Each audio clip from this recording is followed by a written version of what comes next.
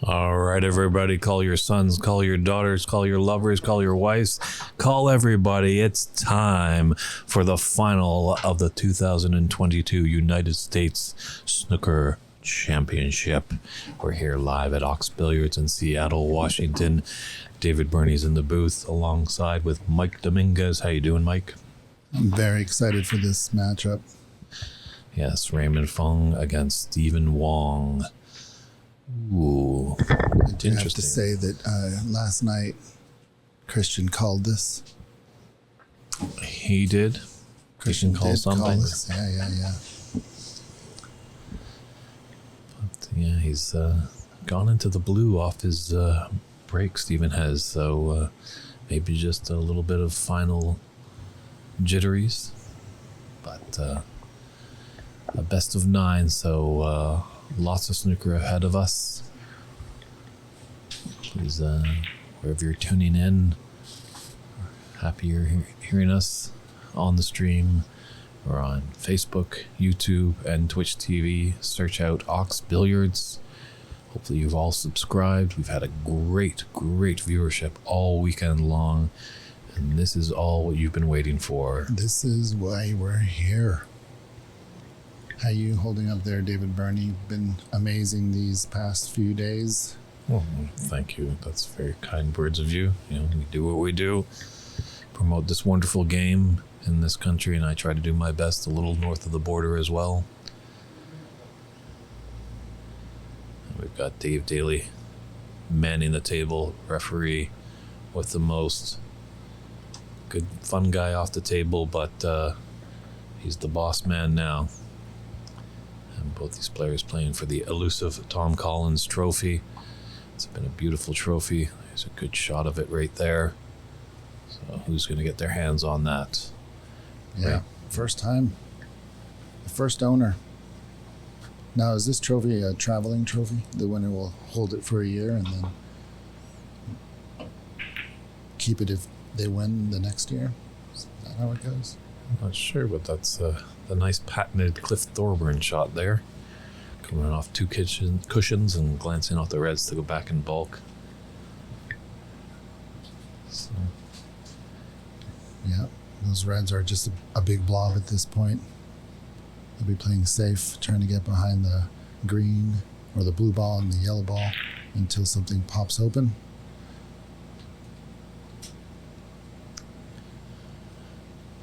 Yes, Raymond has won this championship. Stephen has not, so we'll see if experience pays off. Know what you need to do to get in. Zia in the Facebook chat says, good luck, guys.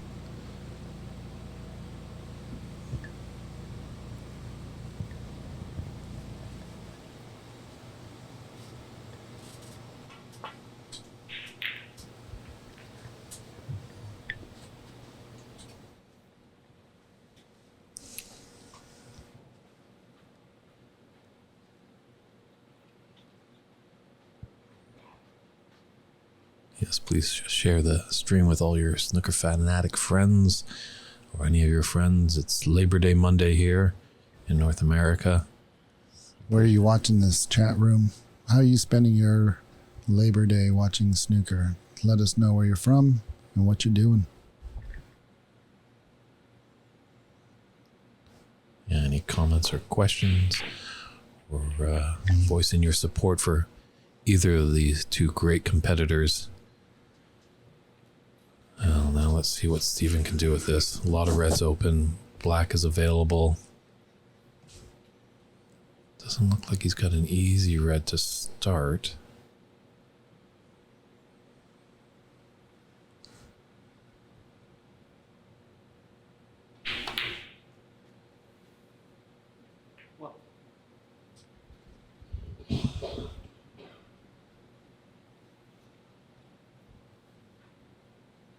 Yeah, it'll be interesting to see here.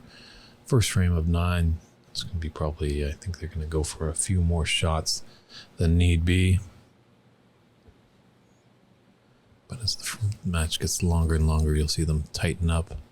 So good to get in and get a good high break in these first few frames. So you're never really into the match until you get that first frame on board.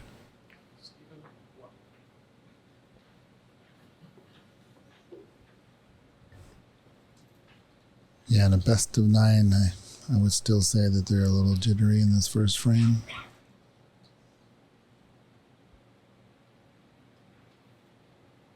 Ray is never out of these matches. Same can be said for Steven this tournament. Steven won his match pretty, I wouldn't want to say convincingly, but he played very well offensively, and then played defense when he had to. Dharma is an amazing long potter. Had some pretty good exhibition shots. Yeah, it was an interesting semi-final that Stephen was involved with Dharma. Stephen had a strangle on the match up 3-1 with 1 to go to win it, but Dharma tied him up and put him in a treacherous snooker in frame 5 and forced an enormous amount of penalty points that Stephen had to concede that frame. But then Stephen did actually the complete similar destruction there to Dharma. So unfortunately, Dharma didn't make it in the final. Stephen is here, but all the competitors, lots of great people here. It was a great field of 38 players that we started with on Friday. Yeah, and congrats to Dharma for a great tournament. He was in good spirits at the end of his match, even though he lost. He was all smiles and good guy.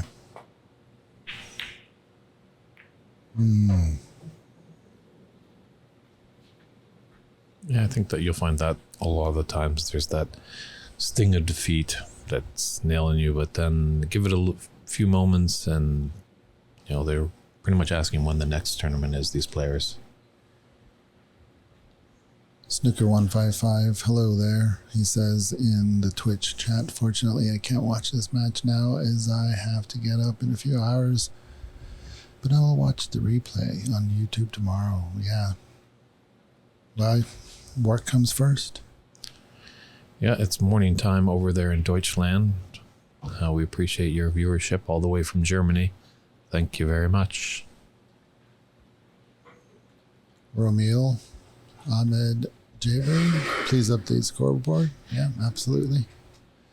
Thanks for the heads up on that. Anyone in the chat have a question or some advice, let us know. Yeah, hopefully we're sounding good, looking good. Everything we wanted in tip-top condition so you all can enjoy this great snooker action of the final here at Ox Billiards. It's the 2022 United States National Snooker Championship. Should just tap this in. Nothing too crazy. It's a nice cannon. He only has 1 red, but that's all he needs is 1 red to get back on the black.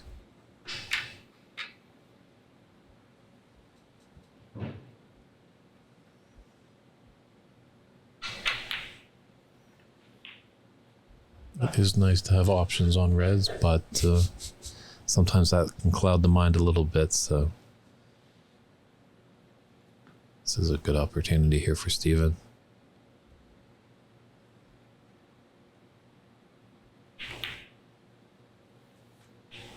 When Steven is in break building mode, you can see on his face that he's determined. It's kind of quick moving.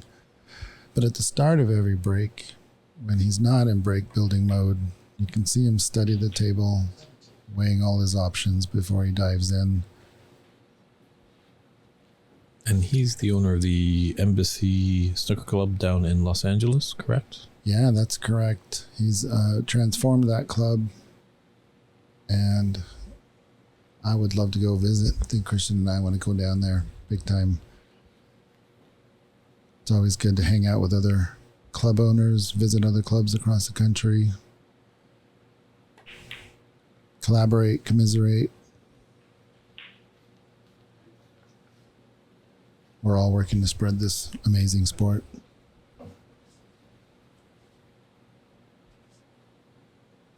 And jump on their pool tables too.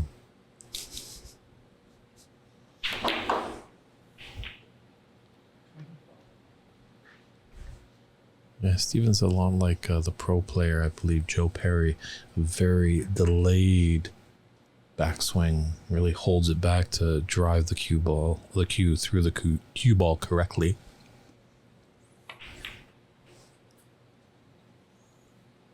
Oh no. I think the speed was perfect. The angle was slightly off, obviously, but what can Ray do about this?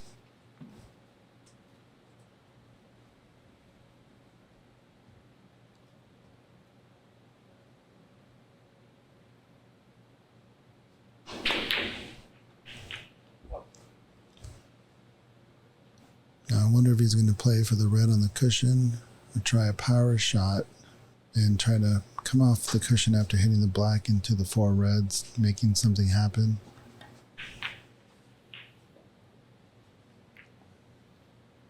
Yeah. I don't know if he was trying that 4-ball cannon. A little slow for that. Don't see that he's on a red except for the one in the middle, but he's not even looking at it. So might be a safety here. Yeah, it looks rather a gimme when you look on our TV monitor, but from our broadcast booth we can see the actual table, and it is a very thin cut. We went for the plant. Yeah, you're right. That middle pocket you're talking about, that one ball. Yeah, correct. We're at a weird angle compared to them. So yeah, that plant I guess was slightly off. Balls were separated a little bit too much.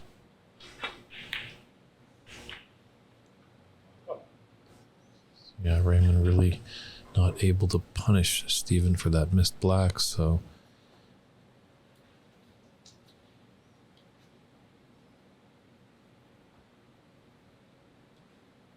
one thing I did notice in the semifinals, sometimes I question Steven's decision making. There's times where it looks like he could just really go for the jugular and take the frame at its knees, but sometimes he opts for the safety, so we'll see how that works out. Yeah, it did happen a few times in the semifinals where I would anticipate him trying to go on a run or a break, but then he just shoots up the table and plays safe. And in the semifinals, it worked out more often than not. He'd get back to the table.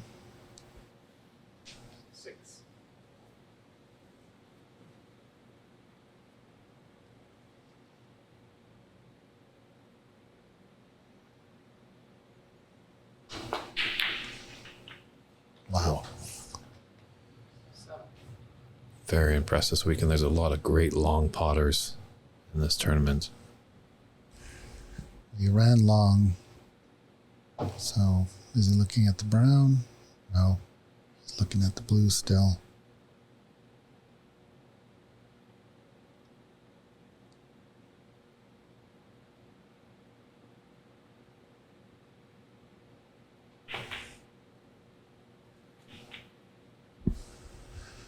So this will be the first weekend I've met Steven in person, but I've known him since Bays, as he is the U.S. distributor for the Legends sanitizer and Legends tips that we use here at Ox. So it's finally good to meet him in person.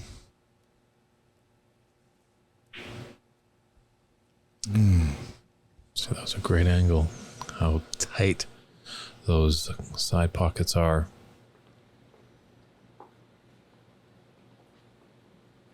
$28 ahead. Not sure Ray's worried about it. It's a nice patch right there. Ray proudly wears his USSA patch. It's actually part of the team over there at USSA. If anyone out there wants to get involved with snooker in America or just see any of the news coming down the pipe, you can check them out at snookerusa.com.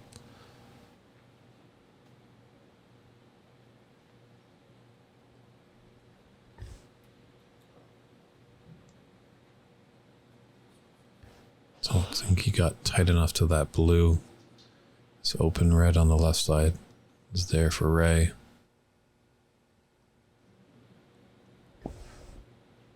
Nice camera work and scoring by Christian.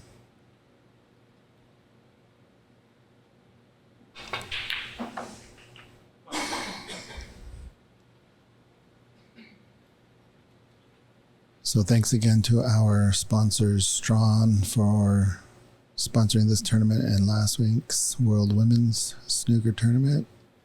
And thank you to Empire Billiards for sponsoring this tournament as well. CC is a great supporter of Seattle Snooker. And he owns the first club in the Seattle area.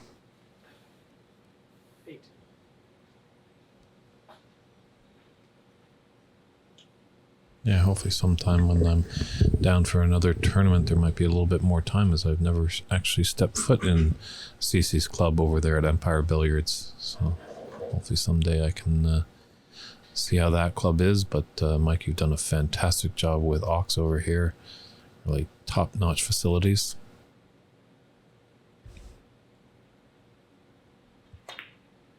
Thanks, David Burney. The role I play in this snooker world is not as a player, it's as an organizer. So you won't see the cupboard full of trophies like you will over at Empire Billiards. But you will see a lot of trophies being won here. That's really good. Oh, wow. How is that? How does that work out? That's crazy. Just don't know, but that's good to see, Mike. You know, there for the sport to grow, sometimes we just, we all come in wanting to play this lovely game, but there's a time where we just have to hang up our cue a little bit, and for the good of the development of the game, we need to focus our attention on growing it. And sometimes that takes some administration, and very fortunate that you're making the sacrifice to your game to help grow the game.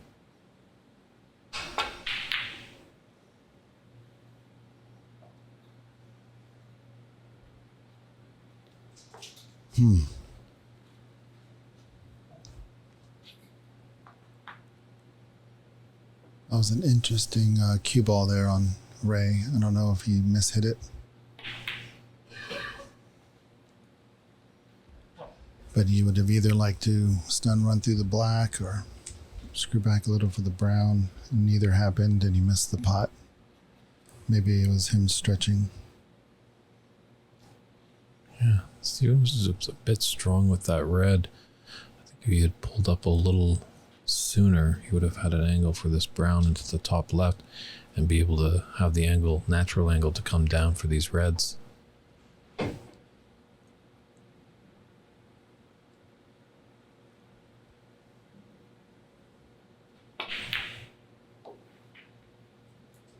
Well, he's using the cushions. He's gone to the Ronnie O'Sullivan School of Snooker there. As Ronnie saw him once mention, all these young and newer players, they, get dazzled by the big draw and screw shots, where there's cushions on the table. Use those cushions. Deep screws are very tricky, whereas a clean, straight ball, just using the cushions, can do the same thing. Or even a follow, like Steven just did there. You can't screw back, then just follow. Sometimes you can use the cushions on a follow to achieve the same thing.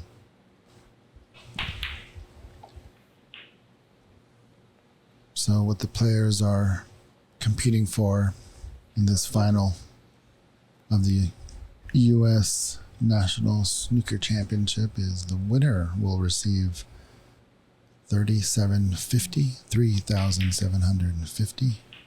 The runner-up will receive $2,000. Both semifinalists will have $750, and the high break will earn $250. Strong work there, because I thought you almost were talking about ranking points, but no, you're talking about cash prizes. Cash money. Payable by check. first come, first serve on these checks. So you better hurry. I think these players are more liking just to get their name engraved on that great Tom Collins trophy. That's what sticks around. Money comes and goes, but putting your name on the trophy, that's going to be here for eternity. You'll always be the first person to have won that beautiful trophy.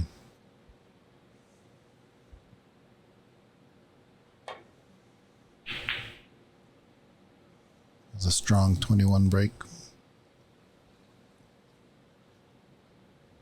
Still not over this frame.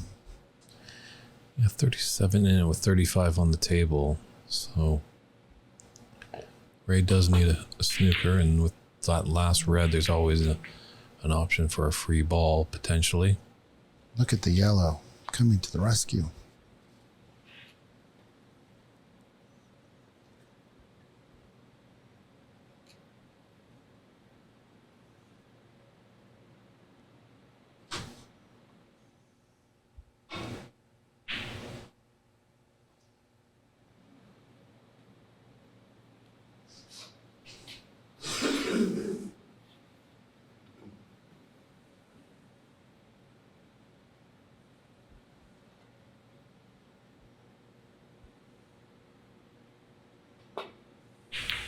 Oh, twisted his cue at the very end, trying to steer that ball in.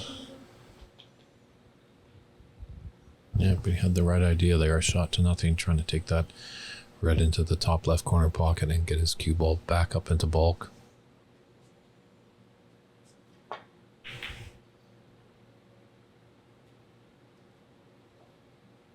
Nice path. Very nice. Great weight.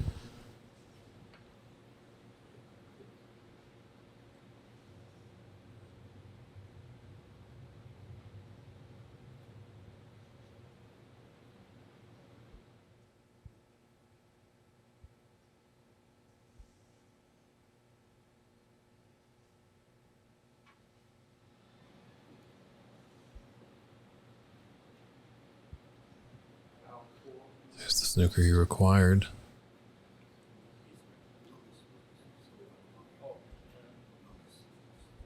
Looks like the white ball was directly behind the pink.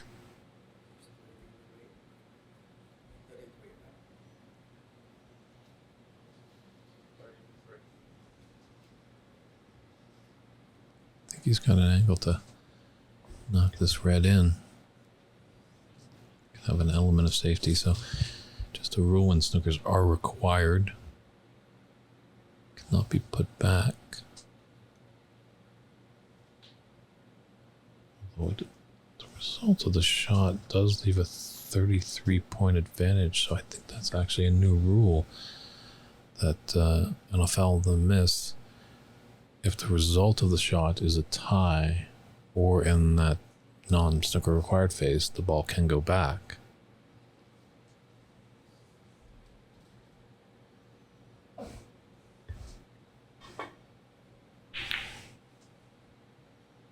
So always these little variations on the rules. Yeah. These minor adjustments. I think there's a certain law degree you can have for understanding the snooker rules. True, so always good to keep up to date on the rules. I'm pretty sure you might play some old seasoned vets and they might not even know about the foul and the miss rule.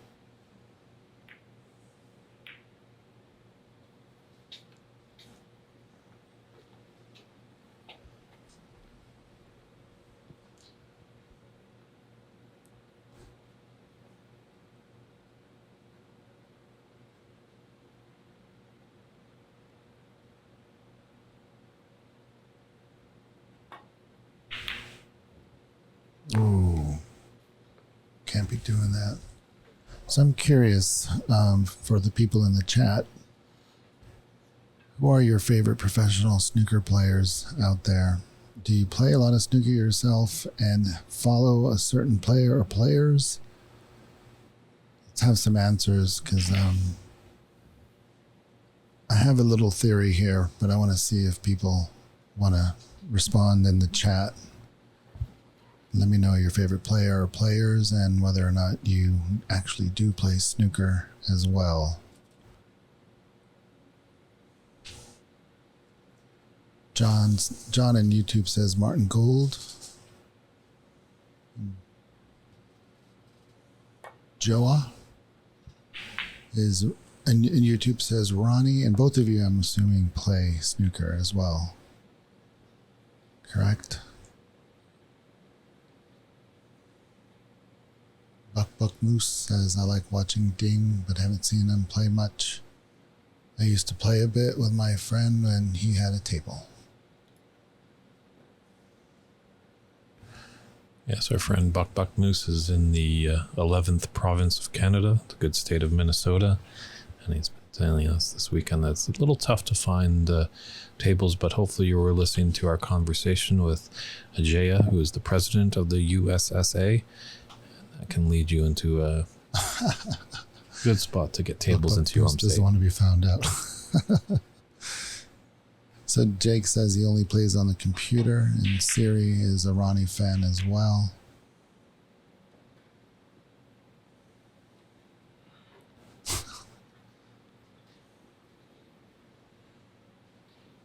Our good friend David Brock is tuning in. He elects Dominic Dale, the spaceman. Oh, hey now.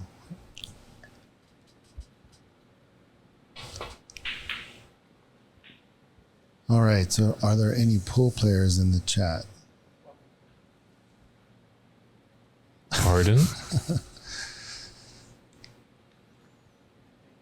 If you are a pool player, who's your favorite player, and do you still play pool? I think more importantly, Mike, Nice. is if you are a pool player on the stream, have we converted you into a snooker player? Yes. Tyler A., member here at Ox. Can't go wrong with Henry, he says in YouTube. See you soon. Raymond a little fortunate enough with that miss. The blue has come to the rescue. So Buck Moose, who's your favorite pool player? Professional pool player.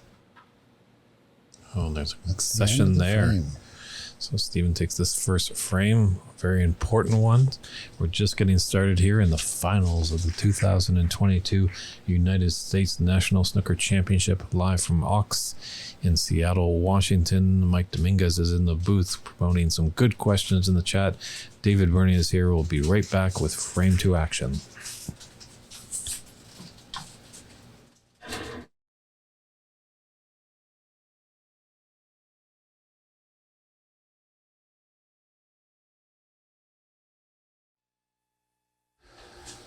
All right, David Rock says Allison Fisher.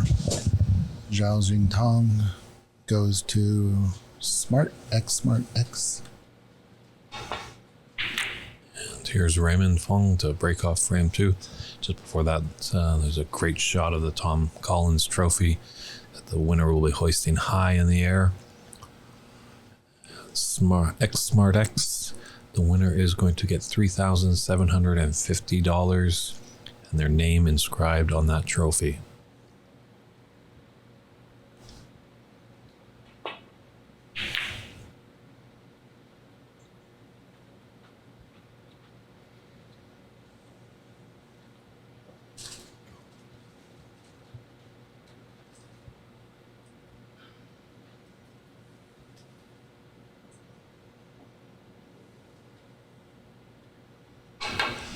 So Smart X, do you mind me asking why you want to know how much money that they're winning? Just curious, or thinking about playing next year yourself, which is good either way. Oh, 100,000 pounds. Because in America, everything is big. Everything except snooker. Yeah. One of these days, we'll have a pro event, a ranking tournament here in America. We hope that $100,000 prize will be doable. You said pounds, so what is that? $150? Dollars. Yeah. $150. That's it. Yeah, maybe when we have a big ranking tournament down in Texas, because isn't everything bigger in Texas? Yes. Even the pockets.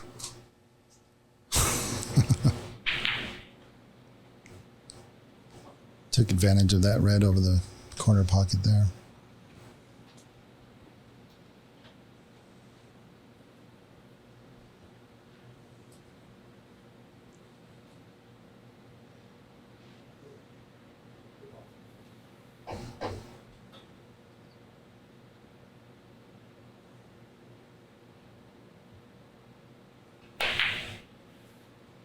Wow.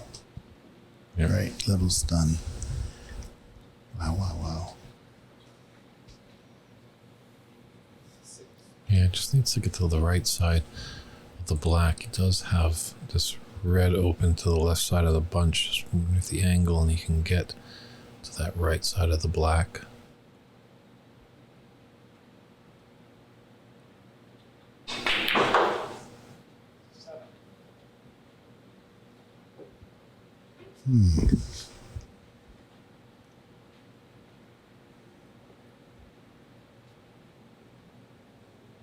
Could this be end of break?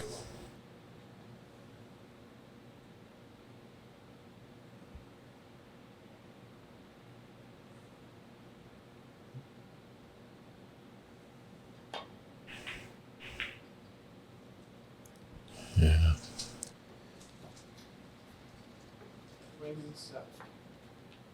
Wow. Well, if he had made that, I think he would have been happy to be on that red. It's such a long, thin cut. Very tough to make. But I guess you can see his mentality at this point. And Joe, I haven't seen you play, and I'm pretty sure you're quite a good cueist. But there's a lot of factors to be played with these players. This is the final day. It's been a marathon of a tournament, 4 days, lots of matches for them to get through. There's a bit of added pressure, obviously, in the final. They kind of clamp up a little bit. And as well, a lot of these players aren't used to being streamed. Obviously, They'll try and block that out. But this is kind of a new thing that we're getting going in North America. Over the past few years, it's been really prevalent and really helpful with the growth of the game. Because I feel a lot of people, once they see the great game of snooker, they'll get the idea to go out and find a local club and pick up a cue and get hooked on this wonderful game. Yeah, pressure does weird things to your mind, breathing, your body. And these two specifically were introduced to these tables on Thursday of last week. So these tables are pretty rare in America, the professional grade tables. So they're both kind of learning on the go. They've had a few days on them in high stress situations. For this weekend, these are the best of the people who entered. So if you want to help the standard of snooker in America, share this stream, expose more people, and help us get better. We know that we have a long way to go. Yeah, when I was talking to the president at Jaya yesterday in the booth, he knew that it's not going to happen right overnight. It's not a quick fix and stuff like that. He's definitely planning that, like, in 10 years' time, they're really wanting to put someone over on the pro circuit, and hopefully they can battle it out and become world champion and bring that over to America. So it's baby steps, and it's a long process.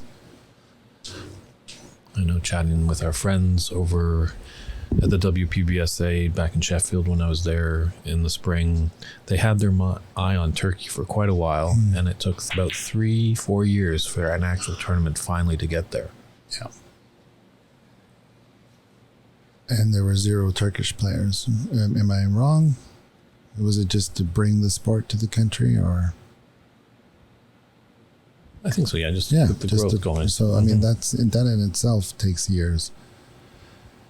Like so Ajaya's 10-year goal is ambitious. I would say more like 20. Quite possible, yeah. Yeah. Split the difference and say 15.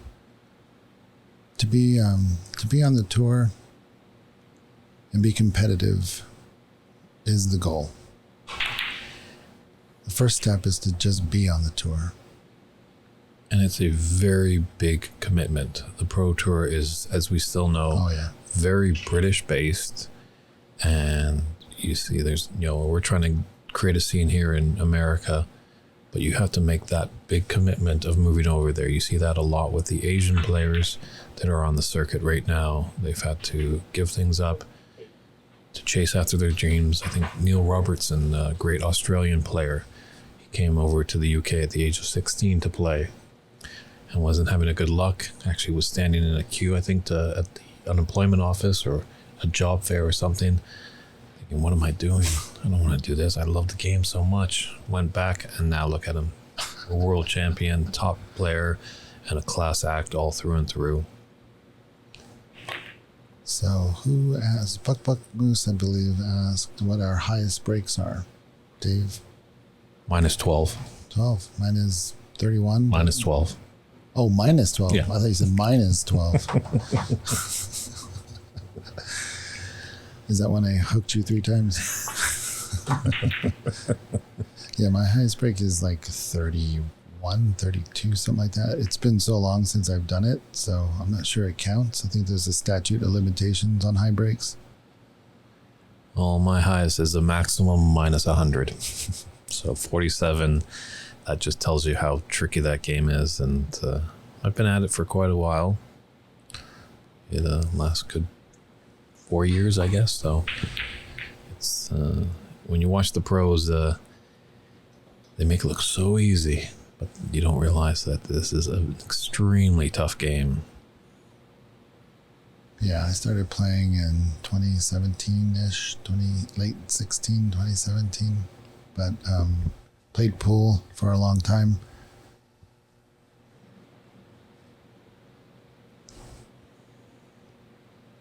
And I wish I found this game 30 years ago at least. Wow. Hold up.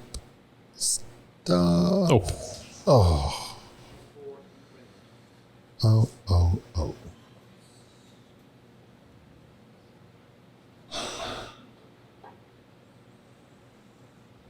I guess the big actually poll question that we should poll the chat room is who out there has just found us accidentally, not searched out, and enjoying the great snooker action that we've had all weekend long. As that we're trying to do, bring in some new people into the game. Yeah, it's amazing what social media like YouTube will do. YouTube turned me on to snooker. Now I have a snooker club, and that is kind of crazy if you think about it. Recommendation on the YouTube video. Put this stream together. Put this competition here in Seattle. Ronnie O'Sullivan doing his fastest 147. If you want to keep going back in time, put this club here in Ox. Yeah, a phenomenal break. 147 in 5 minutes and 20 seconds over Nick Price at the World Championships. For all new fans, a 147 is taking on the 15 reds accompanied with 15 blacks and then running the table. Very, very tough feat to do in this game. Many players never achieved that status, and he got one in 5 minutes. Ooh. Joey, you did a 147? Good for you. Yeah. Holy. Oh, watch it. Yeah, that would be quite the feeling. Like, did you owe everybody in the club drinks? Like they do in golf, if you hit a hole-in-one, you buy everyone at the clubhouse drinks. Yeah, fortunate enough, when I got my ace in golf, I was a minor. Whew, dodged a bullet there. Shirley Temple's around. Or Arnie Palmer's, in fact. That's probably the better joke. I got a question for you on the stream here, Mike. How much do these tables cost, and where can you order one from if you want to divulge that information?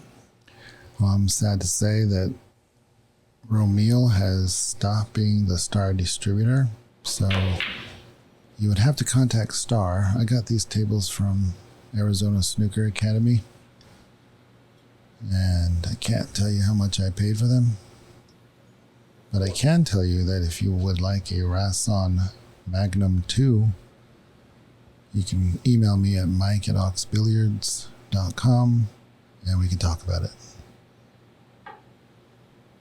And Star just raised their prices, listed at $26,000. Freight is a nightmare these days, so get some friends together and order more than one.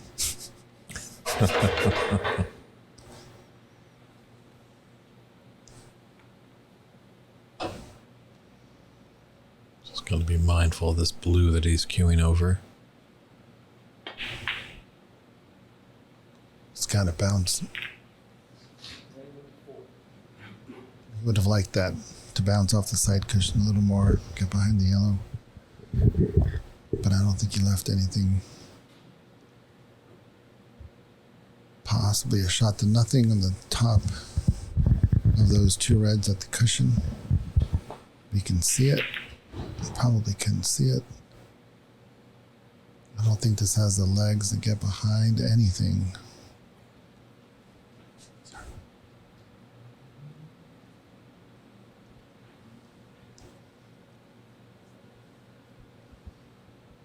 Even with that red on the right open, still opts to play safe.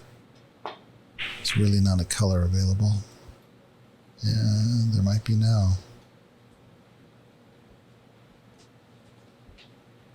Wow, these players are judging the speed of this table like they've played on it for years. It's only been a few days for them.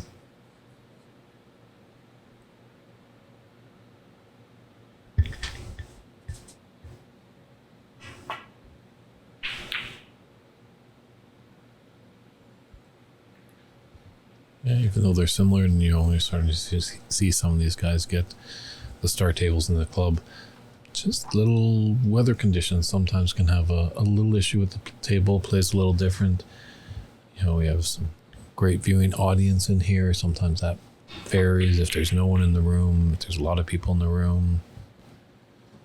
There's a question in the chat if the Magnums come with pro pockets. Yeah, we can definitely do that.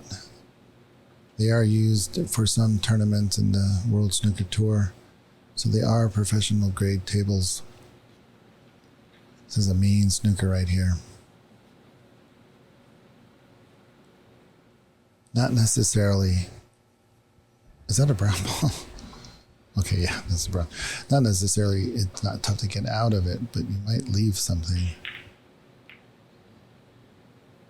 And that's...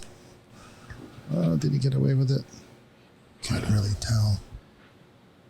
Looking at it, Ray is... Yeah, that's ultra thin. Just want to ask our good friend in the stream, David Brock, have you had a chance to talk to Ramil? David Brock at the onset of this tournament touted Ramil to hoist the trophy.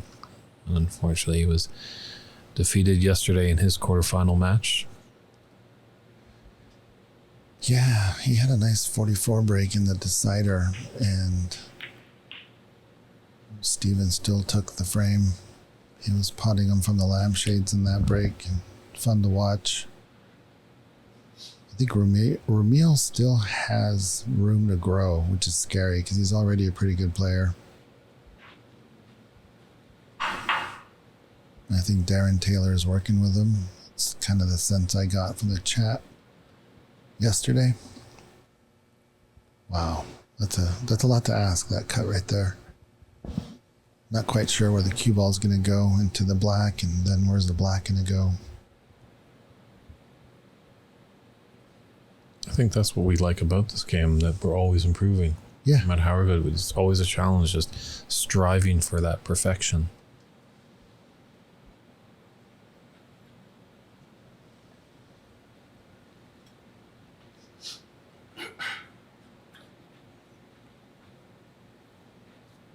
David Brock played on the Rasson yesterday with Pro Cut pockets. All right, let me know where that is, David Brock. I'll see you tomorrow. I've never played on one, so I'm really hoping somebody around here buys one. So let me know. We can get you hooked up. There's the black balls up in the bulk. Yeah, but he's left a sitter of a red. The pink is over the pocket. Good opportunity here for Steven.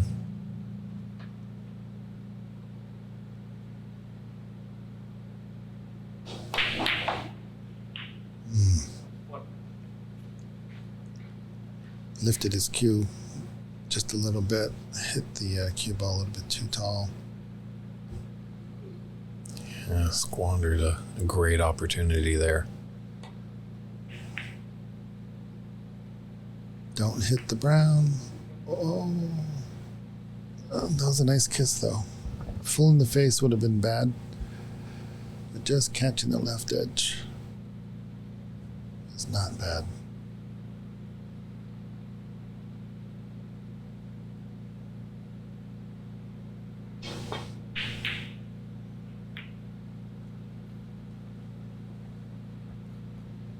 Oh, Mike, I hope you have some gas in your private jet, as David Brock is playing at Jason Francis Club over in Reading, United Kingdom. Jason Francis plays on a Rasson.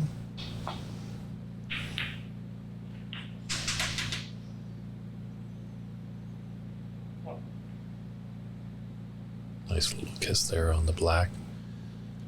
So we figured out how to pronounce Strawn. How do you pronounce Rasson? Is it Rasson? Rack on. Is it Rack on?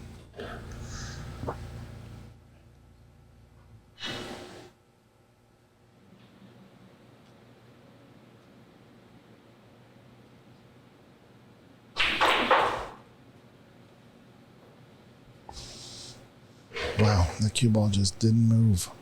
Mm-hmm.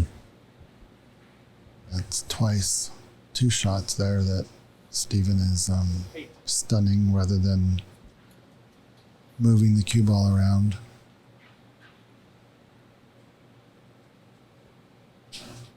So he's just going to try to go back up the table. Won't feel bad if this turns into a plant.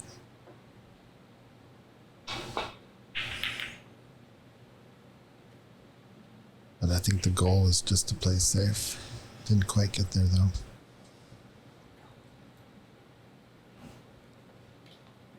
It might be okay, because that red just out there to the left of the 2 reds that are in the right side. One is blocking the angle for that red by the pink.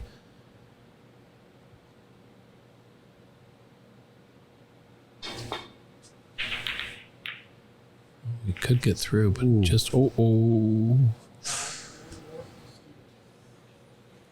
Now I've noticed it a little bit actually in the tournament, and you know we're growing as we go here. You know, it's a new game in America, this game of snooker.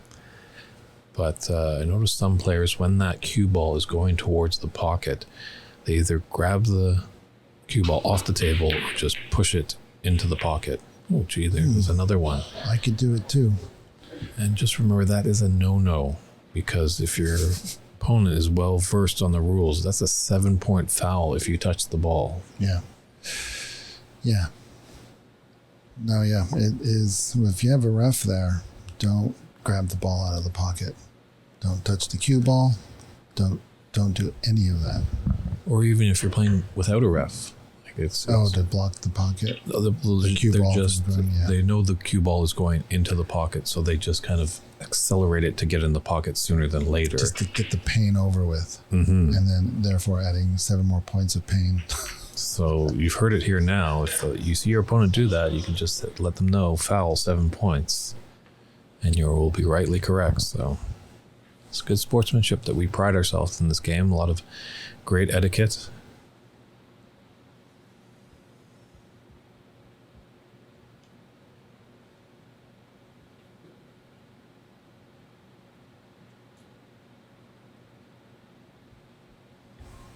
Kaylin says in the Facebook chat, I play both of the finalists. Steven is an open player. Enjoy the play. Ray more for tactical, but whatever he played these days ain't his game. It's a great red there by Stephen. Just unfortunate to be on the black. It just rolled up tightly to the pink.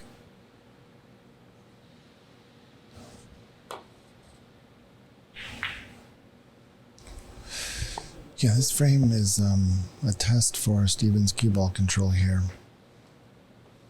It's turning out to be.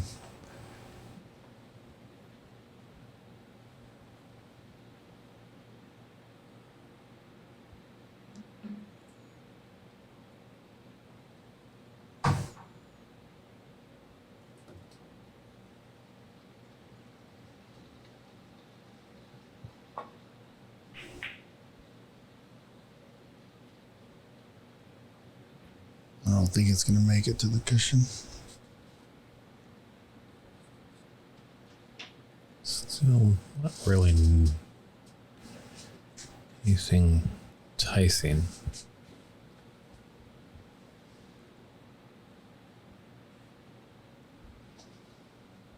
Shahun, that looks like your emojis might look like a Turkish flag there, Turkish strong. Is that where you're tuning in from?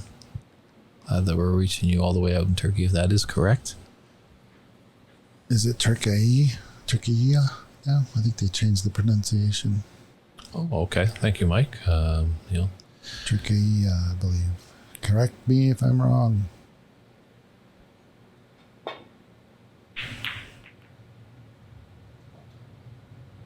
Turkey was more of a westernized pronunciation, and I think they're going back to the Turkish pronunciation. Sure. Maybe they did hear us talking a little earlier about the great Turkish Masters. It's now on the Pro Tour. Great to see that this game is reaching out to other markets, and hopefully soon enough they can cross over the Atlantic and come to the US of A, and maybe even come back to Canada. As many, many years ago, there used to be a Canadian stop on the Pro Tour, the Canadian Open. Canadian Open would be cool.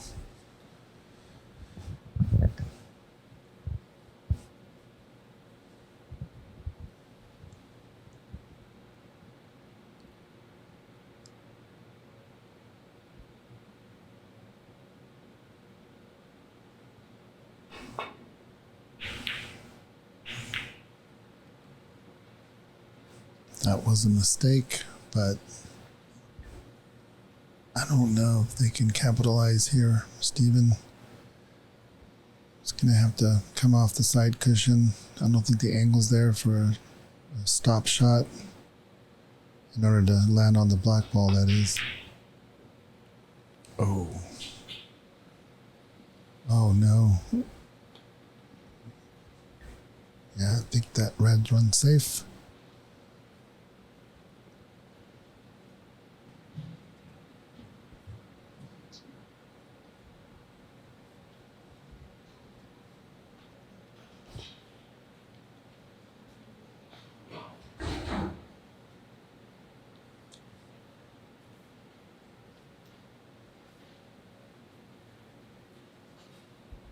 I think you might want to place this cue ball behind that complex of pink, red, and black. Oh no, he just doubles it. What a brave shot. I mean, you're thinking Ray's a tactical player, as someone in the chat said, and we've seen this weekend. That's a gutsy play coming from Ray.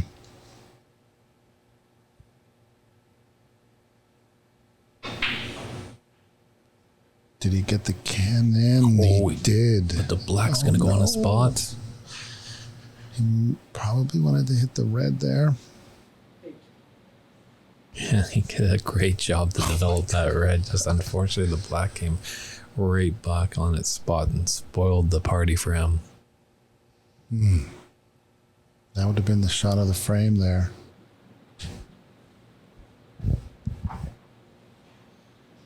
So you got to relax. Tell yourself that the break is over. Don't go for anything crazy. Take your lumps.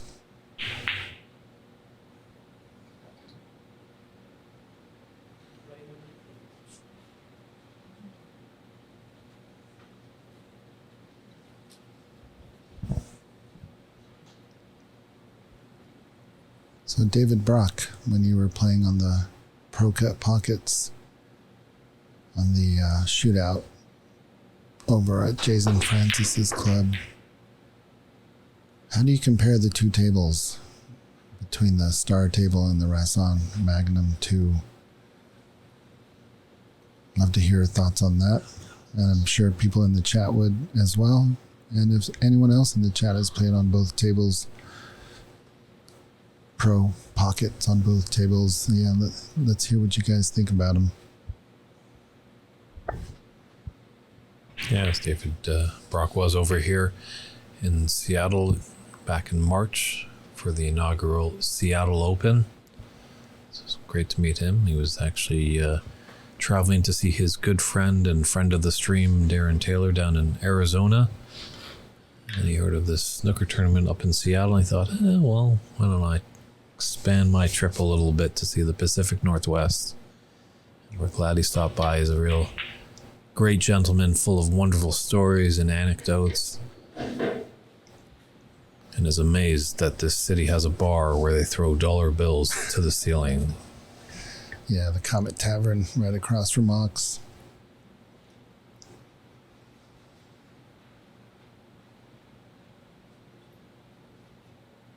I think the first dollar bill I threw up on that ceiling was in around 2000. I have a few dollars up there. Only in America.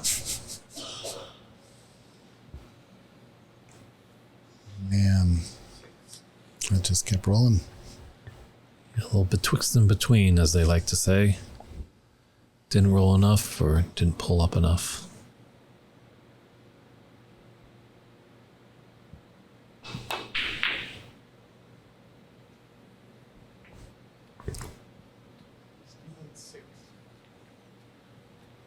It's got a good cue ball. It doesn't have the snooker, but still lots of distance here. It's tough to see his angle to come back to bulk. So Ray does a little tap on the table to award a good shot by his opponent, Steven. This pink ball might be flying. Oh, he got to that. Wow. From this angle, didn't look like he could even see that ball. Mm-hmm.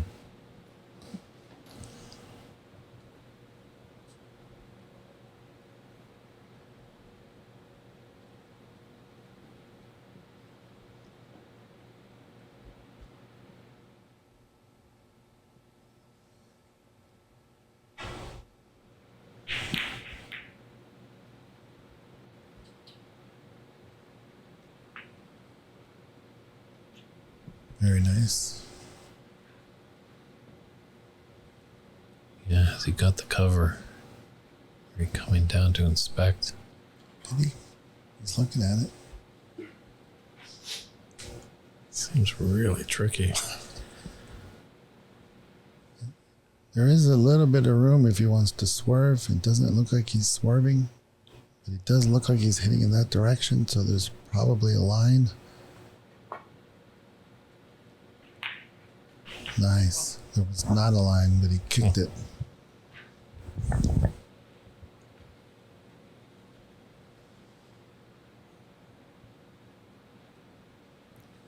Yeah, this could be the difference in the final. When a player makes a mistake, the other has to punish severely.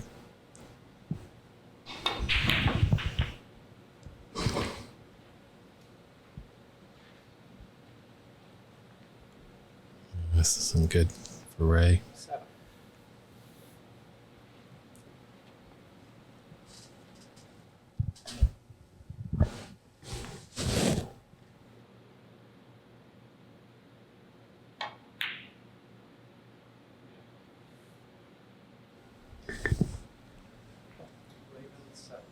See, David in the Facebook chat says that in a shootout scenario, it's hard to compare. You don't have much time at the table. And he says, I sometimes think you can get too concerned by table traits.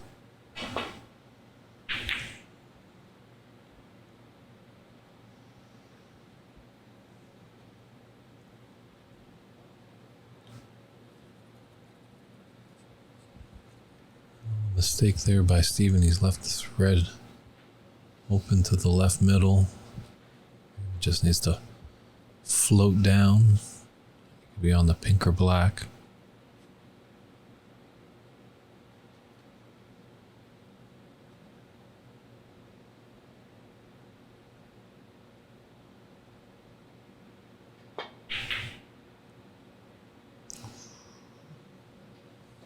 Those middle pockets. I'm pretty sure there's probably going to be about 37 players that are going to have nightmares about those pockets. The winner of the tournament will be like, well, those side pockets, you just get used to them.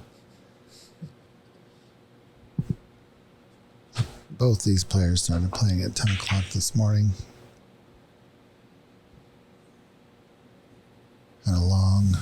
Ray went to a decider. 5:20 Pacific time here in Seattle. It's been a long day and we're only getting started. Thanks, Daryl, for putting up Raston's website there. So if anybody's interested in those Raston tables, there's some good research to start there at that website. If you're looking for any of the results that have happened over this weekend, you can check out cloudsnooker.com. That has a list of all the players that entered, where they fared in their group stage, all the results from the knockout round. A good resource. Cloud Snooker, take a look at it. Uh-oh. Uh-oh. Is that number 3 or 4? You know, it's this frame. Yeah, it seems like it's been going a lot more often than not, that's for sure. Interesting, a lot to notice today and a little bit yesterday, a lot less flukes. We're seeing many flukes in the round robin. It seems like a lot of people were trying to hit and hope.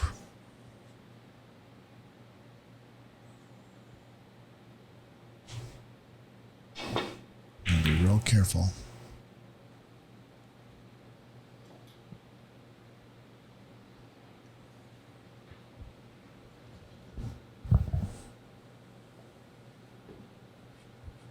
Steven just got right down.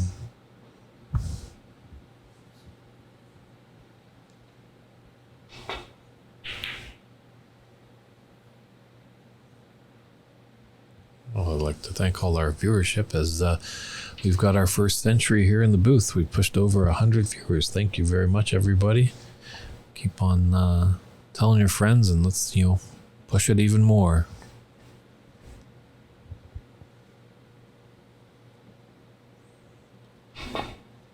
Good to see you in the chat, Dan Peterson. He says this cloth speed is what I think determines the playability of a table.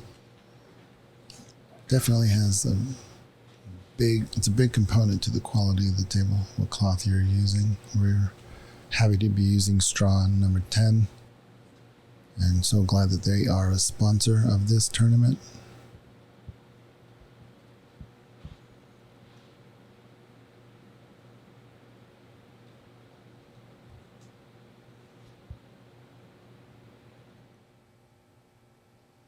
Just a little follow here.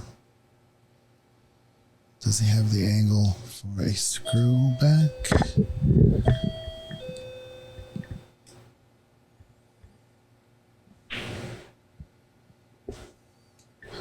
No.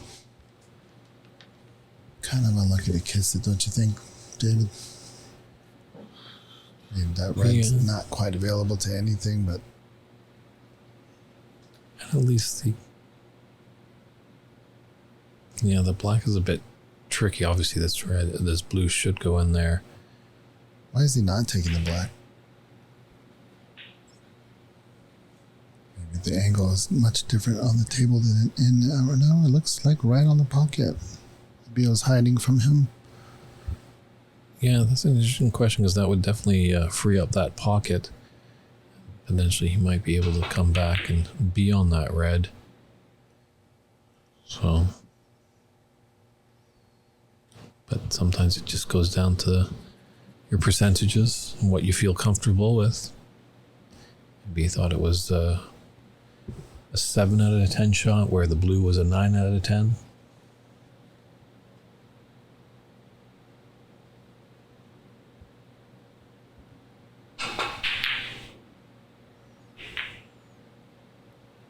Yeah, I guess that shot would have to give him a tactical advantage, which in our mind would have been to free up that pocket. Because really the only difference between the balls is just the two points. But yeah, maybe that was just a minor error. Target fixation can happen, especially when you're stressed. And 2 points can be massive in these frames, as we've noticed all weekend long. A lot of the games go down to the colors.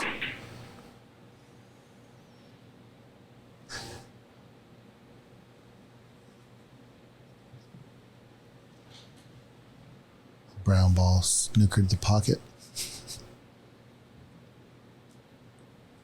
Yeah, there might be a thin window, just kind of taking a look from the booth over here.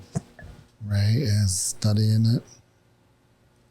So is our camera getting their focus.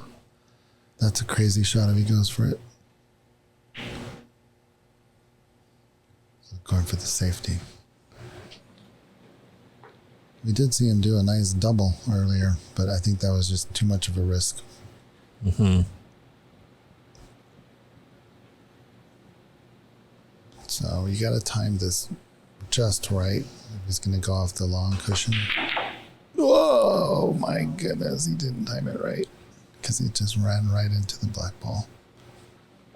Yeah, I think that's what Ray was definitely aware of when he laid that snooker. He's got a crafty mind, this Raymond Fung. Been around the game for quite a while, so knows a lot of the ins and outs. Yeah, that black ball would have been on its spot if he didn't go for the blue. Or wait a minute. What did I say? Nice snooker. Very nice. Could have been a lot worse there for Steven. There might just be a little bit of a gap here.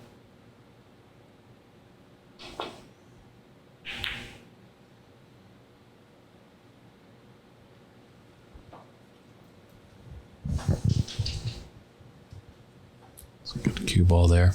Get it tight to that ball cushion. Raymond tabbing his cue. Appreciating the defensive shot by Steven.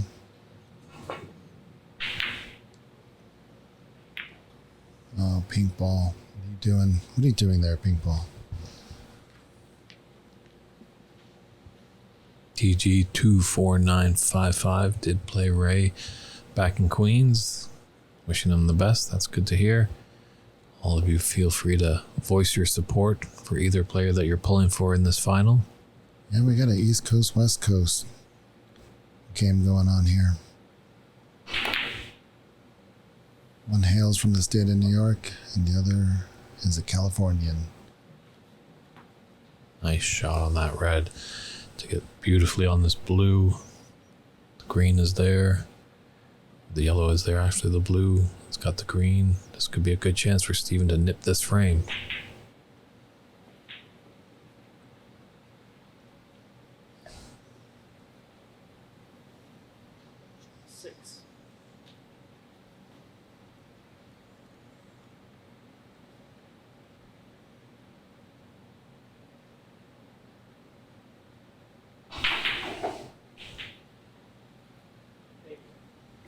Yeah, he can't be thinking about that.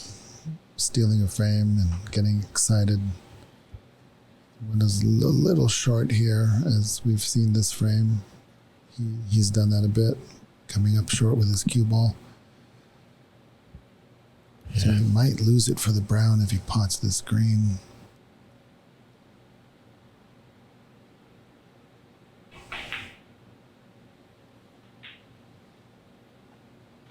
Just needs to hold up just a bit. Oh, I think he's there. He's got it. Good recovery. I agree, David Brock. Dave Daly is a fantastic asset to this room here. He does a lot of work refereeing this and the Women's US Open final last weekend. Had some great chats with Emma Parker and Mary Talbot just on that, as we didn't want Stevens do get excited. I was asking them about, going into the unknown when you're, running a break that the numbers are getting higher and higher and you haven't been there before, but just concentrate on that ball in front of you. Don't get ahead of yourself. Wow. Gutsy. This is quite a steal. The pink for it. Yeah. This is going to hurt Raymond. Dave Daly is, he is a major asset and member, friend to the Ox community. He also beat Canada in the decider. Oh, but it's time for a break, so let's not talk about that, David Burney. That's a whole nother story.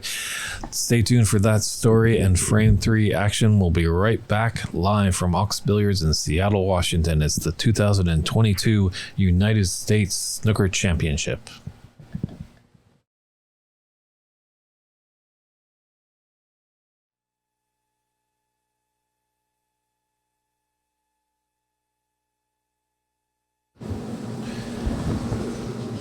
There's another great look at the Tom Collins trophy that these players are playing for. We're back with Frame 3 action with Stephen Wong to break off. I'm pleased to announce a good friend of the community here in Seattle and Ox, Prathamesh Sawant. How's that pronunciation? Getting there? Getting there, yes. Okay. You're getting better at it every time. It's like my snooker game. Anytime I'm getting a little bit better every time I go to the table. So how are you doing today? Good. It's nice to join everyone on this on the stream for the finals. I think the finals been exciting until now. I watched the first two frames. Steven's playing an excellent game, so I'm excited to take everyone through the next couple of frames. Yeah, we'll see if Raymond can rebound. That was a nice opening red.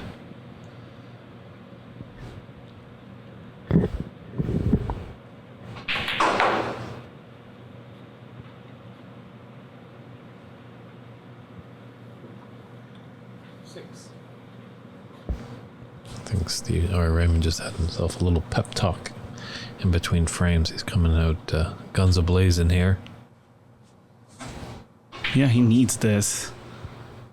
I thought he made a decent comeback in the second frame, but I think Steven just blanked him out at the end. Yeah, it was a great steal. It seemed like Raymond was in command of that second frame. And just one mistake by Raymond, and Steven came in and cleared up and took the second frame.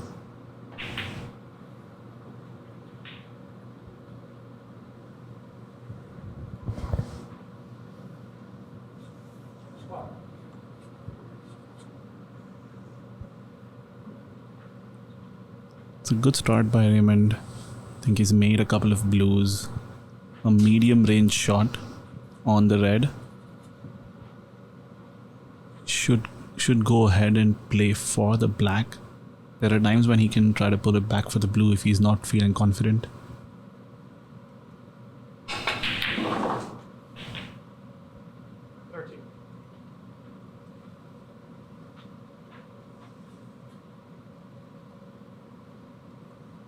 Yep, I think he's trying to play it with an element of safety.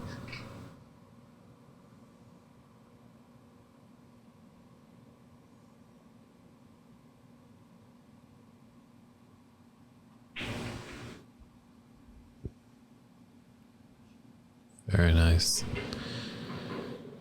Yeah, sometimes Raymond might just have his back's against the wall. He's got nothing to lose, so he can just really come out and just go for it all.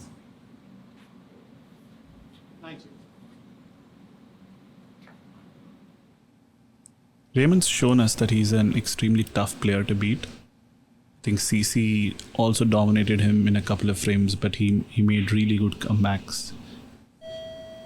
So he's a tough one to kind of finish off.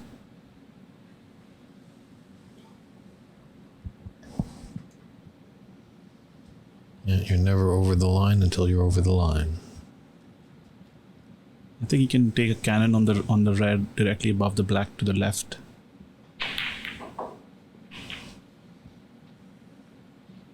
Cannoned it perfectly. Should be on the red, above the black on the right hand side.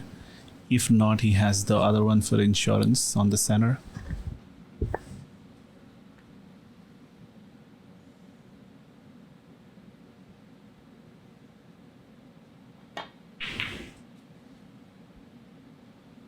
The pace looks good on this one. Needed a little bit more to be comfortable on the blue. I think the ideal shot is 2 cushions with the brown, but that needs a lot of confidence. You can drop in the blue to the center pocket and come off of 1 or 2 cushions for the red above the black.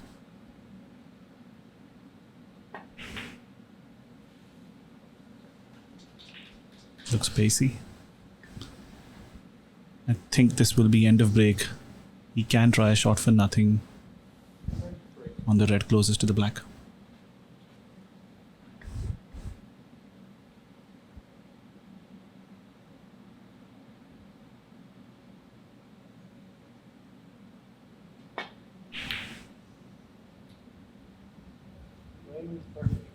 But a very nice opening break of 33 for Raymond.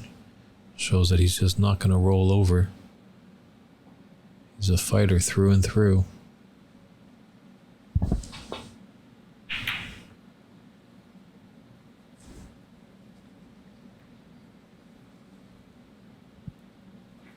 Great shot there by Steven. Yeah, Bob L. Could be down to nerves, fatigue. You know, they've been battling out for 4 days. These are very tough conditions. The table play is excellent. The pockets are tight. And there's all of us in the room and all of us worldwide on the stream watching them. So maybe a little bit of that pressure is coming into their psyche. Yeah, I could not agree more. I think, of course, the table conditions and the pressure for the match applies, but we also have to think about both of them have had long matches in the semi-finals, so all of that just has some effect.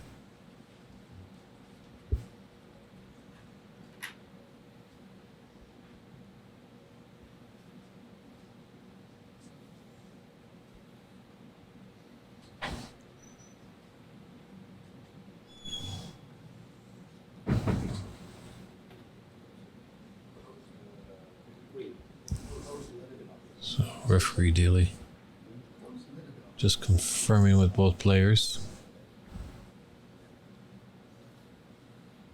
This was a surprising foul on black. I think you would expect him to hit the bunch this time. The important part is, does he leave it safe or not?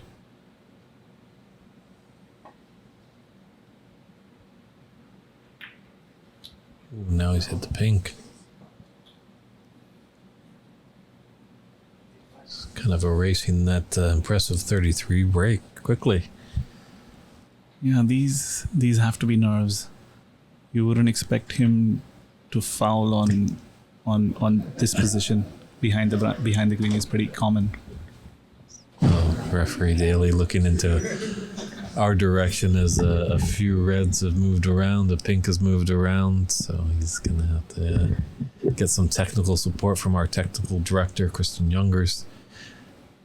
Yes, Bob L, these tables were fitted by the great Simon Barker, and he is based out of Sheffield. That man is everywhere on the planet, setting up tables near and far. So if you can get a hold of him, get him into your room, he's quite an asset to have. So it's great to see we have the technology with the smartphones to rewind the stream to see where all these balls are. Just not yet to have the overlay that they do in the pros, but slowly and surely we're getting there. Yeah, I think if we keep this up at Ox, it's just been a little over a year. We'll have the overlay technology soon. Christian's on it.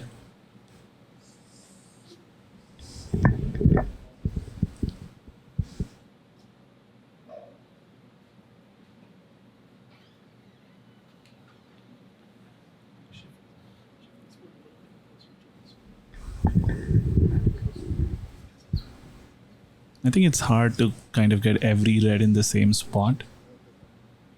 As long as the colors that we're covering, I think the pink is in the right spot, I think both players can agree. Sure, you'd kind of hope with our audience in the room they give the referee a little bit of applause. Sometimes it's a mission just to get all those balls right back to the correct spot. And Dave's been doing a lot of refereeing. I think he did the finals for the World Women's Snooker as well. He's been doing a great job of refereeing all of the important matches at Ox. Looks close to the black.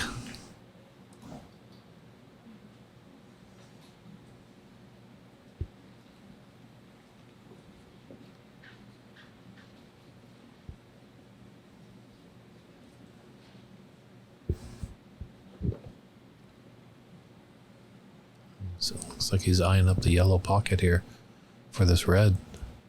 Yeah, I think he can play it with an element of safety. Won't leave anything easy on.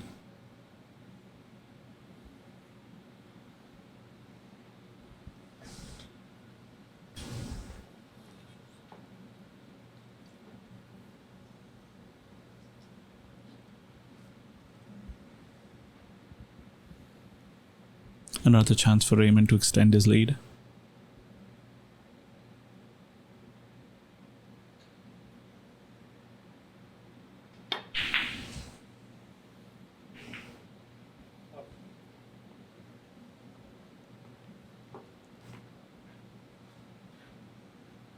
Didn't plan on the cannon, but I think it's worked out well.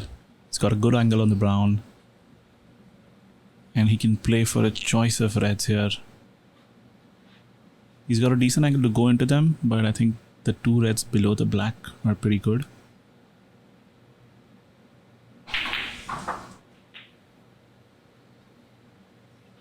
Needs a nice pump, and he's got it.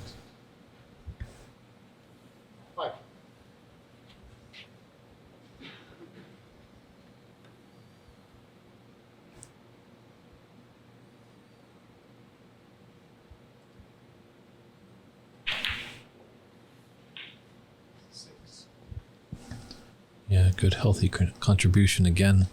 Could happen here with Raymond. Couple reds open. Be able to take him with blacks.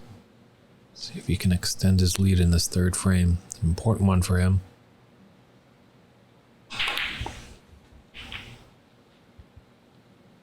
Yeah, Raymond's playing noticeably better in this frame.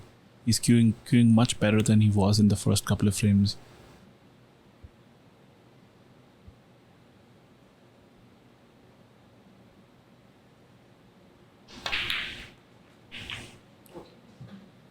Hardly ever feathering on that shot. Very interesting to see. Yeah, and I think he's striking the ball with more authority. A lot of stun shots.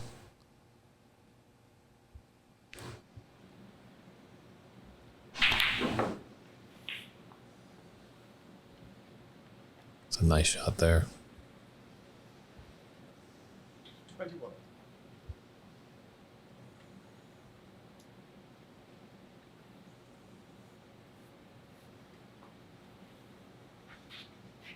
Another nice break of 21.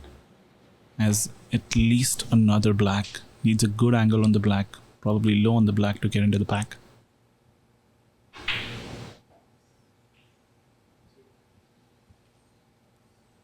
I don't think he got there.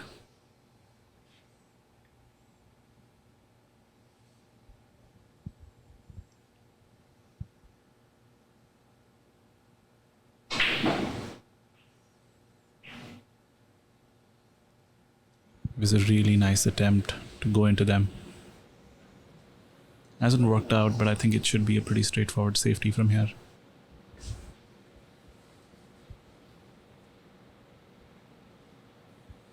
I like that Raymond's come out swinging, basically. He's taking it to Steven, playing really aggressive, and I think this is the way to play in a final. If he really plays this frame well, shuts him out, I think it could have some sort of an effect on Steven too. It'll be good to see how he responds.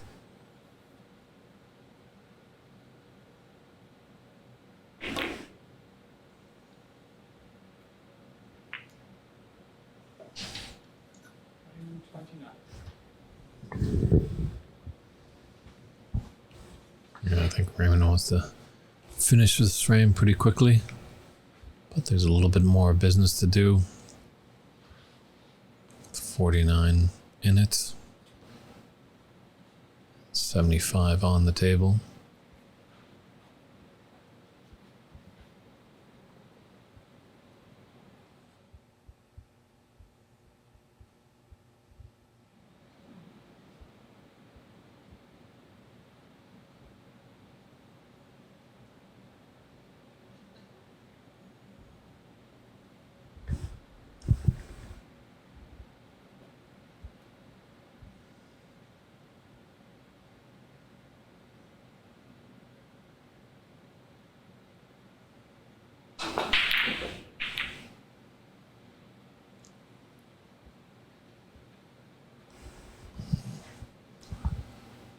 Was that a little frustration, or not sure what the plan of attack there for Steven was.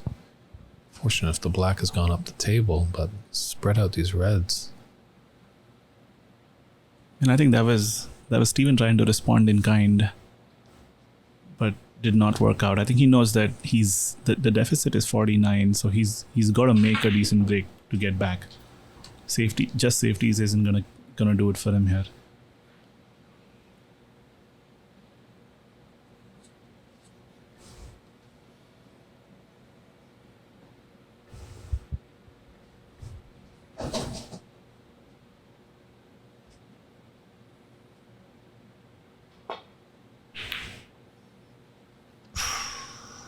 Starter that he would have liked. I think he can get by this blue to take that open red into the top left corner pocket.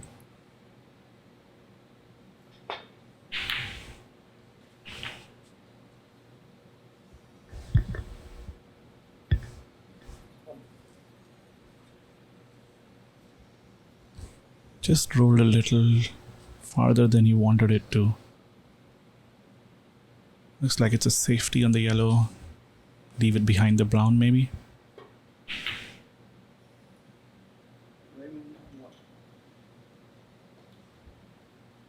Yeah, it's a very nice shot there.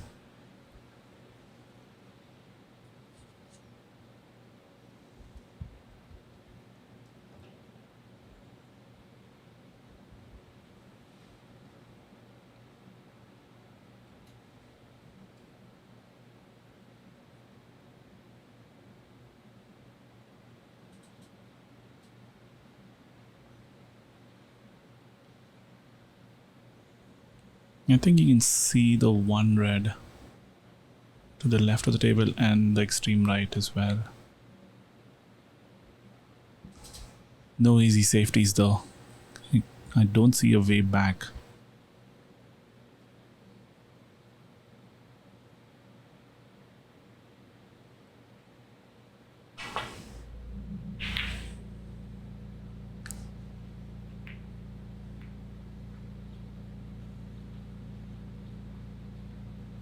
That was the problem with that shot. I think he tried to thin it, missed the pocket. But I think even if he missed the pocket, there was still a danger of the yellow, stopping it from going back to bark.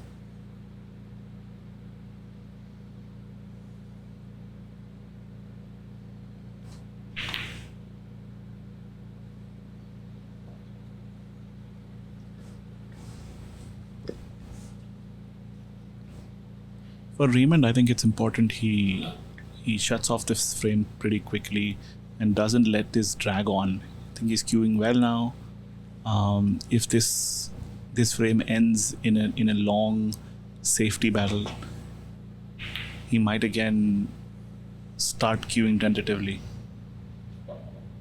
He wants to just get on with it, make some pots, and get the frame over with. Yeah, he's showing some great fluency at the beginning with those breaks in the 20s. Kind of, the train has left the station, it's chugging along and just doesn't want to have a little stopover.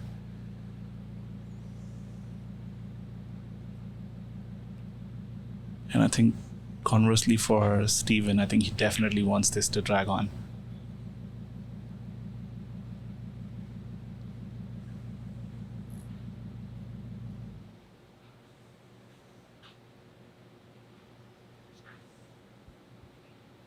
Doesn't have an easy break even if he gets a red. I think the black is on the other side of the table.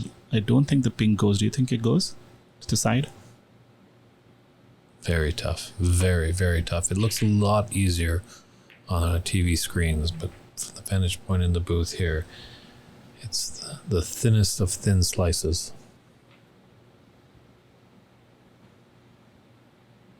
Another medium range red for Raymond.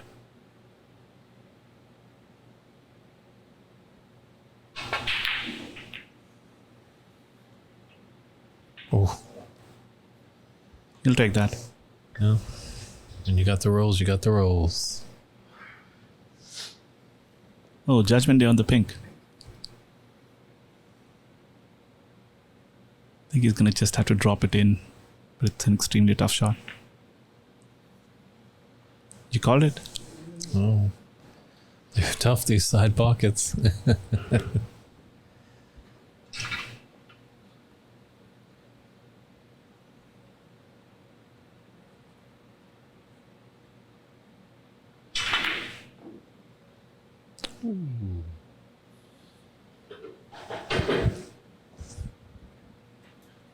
I think Stevens kind of made up his mind that he's just gonna go for it in this frame. If it comes off, then he makes the comeback. If it doesn't, he moves on to the next frame.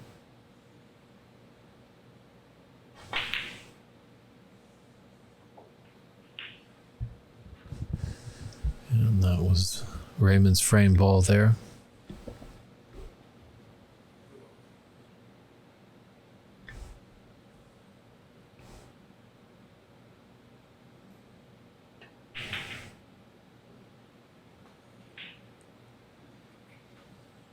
Yeah, I don't think Steven's going to come back to the table. Now with 57 in and 51 on.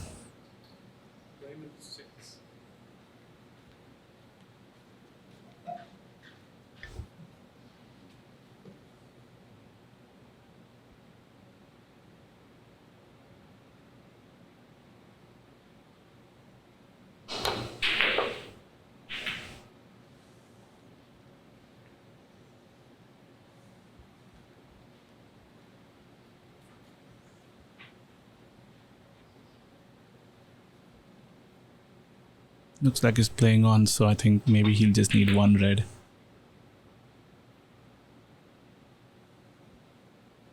This looks good.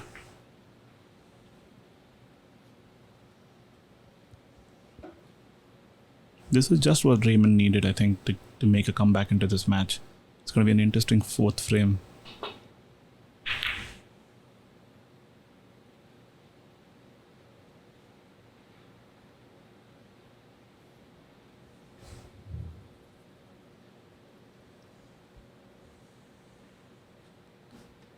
Another one of those long range reds. Would be good for him to finish off the frame with this. Yeah, get out of the frame sooner than later. That should probably do it. I don't think Steven's going to come back now, but stranger things have happened. Well, Raymond's just going to put him behind the green, maybe. No, he's in an aggressive mood. And that's the right thing to do, I think. He's queuing well. Frames done. Just needs to go for them.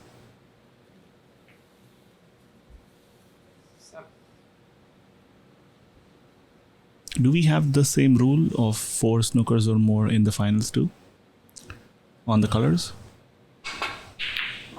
I think that might have just been for the round robin and the ease to keep time moving along. So That makes sense.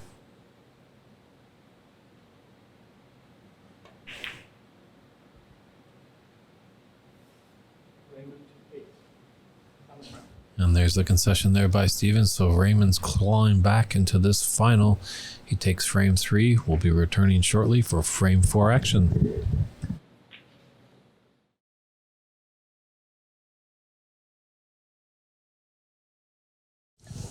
And we're back here for frame 4 action of this 2022 United States National Snooker Championship final matchup between Raymond Fung and Stephen Wong.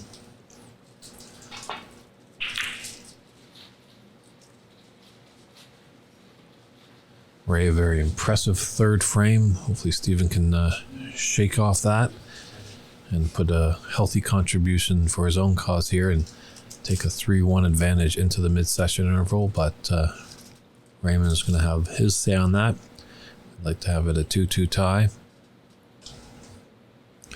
Always good to win the mini session, so hopefully Stephen can stop the bleeding of that last frame. We'll see how this one pans out.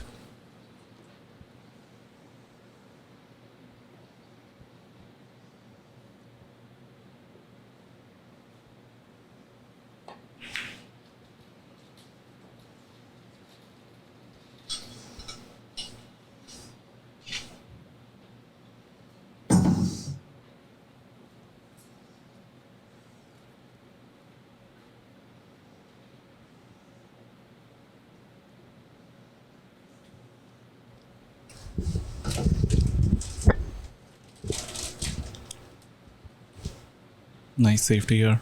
I think he's going to play a containing safety from here.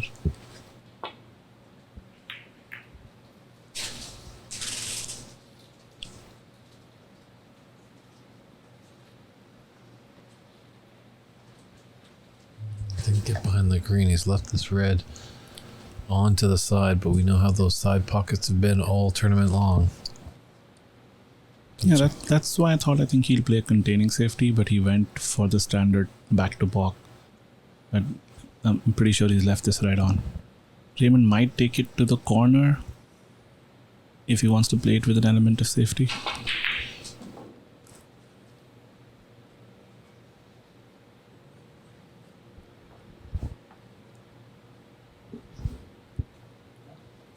But unfortunately, that's kicked back for an easy starter here for Stephen to get in. I take this and come up for a bulk color.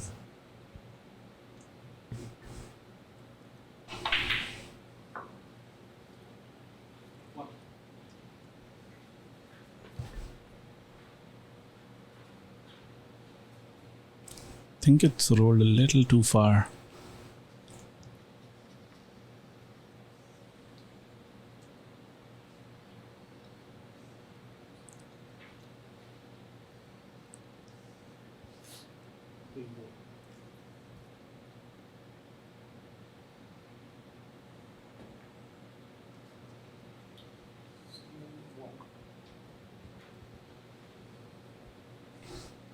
Yeah, if that held up a little bit, he'd have a much better angle, and the brown wouldn't be as close. No threat of a push shot. So I'm a little surprised he didn't try to roll it up behind the brown there. Maybe it wasn't on, and the angle we have is a bit deceiving, but it looked like that he could have just laid it really close to the brown. wow. Fantastic pot there by Raymond. And it does have the black on into the middle pocket. Has a red to the top left corner at the bottom of the bunch here.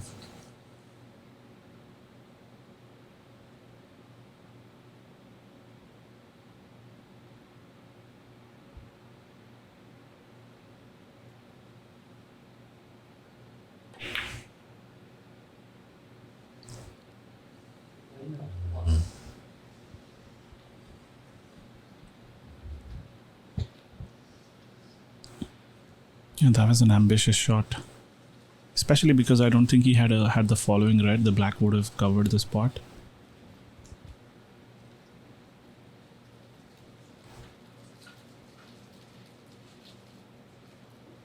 But important for Raymond to kind of stay aggressive too.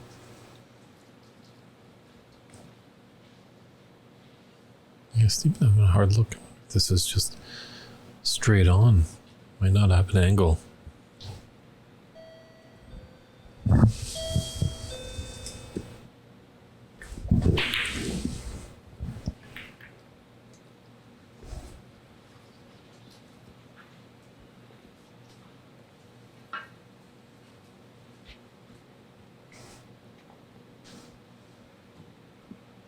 A little bit of an uncharacteristic mistake from Stephen.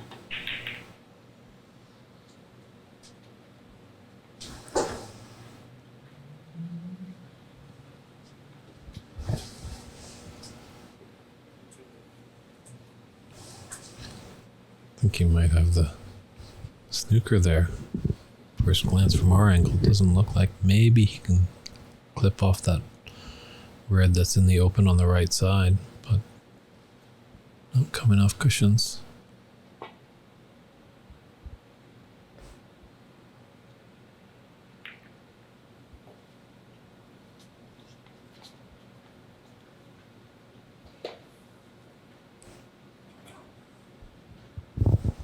Doesn't look like he's left anything at first glance.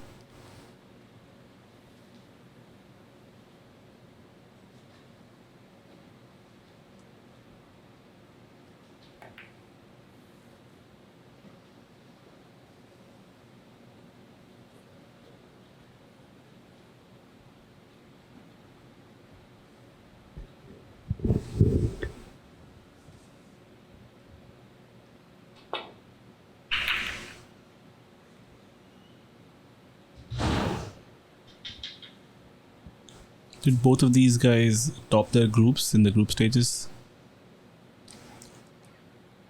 I'd have to look on cloudsnooker.com. That's where the resource for all the results. There's been a lot of matches, so... I think where I was going with this is I think both are probably unbeaten in the tournament.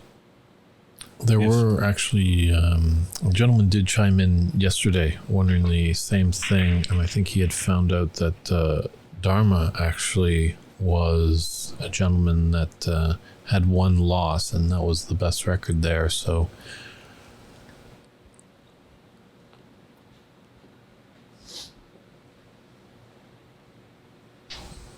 I don't think anybody has a clean sheet.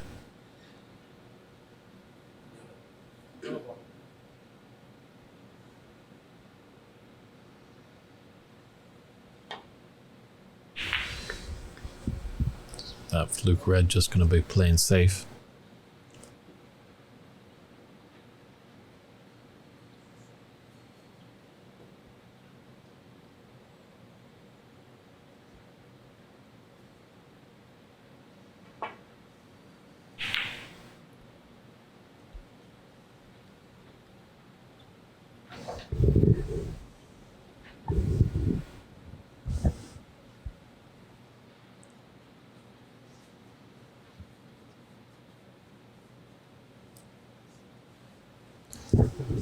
Yeah, black's in a tough spot for either player to really get going. Hopefully they can get a red and get that black back on its spot. Might have been the shot there, but...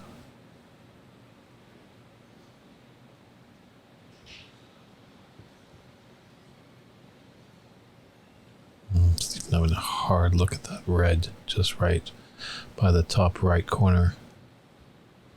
Does it pass the green? Can he get the angle? Doesn't look like it as he's queuing away from it.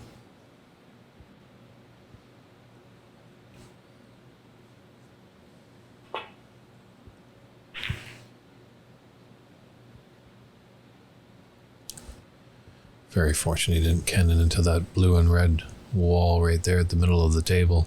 It's got a great cue ball.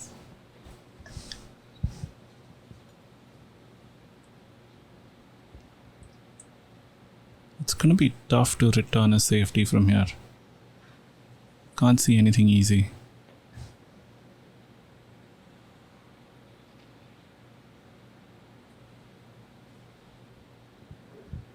He might have to just go for the red. I was going to say at the bottom left, but he's taking on a different one, just rolling up.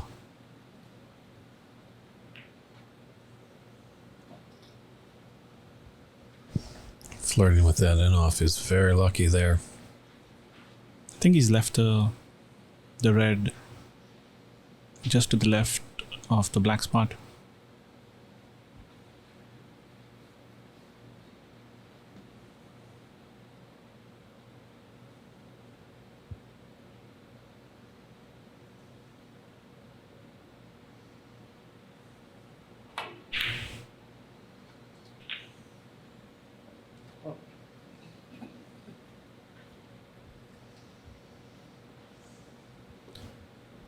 bad angle for this black. Are you taking that on? Yes. Even knowing these side pockets? I actually like the side pockets here. It's just, that's something that I practice a lot, but but they're very difficult if you're not used to them.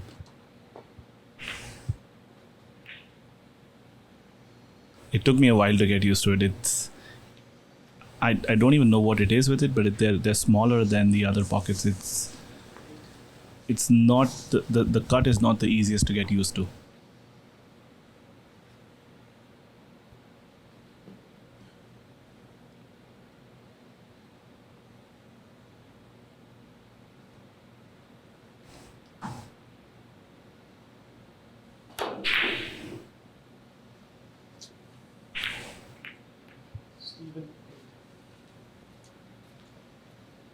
Well, no harm, no foul there.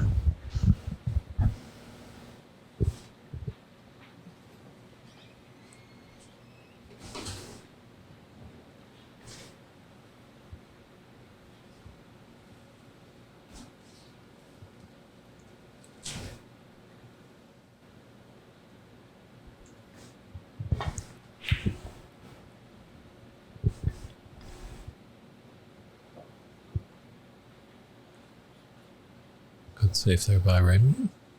Well, they guys have a little tactical battle here. Just want to mention to all our viewers out there that coming up in October, the Corner Bank in Toronto, PAPSA will be having the 2022 Pan American Snooker Championship from October 22nd to 25th. It will be the senior side, and then going from the 25th to 30th, it will be open to all players.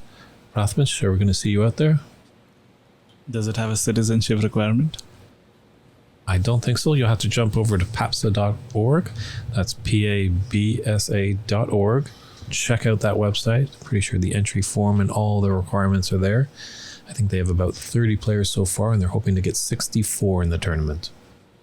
Yeah, I'll check it out right away. I think if they don't have a requirement and just need residence in one of the Pan America countries, I think residence in the US works. I think I'll definitely play.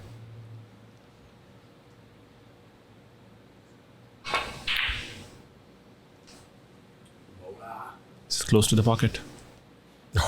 Oh. Raymond just a little embarrassed by that fluke.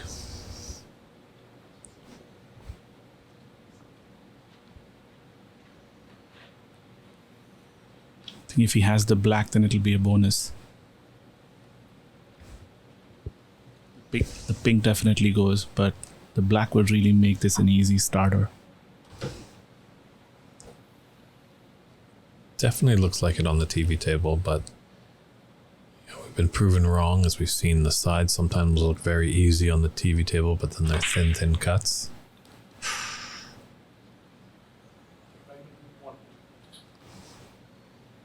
I think it was there. I think he just forced the issue too much.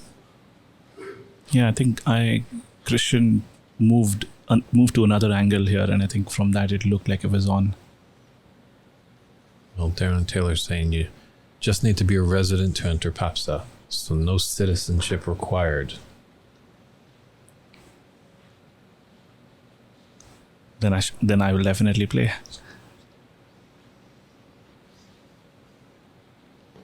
I think they'll be in for a treat in Toronto. I think you'll enjoy Canada thoroughly.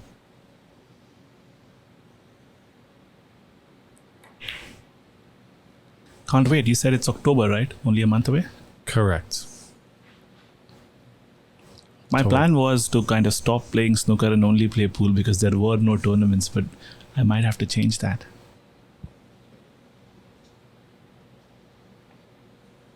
There's plenty of snooker tournaments out there. You just got to find them. Do your research. Get online. Check out Snooker USA for any tournaments in this country. SnookerCanada.com for any tournaments in Canada. You know, we're close. Seattle. Vancouver's just a hop, skip, and a jump away.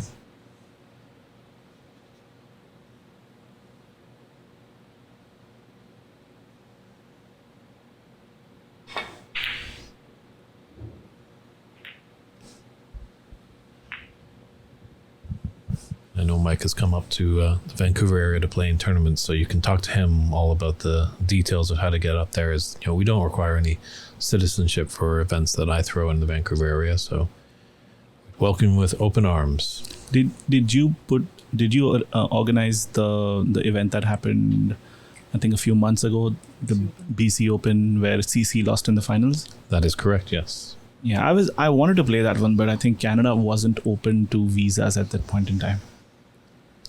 Yeah, that was a bit tricky because we're still in that pandemic kind of world. So yes, it could have been an issue there. Hopefully things are getting a little bit more lifted, because I think we're going to get a good contingency of Canadian players down here for the Seattle Open. The word is out up there that there's some great tables down in Seattle. Yeah, we had a few in the Seattle in the last version of the Seattle Open. I think, but there are probably a lot more if you include the East Coast too.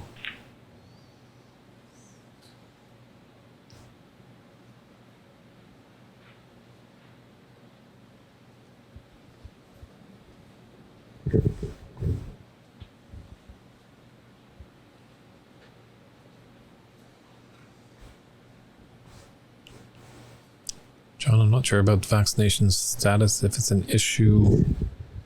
It seems like every day more and more things are kind of opening up, so something just to maybe do a little research online. If anybody on the chat has any links to a website that people can research to see what the process is, that would be greatly appreciated.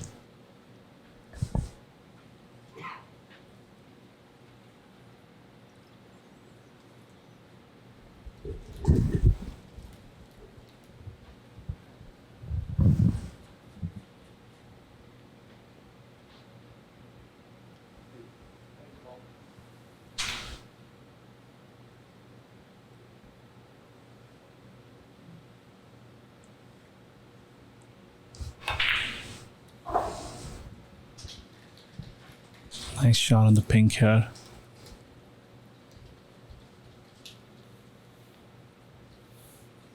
Raymond has a good break on here.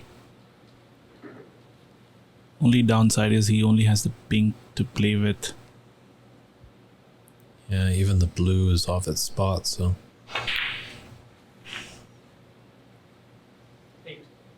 Nicely on the pink again. On the right side. Should be able to just stun it across for the red directly below the pink.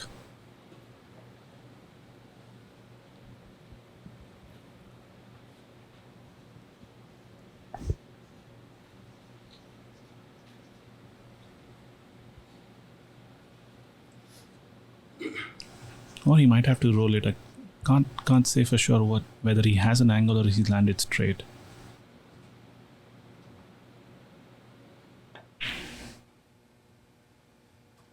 Yeah, but he was fairly straight.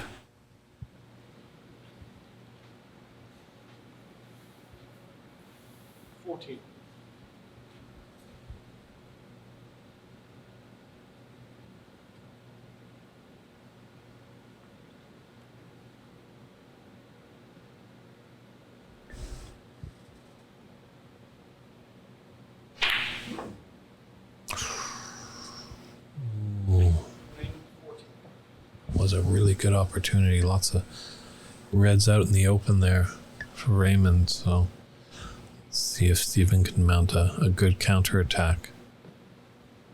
But going to come up table, not tempted by that red underneath the pink to the side pocket. I think on these difficult shots, I kind of noticed that Raymond's always missing them thinner, basically hitting the angle more than what's needed. I think it could be something where he's just tightened up his grip to make them extra. I think try to make confirm pots rather than playing his normal game. But it is a sign that he's tightened up his grip a little bit.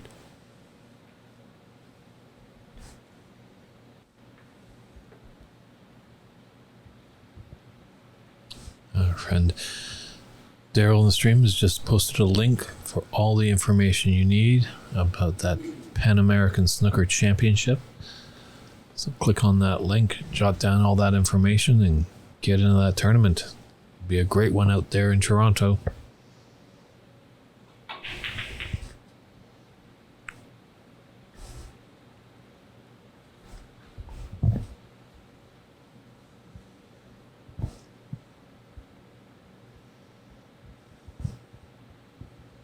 So a little edgy frame here before we go into the mid-session interval.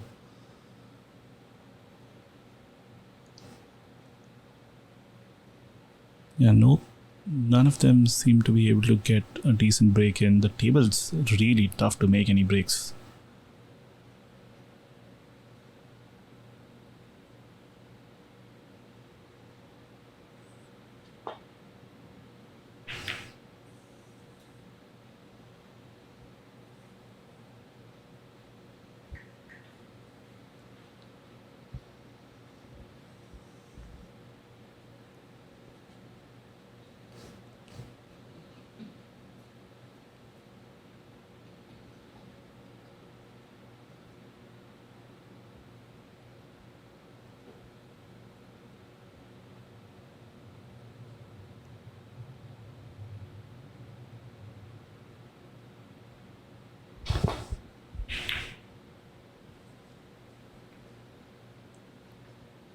Lots of support for Steven in the chat.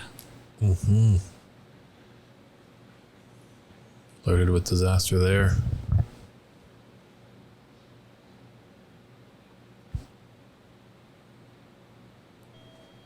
It's put Raymond in a bit of a tough spot here.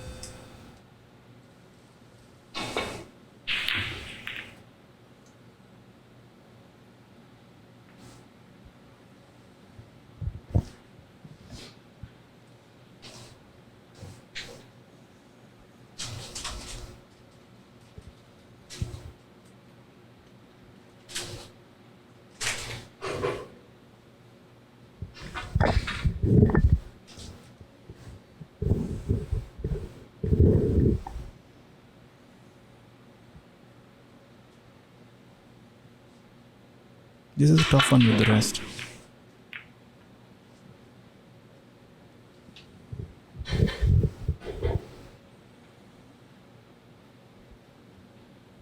Yeah, a few more balls are coming out into the open down at the top end, so if a player can get down, there's that pink.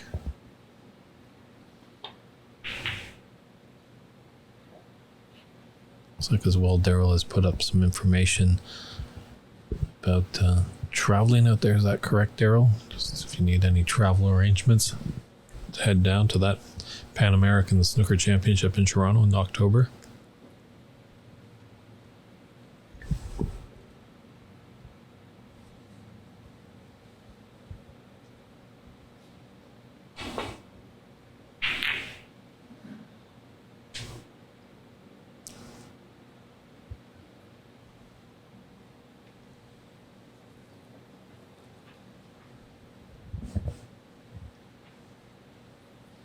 I'm actually going to be on the East Coast from the 8th to the 15th of October.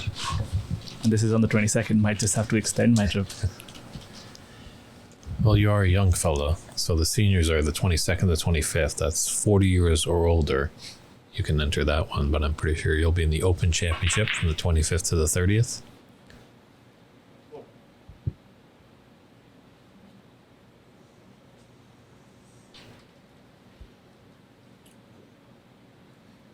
Unfortunately, couldn't be on a colored to pot, but Needs to get it really tight.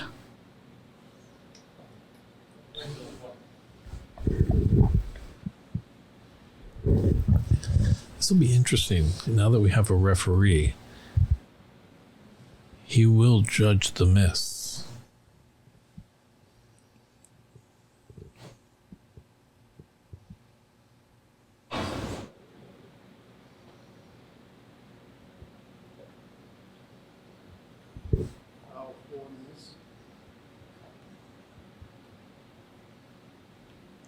I think for these kinds of snookers where there is the right angle for them to go 2 or 3 cushions, like this is not more than 2 cushions, it would be a really tough call for the referee to actually not call a foul and a miss.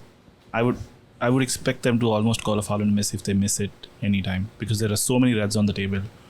Mm-hmm. If there's a situation where it's really hard for them to get out of it, and getting close is even difficult, getting close to any red, I think that's probably the only time they should say no to a foul and a miss.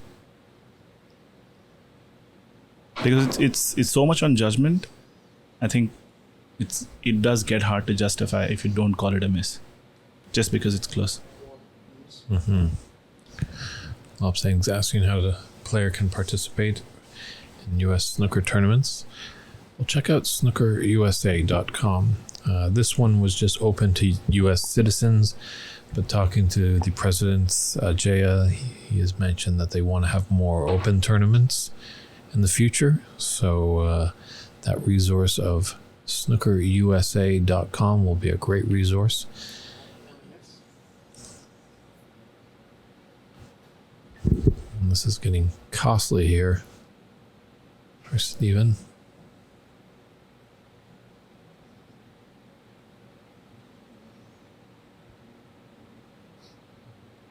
I kind of think it's...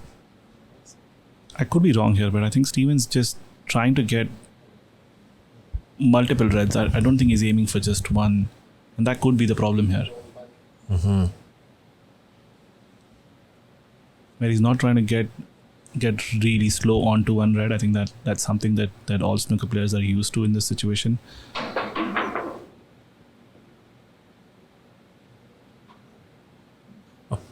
Yes, clearly I think that's the issue. He's in a hit and hope situation, just hoping that he'll touch one of the reds.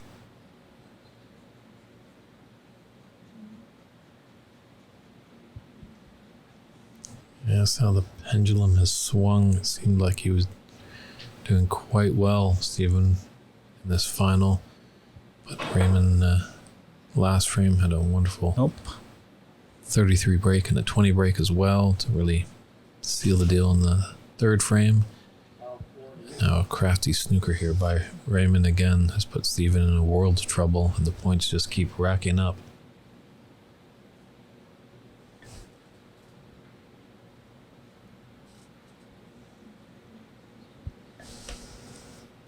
I think if he plays this slower, he should be able to get a red. It's straightening up because of the speed.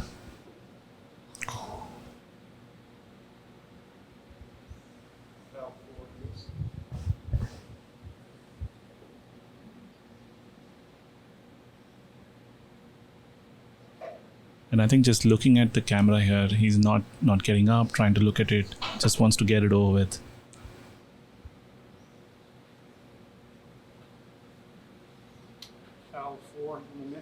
Yeah, I think the snooker's definitely got him rattled a little bit.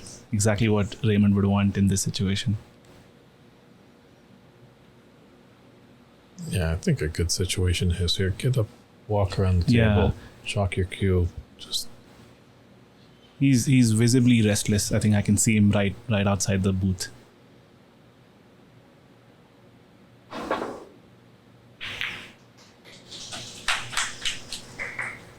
Whoa. I didn't think that was on. Well, he gets some applause from the crowd, so it's got to quickly rebound. I think it's a chance to come back to the table. Yeah, Raymond still has to take these. Break's just going to be with the pink. He's got enough reds in the open to get to the end of frame. But I think nothing's easy at this stage.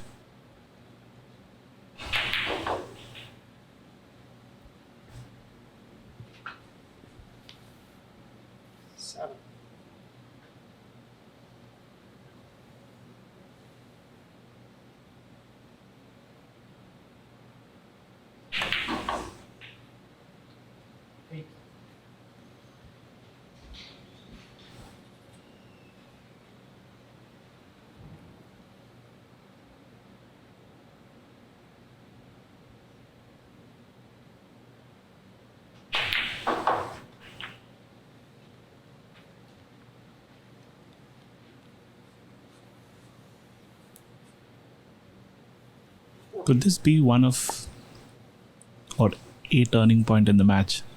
I think just looking at the two players, Raymond looks much more comfortable on the table right now. True. Raymond doesn't want to go to the interval. He wants to keep on playing, but maybe this interval will come to the rescue for Steven. He can kind of have a little word with himself, a little talking. Note that he's still in the final. It's looking like it's going to be 2-2 going to the interval. So still any player's match. Yeah, that's a good point. I think the interval could not come at a better time for Steven. That's his frame ball there for Raymond.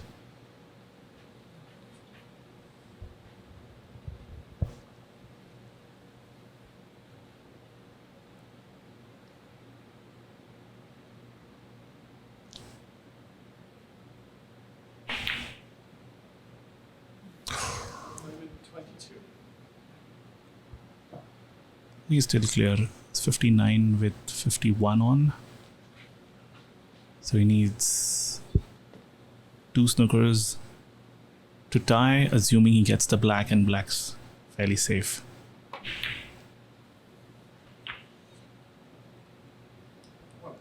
I think if he doesn't get the black on this one, then it's going to be the end of frame. Got a good angle to take in the yellow pocket and could come up and down table, so...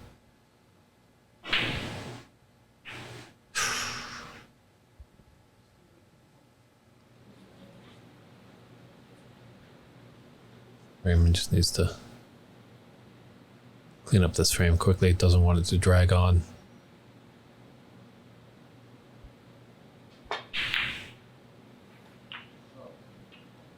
Raymond definitely has turned it around. He is potting quite well. I think he's playing well, peaking at the right time, in the ascendancy here. And Steven, I think, just wants to get away and take a break here. The break comes at the right time for him. And in Raymond's shoes, I don't think he wants anything else but to continue.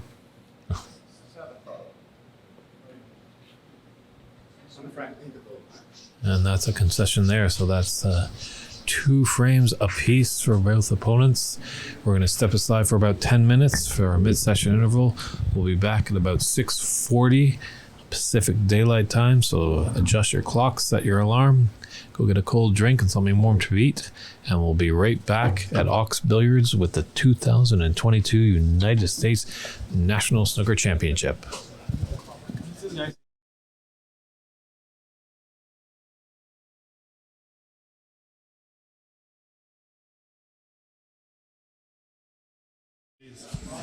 All right, I hope you all had a great break and got something cool to drink, as we got an exciting finish coming down the line here.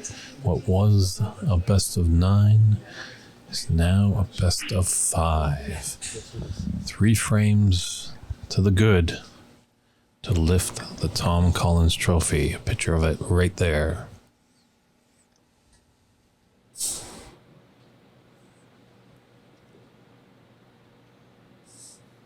So David Burney is in the booth with Prathamesh Sawat. He's just getting his cool drink settled over there. And he'll be joining me momentarily to appreciate his great analysts and coming from a player's point of view, what to take on, why and why not. He's done some great color commentary for us this weekend.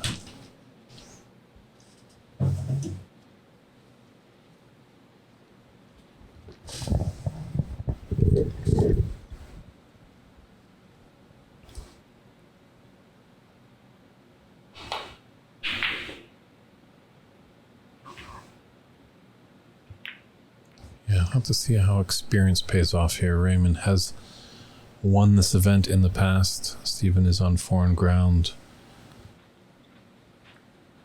Yeah, I think it'll be a big factor.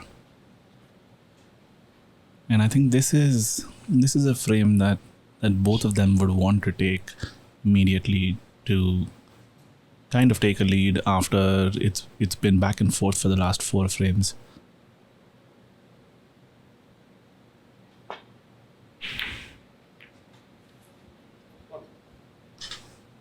Raymond just continuing his form from last frame. Nice little red there. Could have got a better bump, but I think he can still get to the black.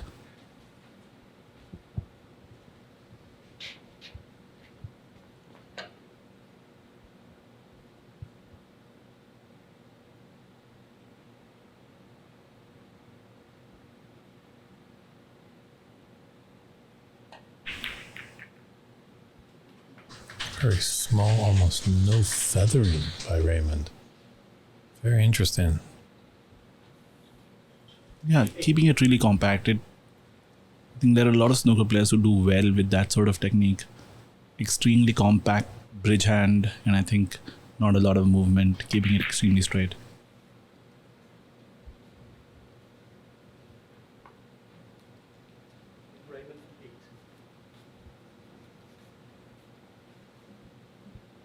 I think one player that I always talk about when you talk about minimal feathering is Marco Fu, if you've seen his technique. Mm-hmm.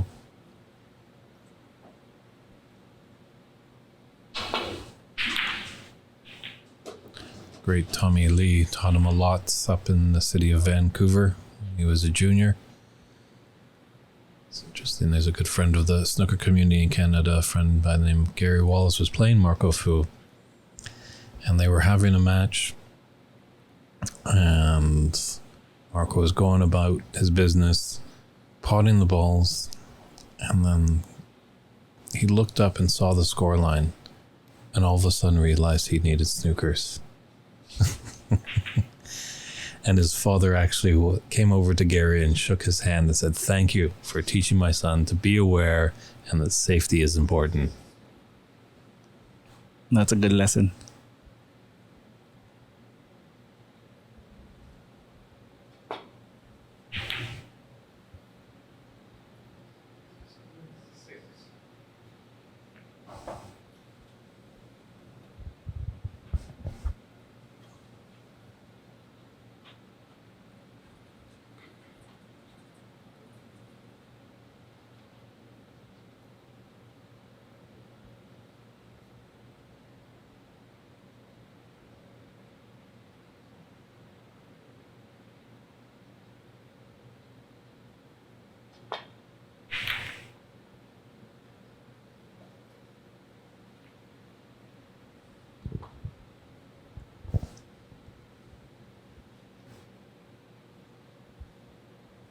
This is a good safety. He's covered the right hand side of the bunch.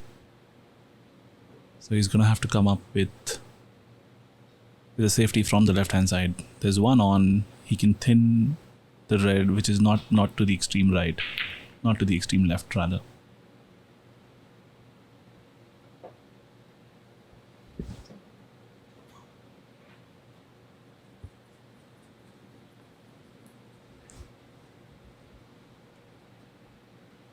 He's got a good chance to get behind the yellow here.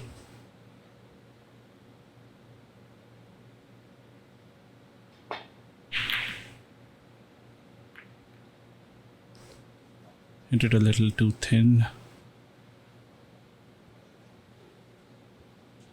Great cue ball there. Stuck it tight to the ball.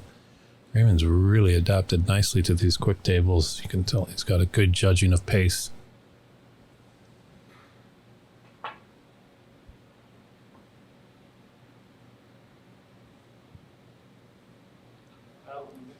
Another sign that the tables have turned. Mm-hmm. I think in the first couple of frames, Steven was playing extremely confident snooker, and it looked like Raymond was under it, and I think it's completely turned around now. Yeah, that third frame, he just came back, Raymond, and put up a great 33 break to get the frame started. He hasn't looked back since, so. But it's all about momentum here. Big frame, this fifth one, these odd ones always are.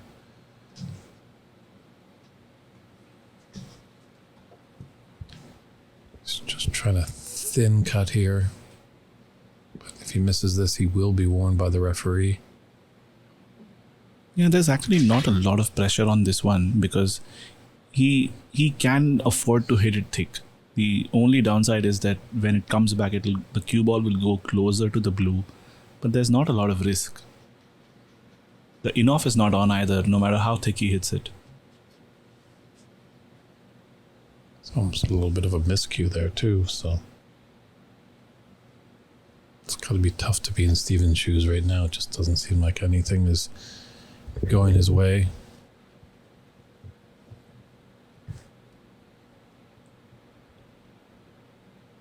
I hope there was a warning given. Yep, clearly did. Yeah, I think just before his referee Daly was spotting the white ball, he mentioned to Steven, if you miss this red again, it's going to be a concession of the frame.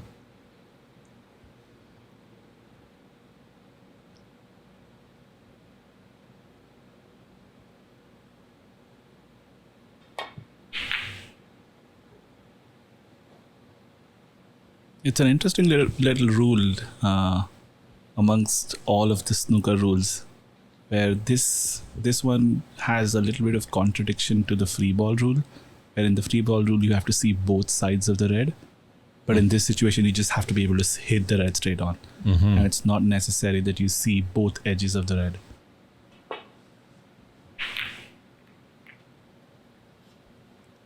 Just another little tricky rule to make it more complicated. I mean, I like it. I think the specificity of the rules is something that I like with snooker. That's how I win all my matches, that 3 with the red on.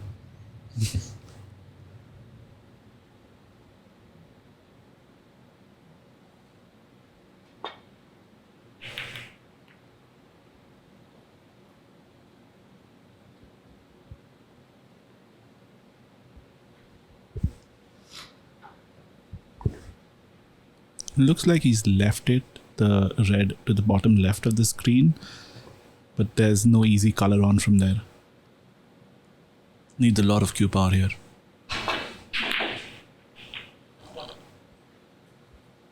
That might be a shot. Might just kickstart Steven.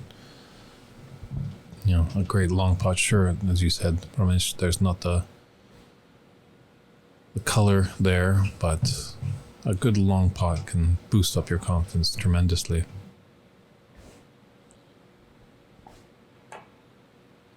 Yep, I think that at this stage he needs some confidence to be built up. When he does get the chance in amongst it, he needs the confidence to be able to get the breaks in.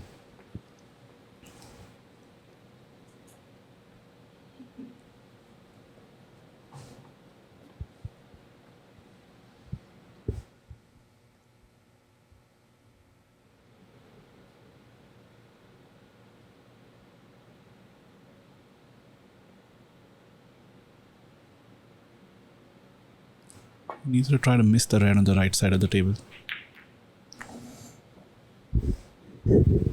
Missed it completely and hit it on the way back.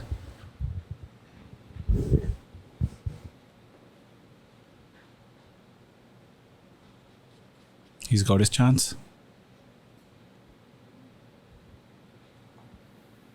Doesn't look like the pink goes, so it's gonna be back to the blue on this one.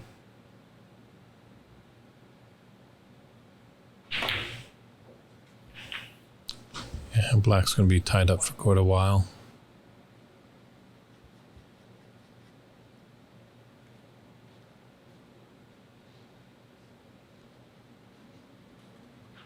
I think you can just turn it across in a straight line from the blue to the pink to take the red to the left of the pink. Or he could play follow to play one of the reds on the right, bottom right pocket. It's a little too pacey, but he's okay. Got that little flick. Little flick. Yeah, another sign that he's under a little bit of pressure. He dropped the cue there. Probably a little bit of deceleration.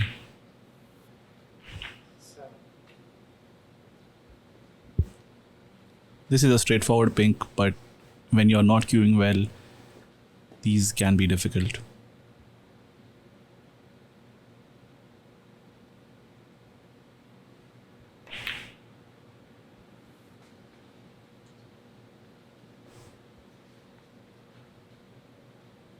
Nicely played, made sure of it, and I think he's well placed on the red too. A little bit of a stun across with some right hand side for the blue.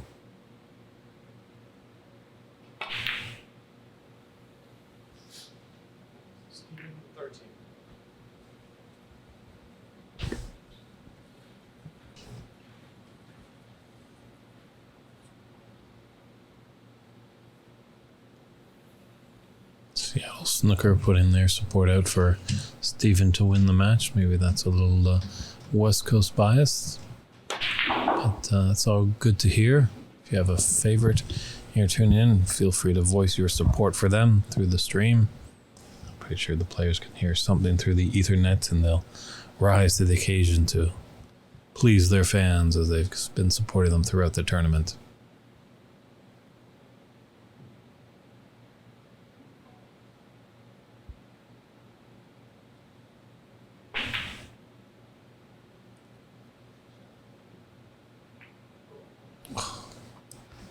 I was going to say he's unlucky, but I think he's got an even better snooker.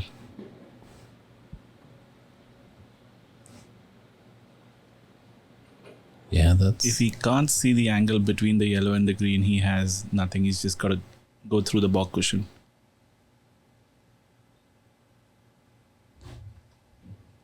This is a rough one. And I think he's going to have a little bit of PTSD from the last frame. True. So hopefully you can hit a red early. Not succumb a lot of penalty points. I think it's important on this one to pick, I think, one red or a bunch of reds to hit, and not hit and hope like you tried last time. Mm-hmm.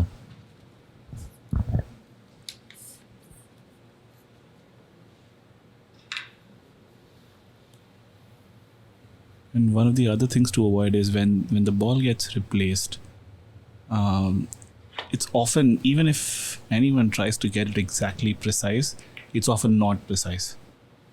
So measuring the angle again is important, but thankfully he's gotten out of it. And he'll be happy with that too.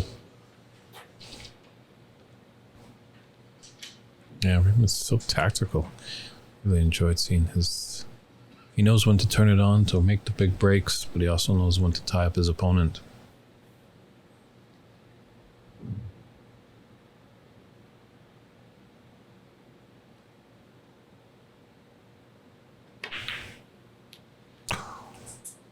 That was a bad miss. And he knows it. Mm-hmm. He had a chance.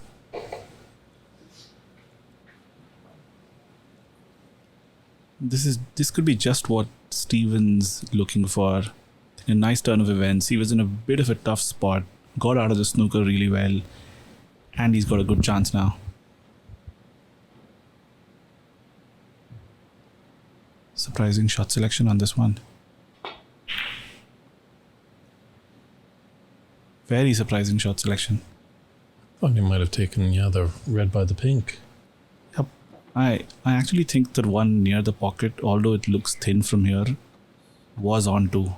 But I think he just misjudged the plant.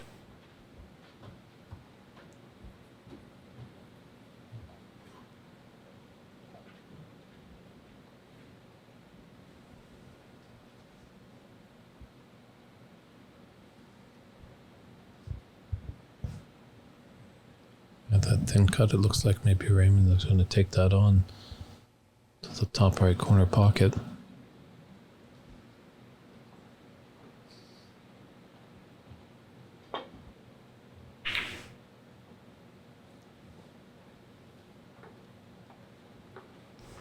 This is where Steven needs to punish him. Punish those mistakes that Raymond makes, because he doesn't make many. Yes, Raymond's had a couple of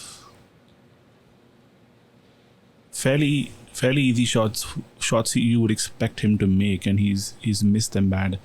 Even this one, I think it was okay if he overcut this one. The ball was always going to be safe, but I think he missed this with a huge margin.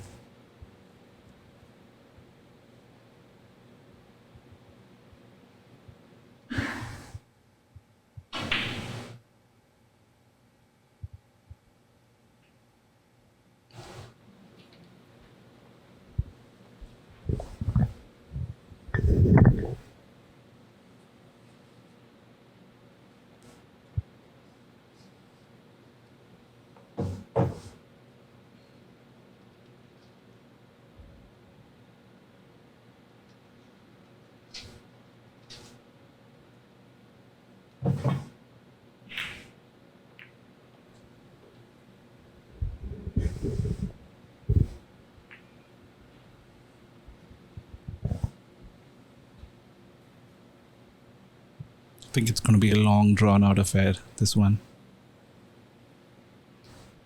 Sure, we could be going into the late hours of the evening here on a holiday Monday.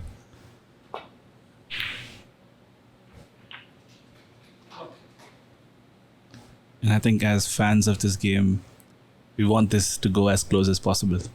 Mm-hmm. And hopefully we'll sign any notes if any kids are late for school tomorrow.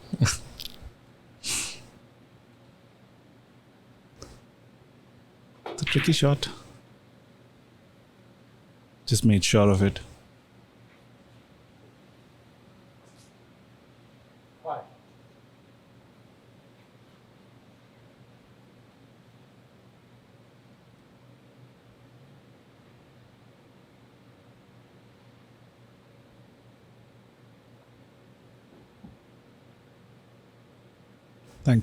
Thanks for the appreciative comments. Watch this one for 7.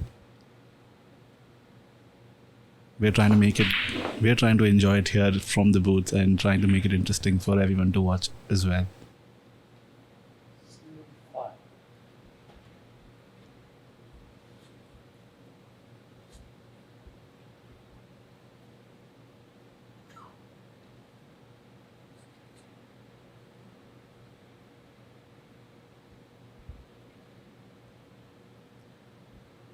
Simon Poole on YouTube says, love the camera work also. I think all thanks to Christian Youngers, our technical director.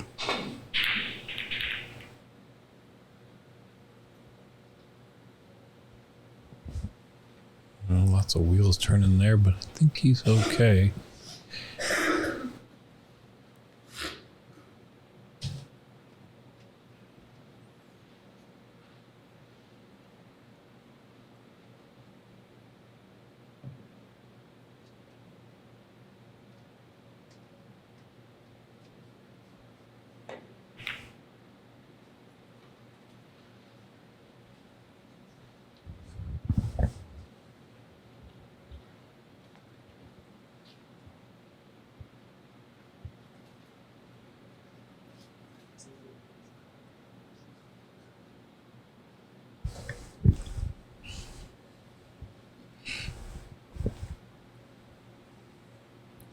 Let's have a look at this red up into the green pocket.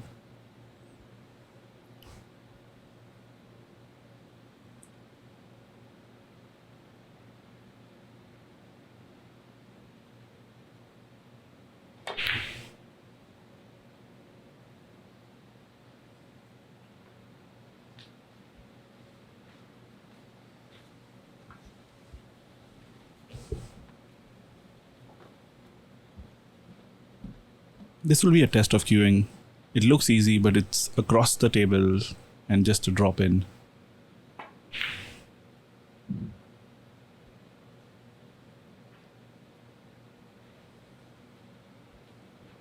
On a snooker table, playing across the table close to the cushion is one of the more difficult shots. And by across the table, I mean across the nap of the cloth. Yes, one of the key differences between a snooker table and a pool table, there's the nap.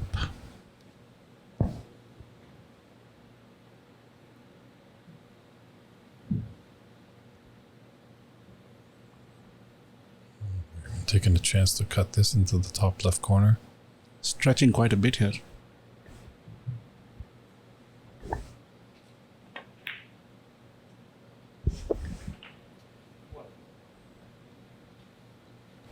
Looks good. And a nice color to start off with on the yellow. Just has to concentrate on the position. He's got a lot of options to play with.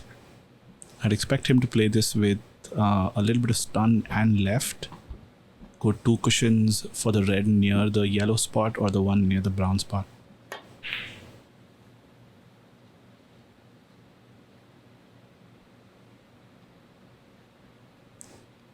He chose to play it with I think he didn't play the stun, just a little hint of left side.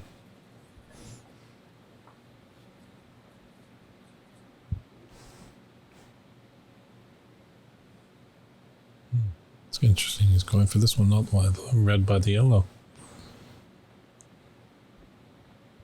Yeah, if you can see this one, it's even better. Nicely placed on the pink.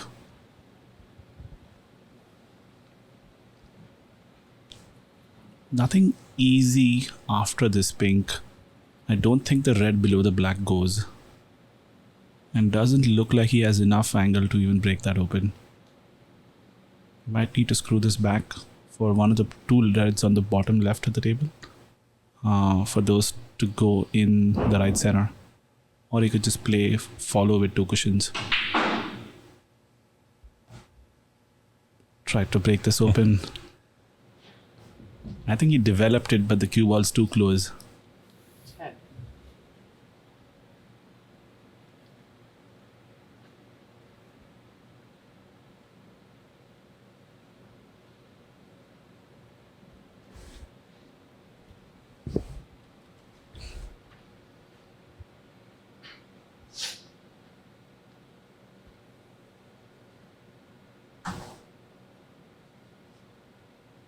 Just a safety behind the tree, maybe. He's trying the double, maybe a triple up in the corner. Raymond's feeling aggressive now. It's quite an important juncture in the match. Score is almost level.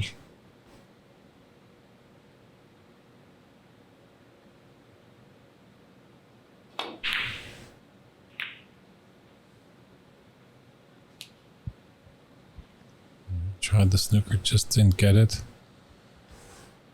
He attempted by the side pocket. Right here, Prathlamish.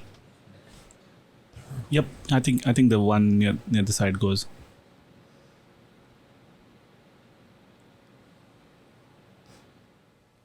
He's gonna leave everything on though. He's gonna go right into the brown and the red near the brown spot.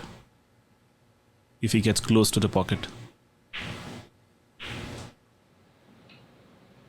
Oh, just unfortunate. It's a great red there. See if Steven can take advantage of that misfortune.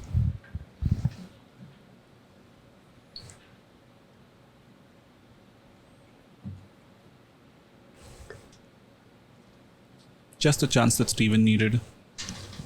Good starter. He's got at least 4 reds in the bog. Should be able to play them off of the blue, I think. He could choose to play it off the green or the brown, but the way the frame's gone, I think blue's a safe bet. He's choosing the yellow.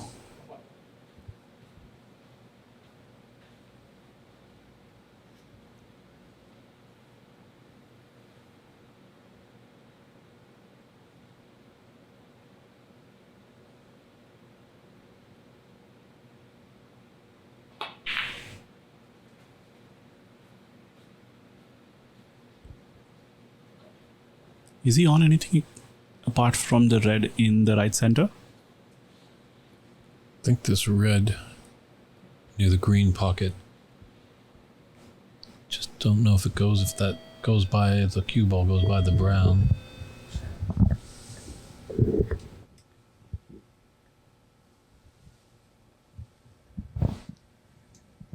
Definitely does have that red into the middle. It looks like he does have a path for the red near the green pocket. He's gonna need some work to get on the color again.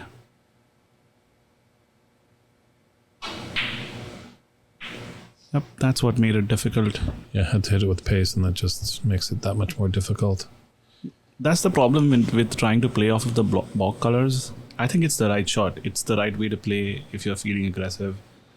But when your game's not working out, I think those are not the colors you practice a lot on. And it's sometimes just better to play off of the blue.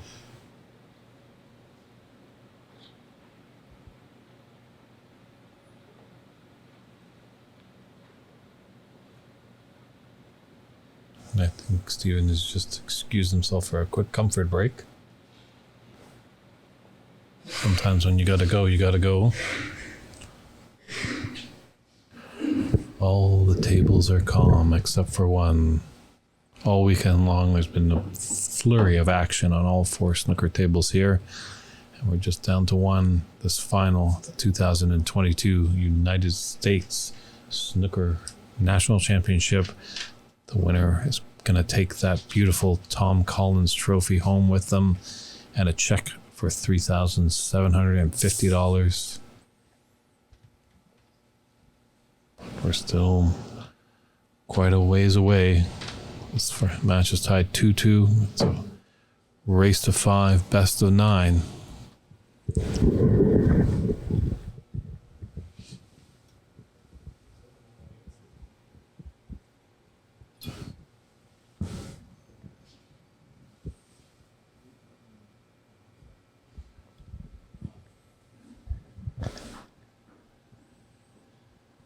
Well, maybe both players had a few too many drinks of tea in the mid-session, as well as both are using the restroom to relieve themselves, maybe relieve a little tension. So hopefully we'll get going in this 5th frame shortly.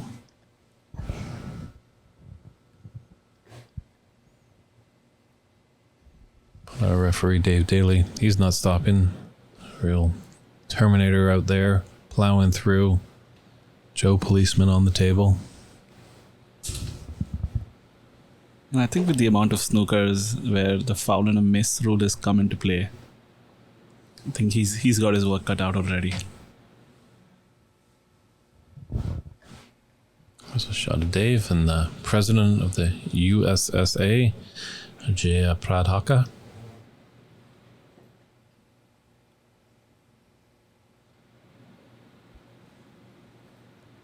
All right, both players are back to the table and we're ready to reconvene.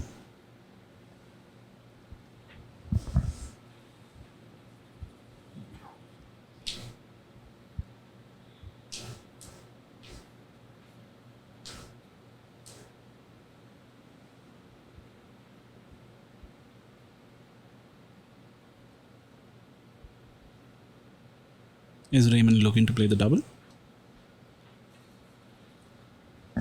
We've seen him do it before, so I think he only really plays these when he knows there's an element of safe. Could try to go behind the brown too.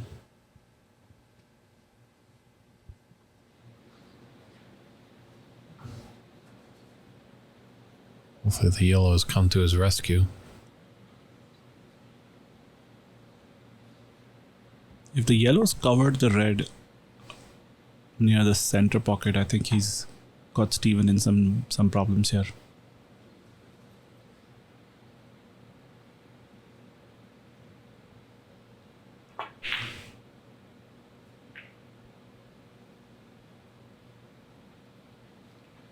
That was a good attempt.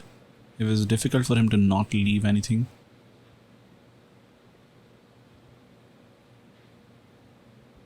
Raymond's got a good attempt at the red here.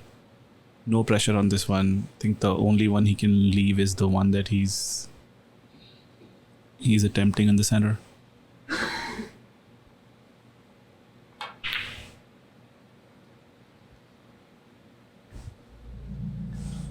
True. With the angle of that, he was going to be nice on the pink into the opposite middle pocket.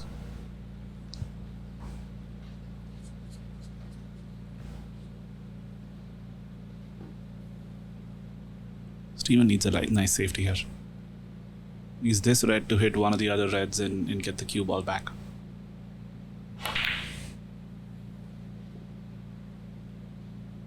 Just needs to run a bit more.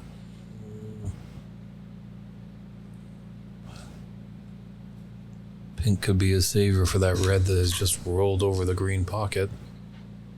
I think it is. No jump shots in snooker, right? No. These Americans are really rubbing off on you. Yeah.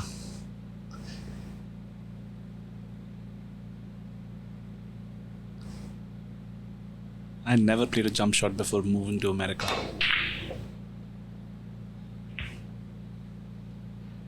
This is close. True, it might nick in that red.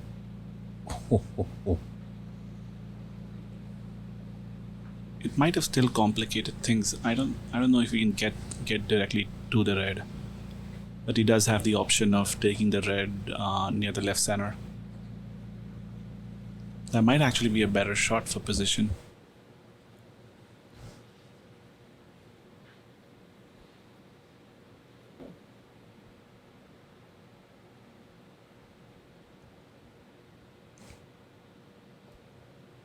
Needs to be on the right side of the blue here. And he is.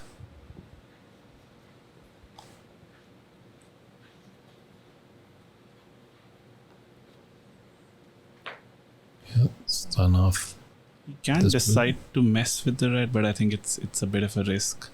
So might just drop in close to the red near the pocket. Yep, that's what he's done.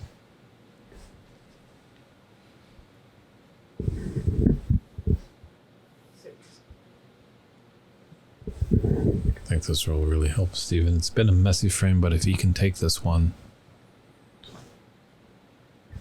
really stop the burn of that 2-frame onslaught that Raymond had just before the interval.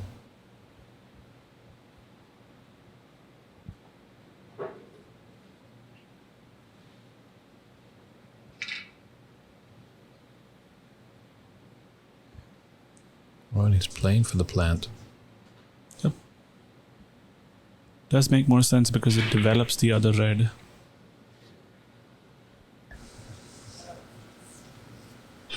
And he's nicely on the green.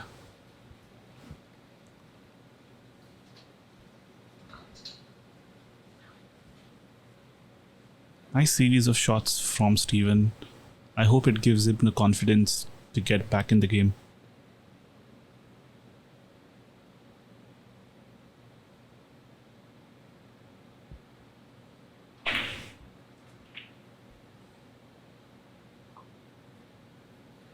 Ooh, that's gotta run.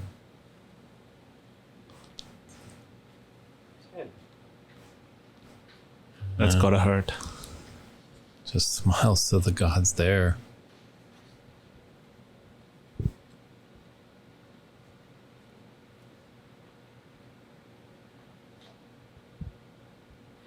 With a strange way to play it, I thought he could have gone from the left cushion as we see it.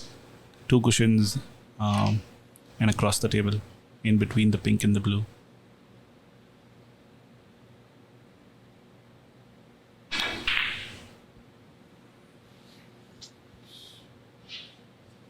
He's tried to cover the red on the green pocket. Looks like he has.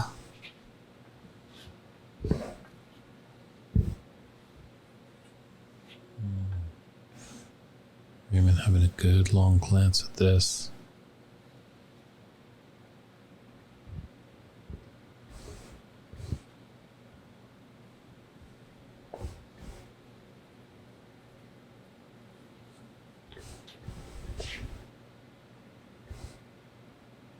It's close and he is going for it.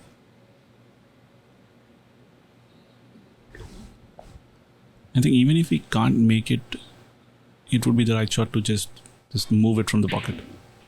He could get to it.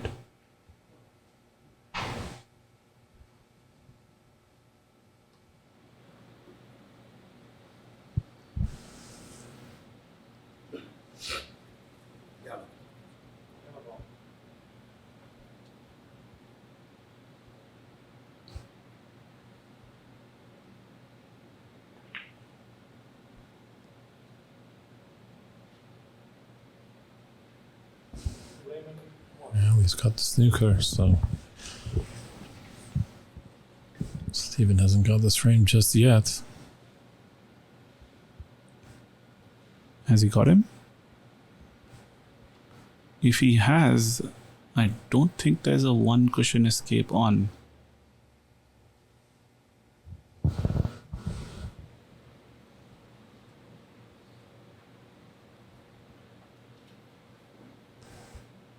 You need to go really close to the yellow to get to the one cushion with a little bit of left.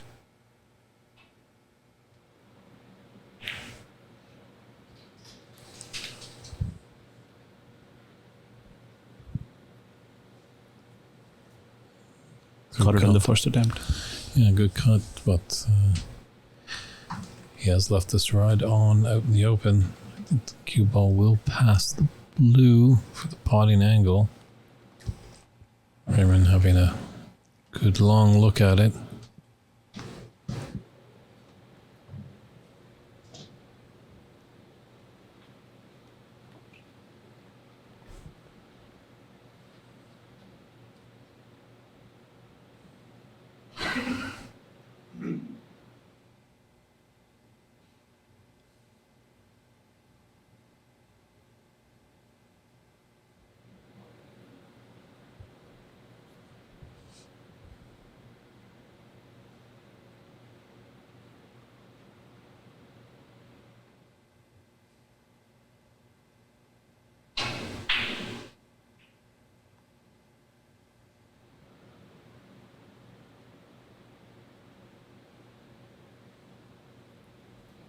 But he's got the snooker behind the pink.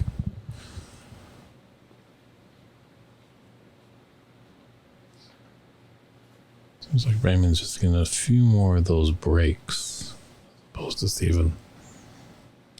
Yep.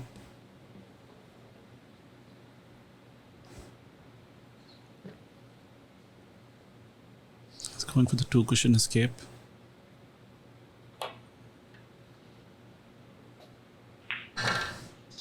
Well played. Yeah, this was the harder way out because it had lower margin for error compared to the one cushion escape.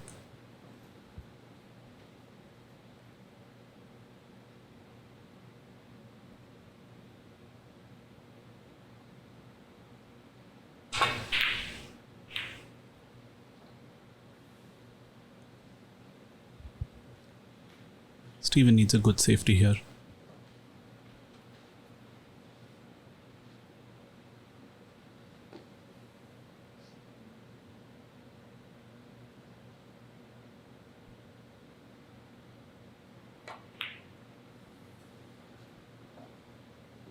It's a good line. And good length as well. Very good shot.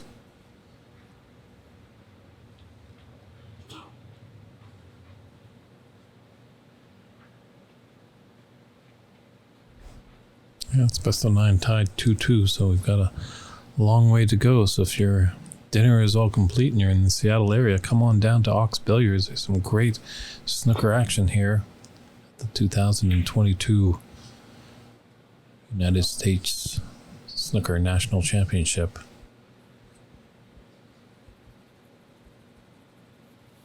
That's a big mistake there on the foul on the pink.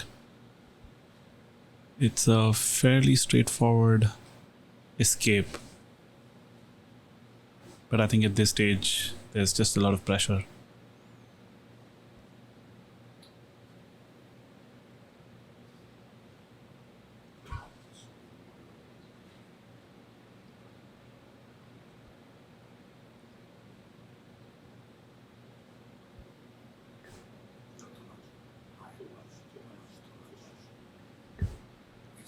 You might directly see it.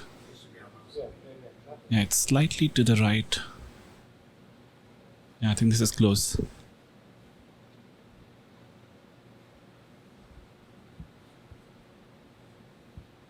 And this is one of those places where it almost doesn't matter if it's slightly off because the escape is going to be exactly the same.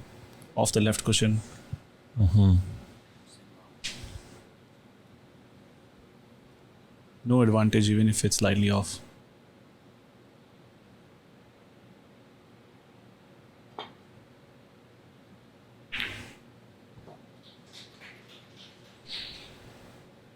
He left it.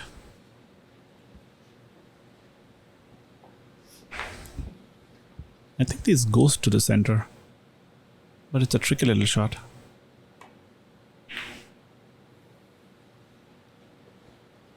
Refuse the pot. Think there might be a path there just to hit the right side of the red. Yeah, with that yellow safe, not a bad idea to try and take on that red. Yeah, I think yellow where it is, it almost gives the players an insurance to make a mistake.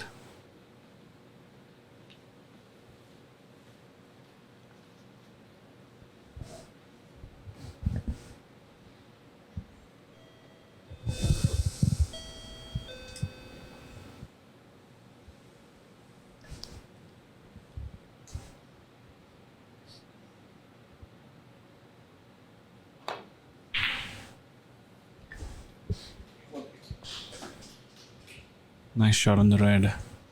I think he's good on the blue. He could play this with a little bit of left side to come off the balk cushion and get the yellow if he's feeling aggressive.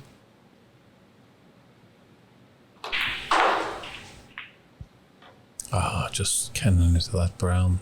Yeah, that was the right idea there. 6.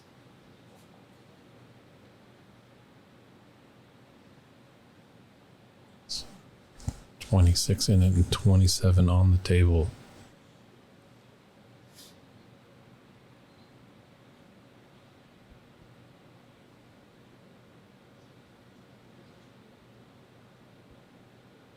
This feels like it's been a mammoth fifth frame. Yes. I think no big breaks in this one.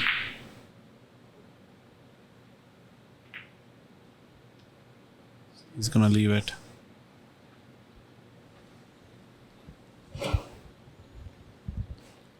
This is all these players want, is get to the colors with a chance. 26 the difference. 27 on.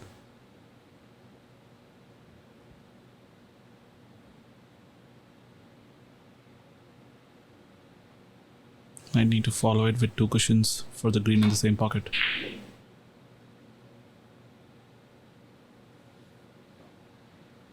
This could be the frame.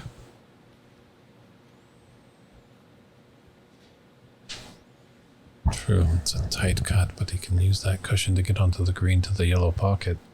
If he could put this yellow in, frame ball.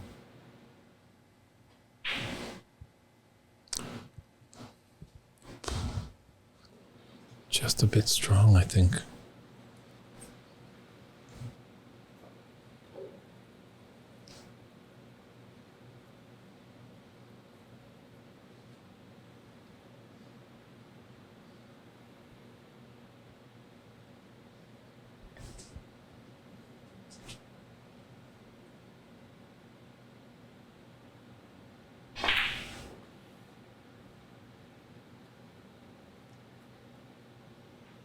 Played this really well with a little bit of bottom and right. If he has a good angle, he can play the brown in the same pocket. Stun it across for it. I think it's going to be a black ball game here. Everything else seems straightforward. Mm-hmm. I would agree.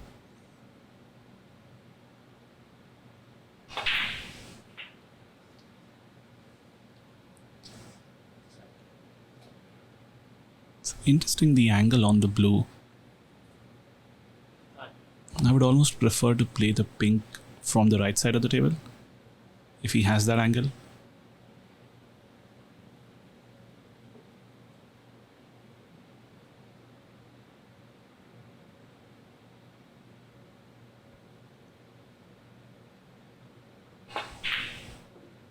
That's what he's tried. Yes, and this, if he can reach it, he has a good angle to either move it or get in right behind it for the left center or the bottom right pocket.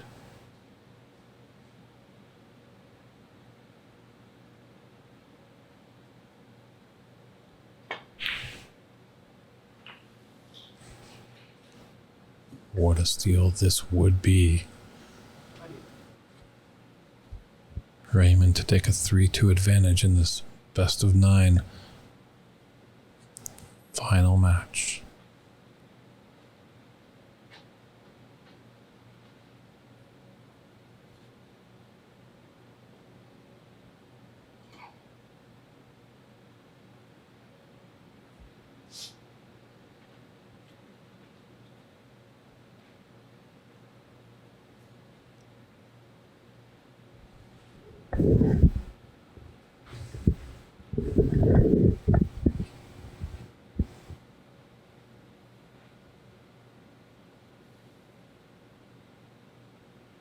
Looks like he's playing top left corner.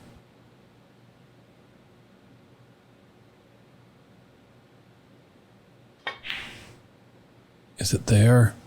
Oh. It's got a good cue ball though. Great Canadian player Levi Mueller has joined the stream. Hey Levi, how you doing? Hope you're enjoying this U.S. National Tournament live from Ox Billiards.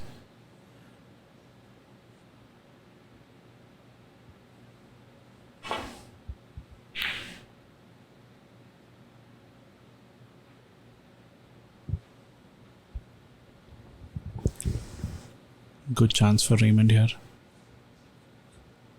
And decent angle and something he can hope to get safe even if he misses.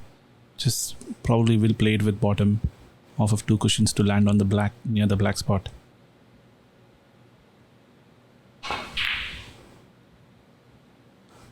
Hit it too thick.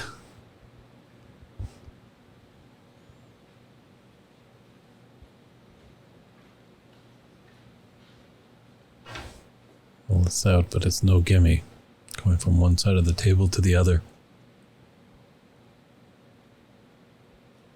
Yep, it's a difficult shot, but I think something that you kind of have to go for it.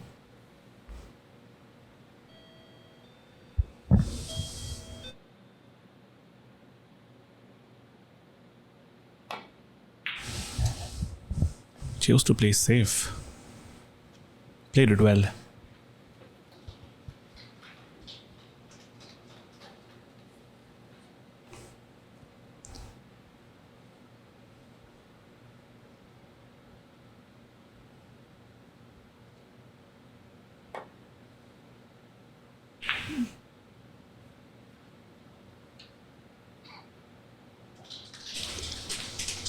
Pretty well judged by Raymond. He's left a pot on, but that was as good as he could play a return safety.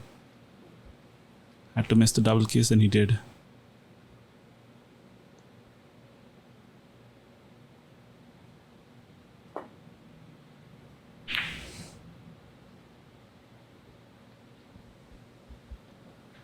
I'm surprised that Steven's not taking some of these half chances. This one was, I mean, even if he did try to attempt, it was with an element of safety. The cue ball would have gone back to balk. And he's not played a good safety here.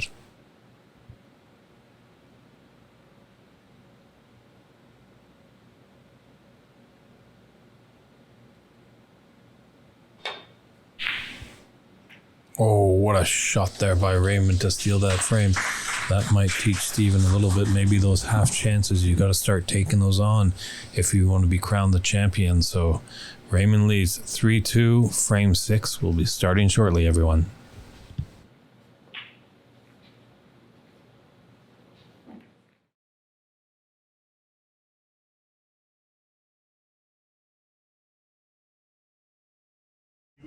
And here we go with frame 6 jumping in there. There's a shot of the Tom Collins trophy.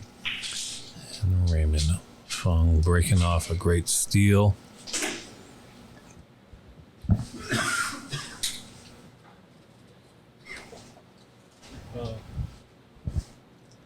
So we'll see if Steven can rebound.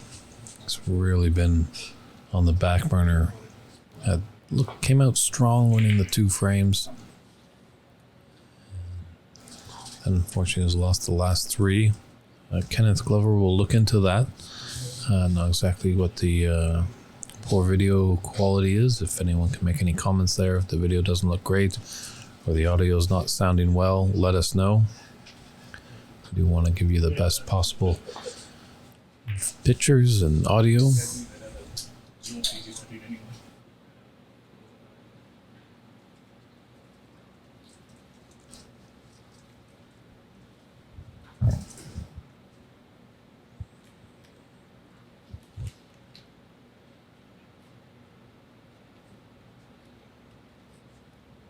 You know, we preach that you got to play your game. You don't want to play to your opponents, but there have been a few chances that I feel like Stephen should have taken on. Thanks, Dom and Dan. They're saying it sounds and looks great. So I'm not sure what's happening with your stream. It might be maybe your connection over there, Kenneth. But thanks for letting us know.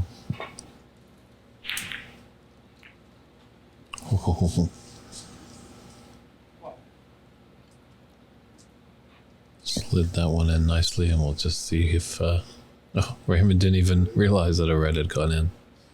So heavily engrossed in this match.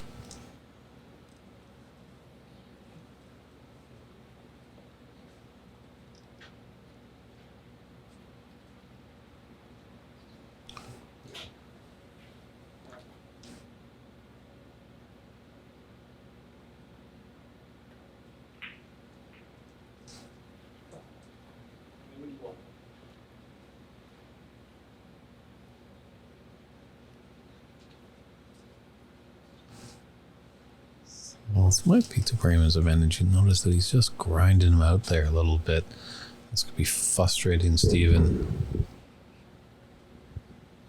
Cue ball, tough to the ball cushion there.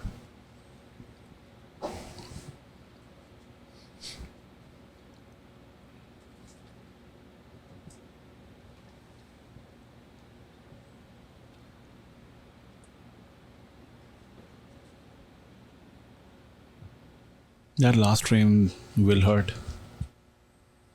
He was up 26 on the colors.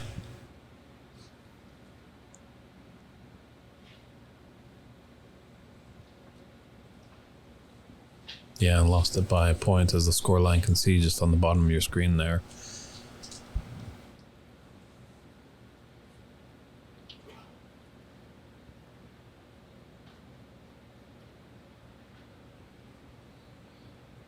Raymond could take this red out in the middle of the table, take it into the yellow pocket, has an element of safety as much as that red near the side pocket. Looks quite easy. Those are thin cuts. Not on this shot though. Raymond just gonna glance off and play safe.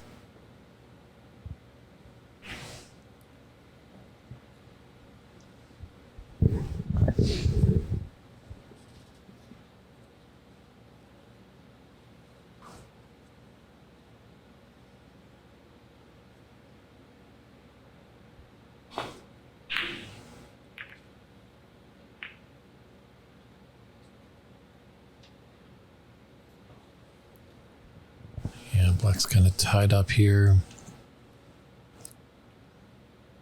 Pink might go to the middle pocket. The blue, you're going to need your cue ball to come up into the bulk area if you want a chance of that going into the side. So we might have another little cagey frame here. It's been very defensive. We haven't seen a lot of fireworks.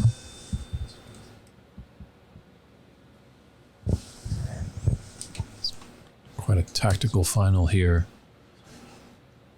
The high break has been 33 by Raymond.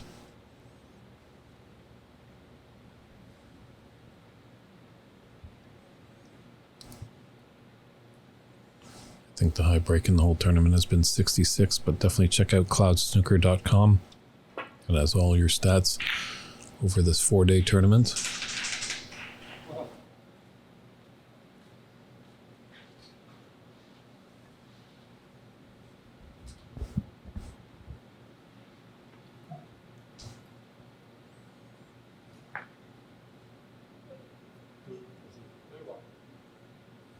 Does he have the pink on?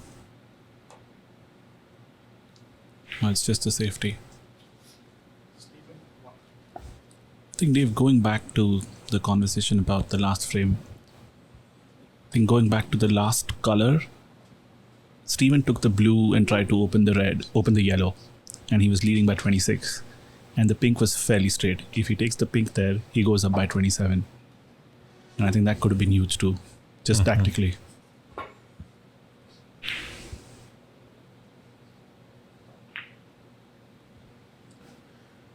Yeah, that just might go back to experience. Raymond has been in this position before. This is Steven's first final, so a lot of thoughts are going through your head.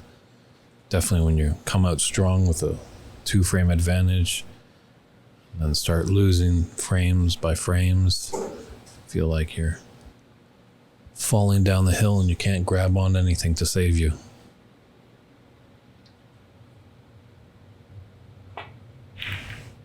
Yeah, can't fault his choice. He went the aggressive route, tried to open the yellow. But I think a more safer choice. Raymond is playing the more experienced game, playing the right shots all the time. And I think in a pressure situation, just making it that extra little difficult for your opponent could have paid dividends.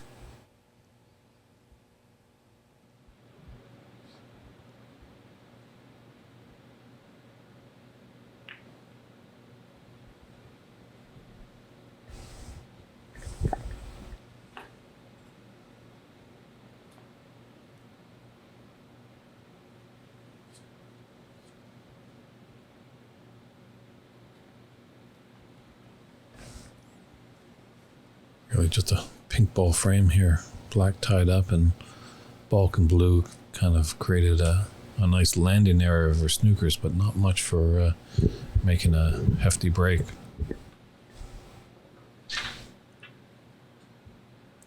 Yep, this looks like it's going to be another dragged out frame. Unless the colors open up. It's a good shot with the rest. Maybe that will propel him. I think he'll just roll into this bunch for the snooker. Yeah, I think he could roll into the brown. Doesn't have a good angle to go behind the blue.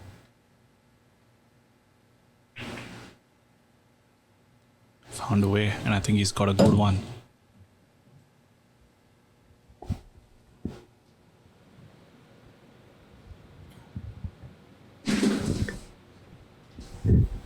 Again, although it's a difficult angle, you would expect that he gets out in the first attempt. Is there a gap in there? Wow, that's... He kind of doesn't need to. I think even if he goes to the balk cushion, there's a fairly regulation 3 or 4 cushion shot with left side. I think it's going to be on judgment. If the referee feels that it's not on and he tries it, he's going to put it back again where it's not on. So it's important for the referee to make a judgment call here whether he can go through or not.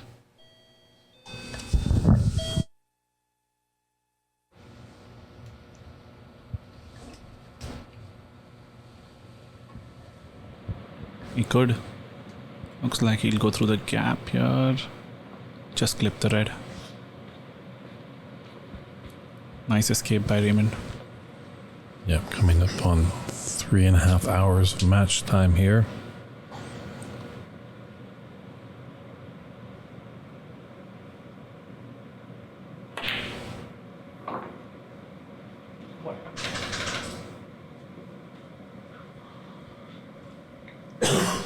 Yes, obviously that pink didn't go to the top right corner pocket, or he would have stunned for that. But has a good angle on the yellow to come back down the table.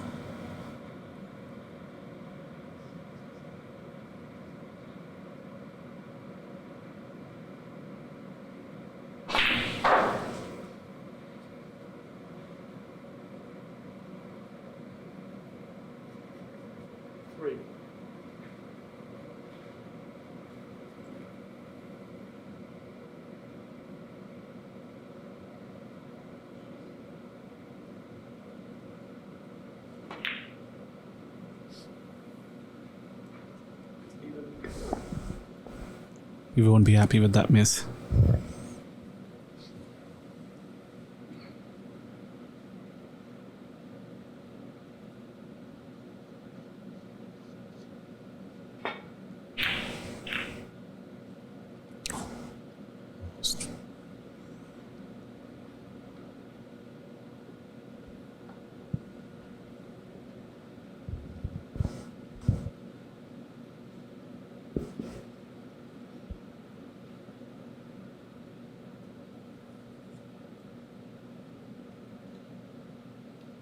Kind of like that red below the pink, clip off it to the top left corner pocket, little shot to nothing. Yep, that's the right call. Should go behind the brown and the blue. They don't have to worry about anything here. Even if they leave a red on, it's really hard to get out for a color. Pink's probably only on two pockets, and then it's covered by reds in a manner which makes it really difficult to get into either one of them too. Mm-hmm. Or get a position for either one of them rather.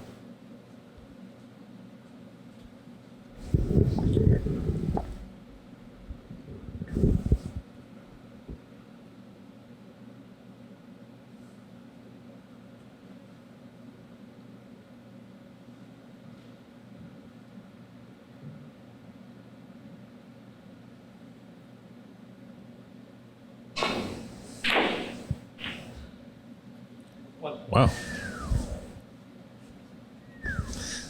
That was amazing. What happened? I thought the screen got stuck for a second. I did too. I just came down and stopped dead. I was looking for the technical director. I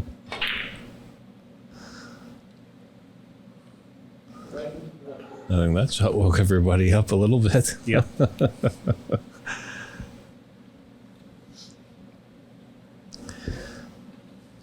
Nice chance here for Steven. Mm-hmm. Colors opening up a little bit. Still not a great opportunity, but I think he's going to hope for a good position here. I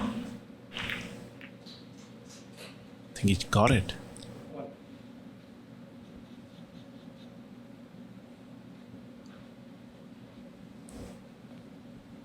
Got to make good on this opportunity. Just keep focused. Focus on your technique. It's getting late in the tournament.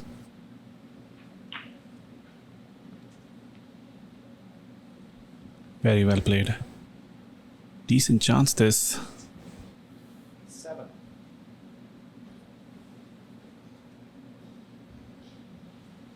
Just gotta watch out for that green that he's queuing over. It could just be a little bit of annoyance. Used to draw this back for the pink in the bottom right, or maybe the black if he has the right angle. 8. Well, the pink's gonna go on the side. Oh, that's a bonus if it does. At first glance, it does look like it. But,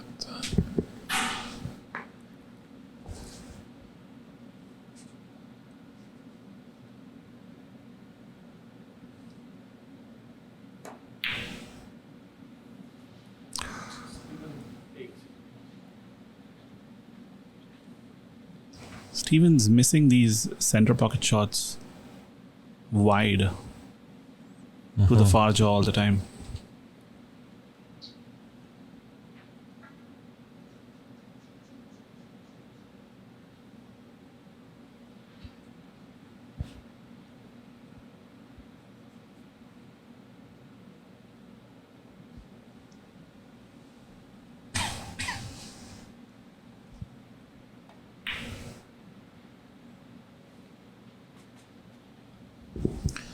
and Raymond's putting them in the heart of the middle pockets.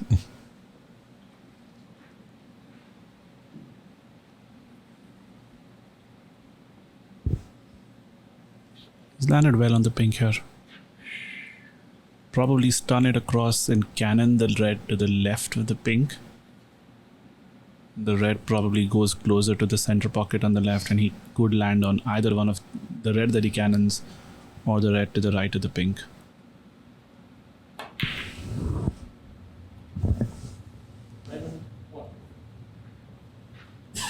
Did everything right positionally, but missed the pink.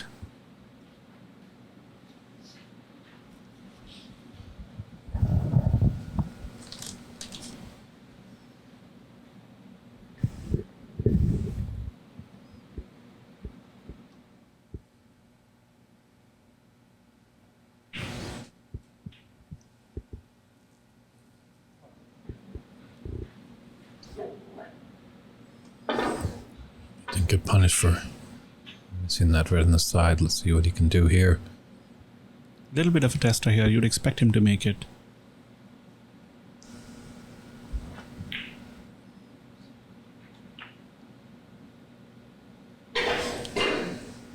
He's come nicely on the red. This could be a good break.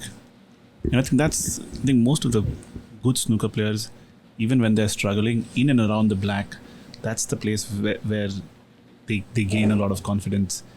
That's probably one of the balls. Black is the one that they practice the most. Definitely, yeah. Just putting that cue ball down there and just the black on the table and taking putts on time after time, hours after hours. I'm surprised that he's going away from the black here. Maybe he didn't have the right angle. It looked from here that he had a good angle on the red to the left. He's got a bit of an angle on the yellow here too. That red just out in the middle of the table is quite appetizing.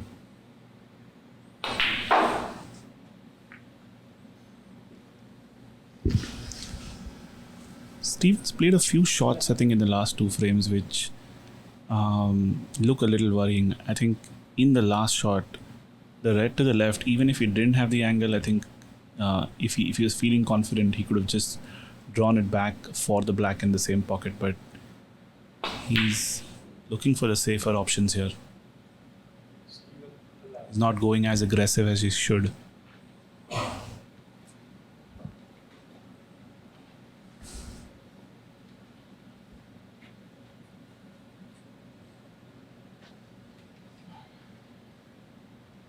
And probably another frame where shot selection might end up hurting him.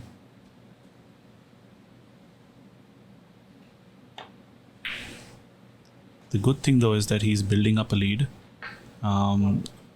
It's not going to be easy for Raymond to take this in one break. So important he keeps making these colors to just get over the line.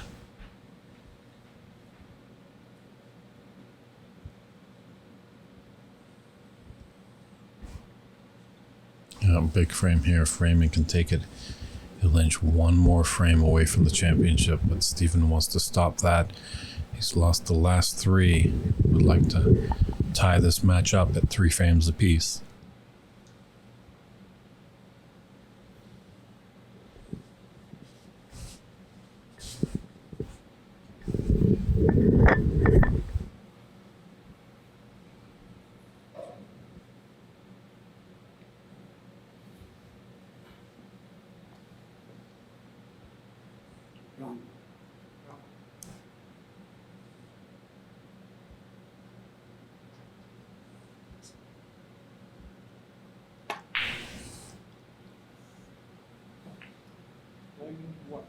Yeah, Raymond just grinding him out.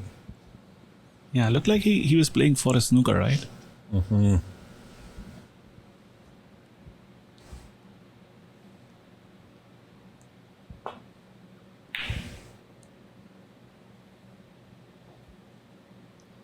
Just missed the double kiss, and this looks good.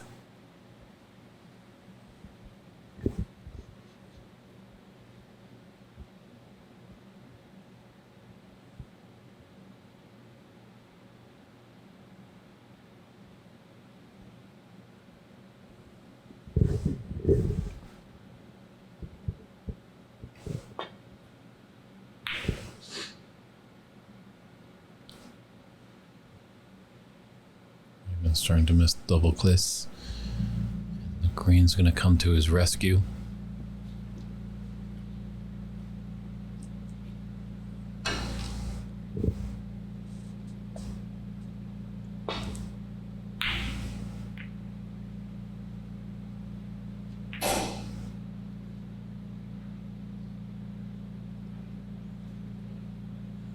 Don't think that blue has helped Stevens.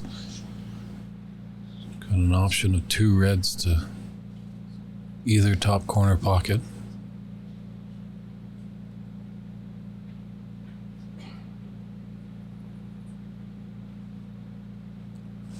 It's tough to see from my vantage point, Simon Pool, just seeing how many people are watching in the room. There's a good contingency of audience members here. Admission is free, so there's still time to come on down if you're in the Seattle area to see who's going to hoist the Tom Collins Trophy.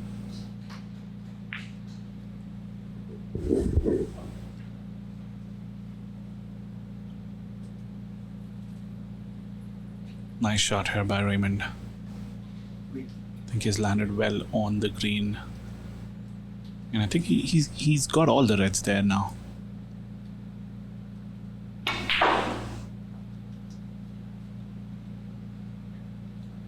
Just didn't hit that the way he wanted to. And I think another one of those greens probably was in a strange angle and needed a little bit of stun then follow.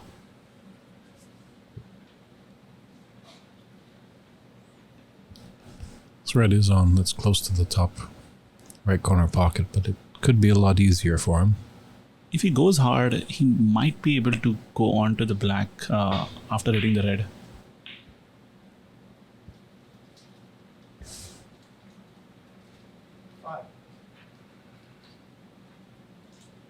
That's what he tried. I think it's gonna be a roll up to the green and Snooker behind the blue. Could go for the yellow if he's feeling aggressive. Mm-hmm.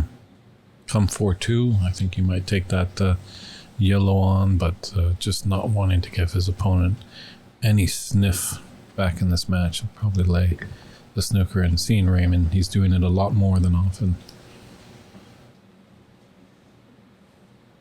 Yeah, and yellow is not a high value color, so just rolling up to the green is probably the more prudent choice.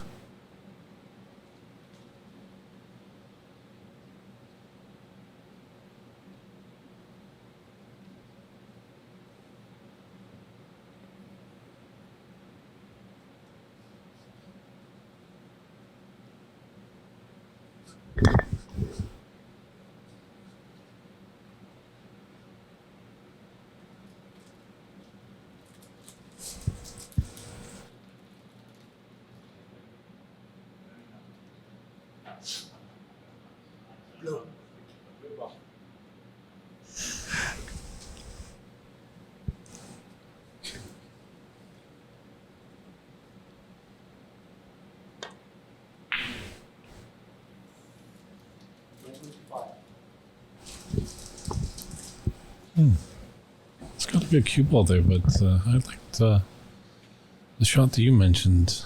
Just Yeah, I think roll up the green and get behind the blue. Yeah, I think that was an aggressive safety. Only thing I can think of is that he was worried that if he misses that safety, he'll leave the red on. With this, he makes the red difficult. But like, he's been playing those safeties really well, so I would have expected him to play that.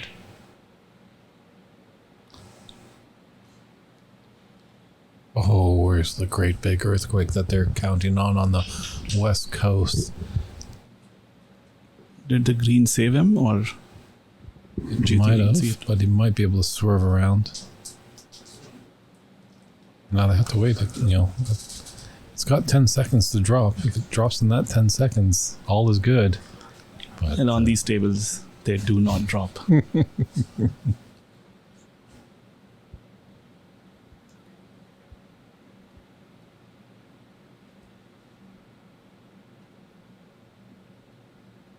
If, as a player, if you're not queuing well, and playing on these tables can turn out to be a nightmare.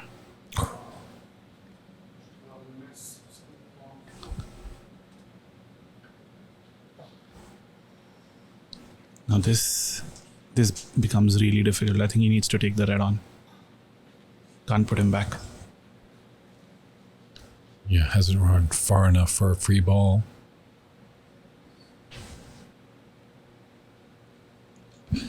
think a good shot for Steven here would be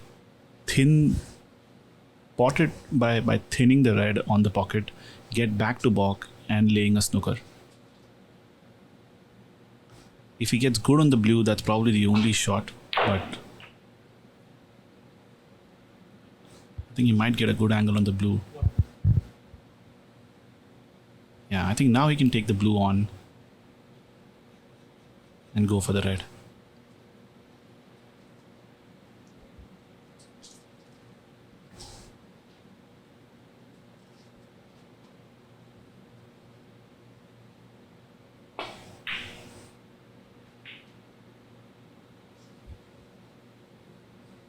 Just a little pacey. Just making sure. I think he's built up a good lead. If he gets this red, I think he could just go over the line, even with a small value color.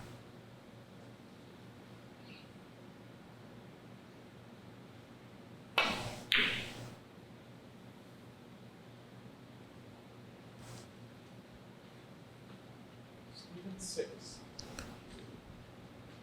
It's not right safe, but Raymond is crafty. Raymond can lay a great snooker, and we've seen him just roar back, clean up the colors, and take frames like that. So Yeah, it's another one of those shots where I think in the first few frames, Steven was going for those shots.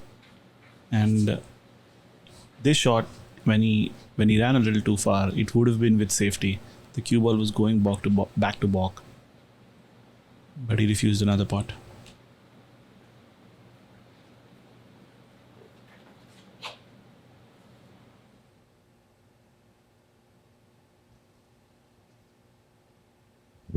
just a little shout out to our sponsor there, Strong or Strachan. There's been a big debate about the pronunciation. It's drawn.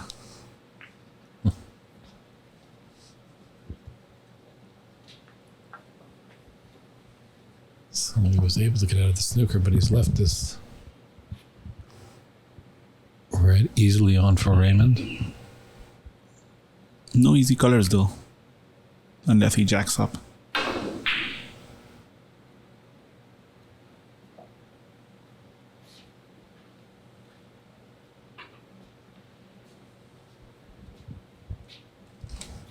I think Steven should go for this. It's a free shot. Play it as a shot to nothing, get back close to the brown. Could even lay a good snooker if he gets the right angle.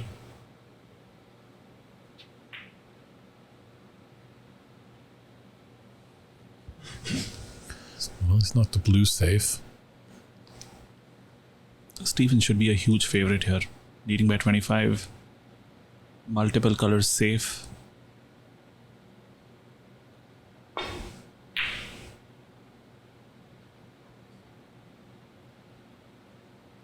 It's going close to the pocket. The only thing Steven should be careful of is not giving up this red easy, because even though the colors are safe, Raymond can lay a good snooker. And with the unlimited rule,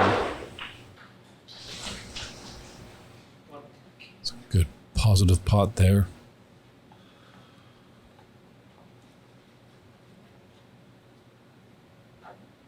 yellow will be frame ball.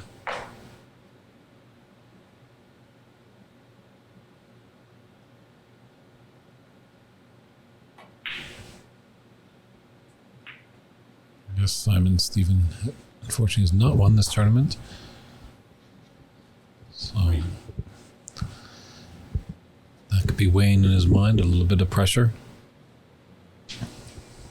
Do remember to hit that subscribe button so you get notifications all the time when we have great live events here at Ox.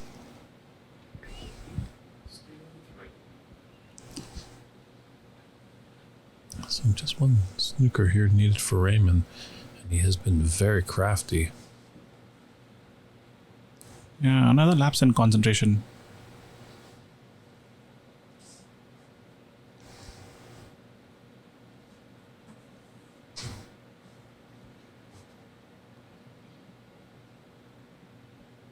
Raymond's come back really well in most of the frames. So definitely he wants to make sure that he finishes this frame off. True, because that brown is in a great spot to get behind for a snooker. So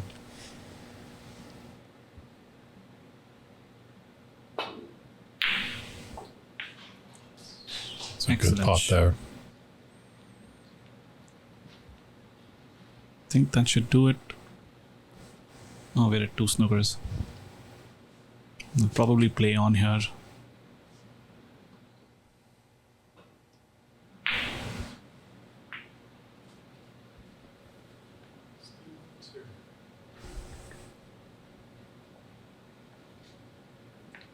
You're playing to get behind the blue here? I think I would probably try to get behind the blue. I can't see if the brown is a possibility. Yeah, he can get behind the brown, but he might have to hit it too hard so that the green would probably come back. I think the safer option would be to try to get behind the blue. Just roll it up and put the green near the black.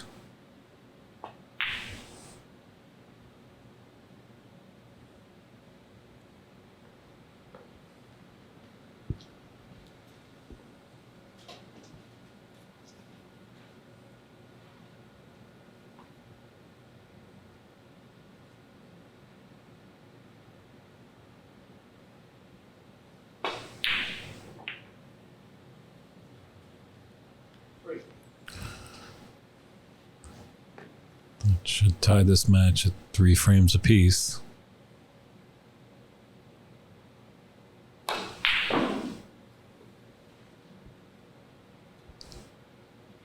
Nice comeback by Steven here. Well, Raymond's having a look.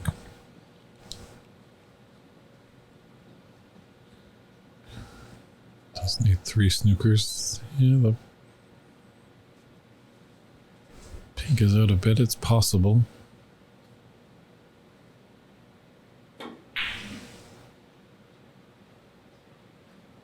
This might be going in.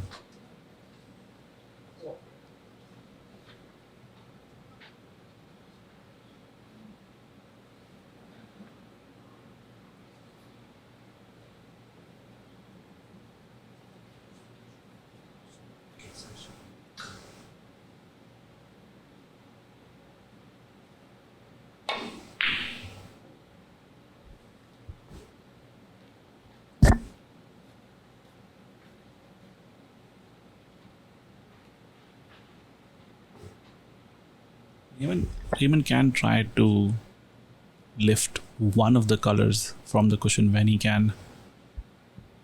Steven will try to avoid the black on this one.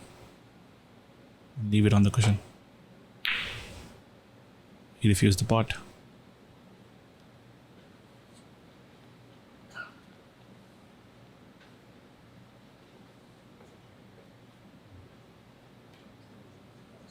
Yeah, 29 and 18 on the table.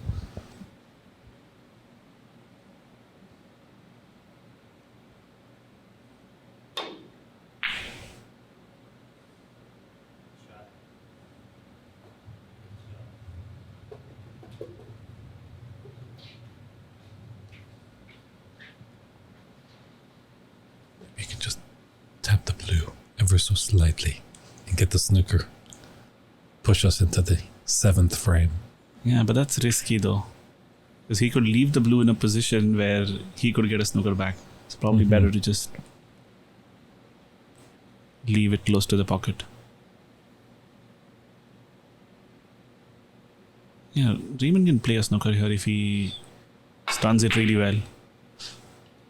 Just miss the angle.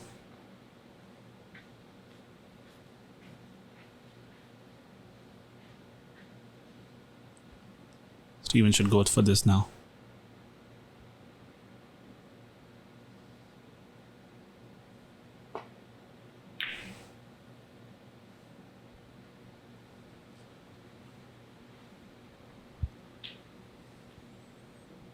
Yeah, just didn't get it right into the jaws.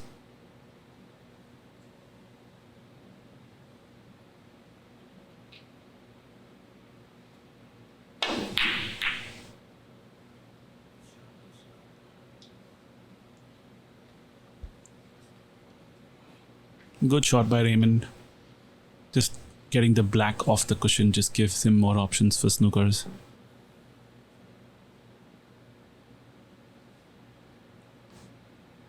This is not a shot you should try rolling against the nap.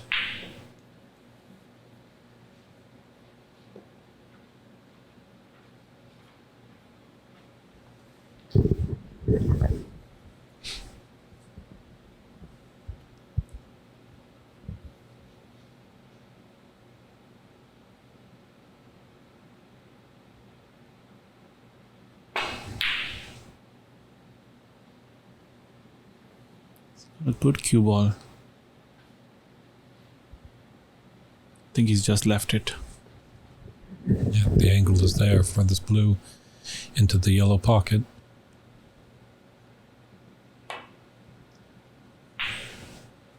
That should do it. And there's a concession by Raymond.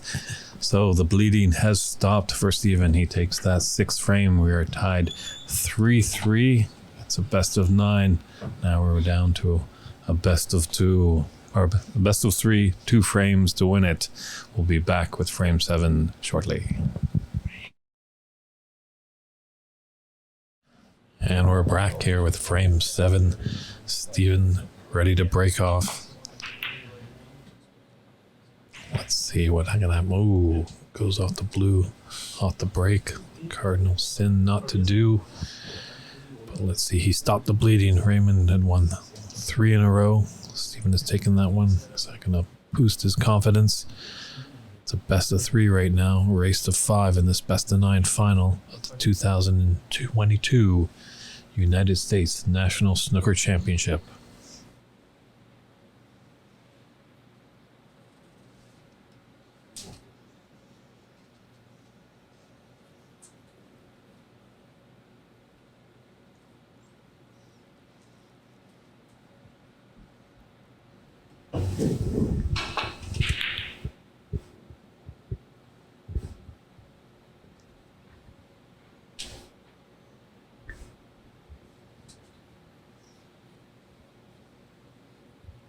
That was a good chance, but I think he hit it way off.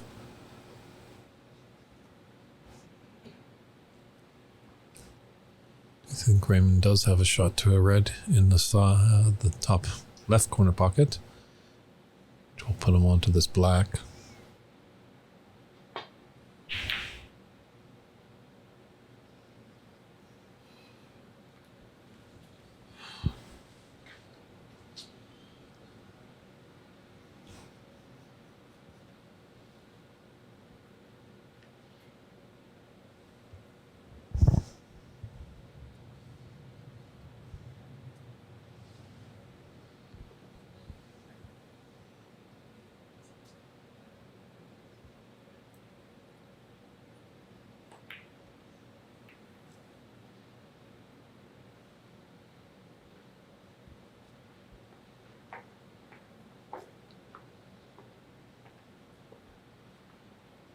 Nice safety.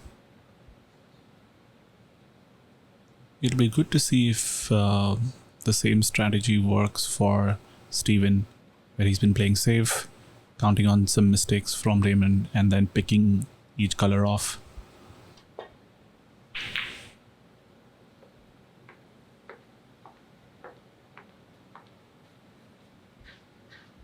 Yeah, I think it's going to be an edgy 7th frame. I don't think we're going to see a fireworks of a big break here. Both players are up against it. It's been a long tournament, 4 days long. It's been good fun here at Ox Billiards in Seattle, Washington. I think we're going to see a decider today. Yeah, decider, black ball final. Yeah, I think black ball is what we all hope for, but it's going to be close. I would expect a decider and a decider being decided in the colors.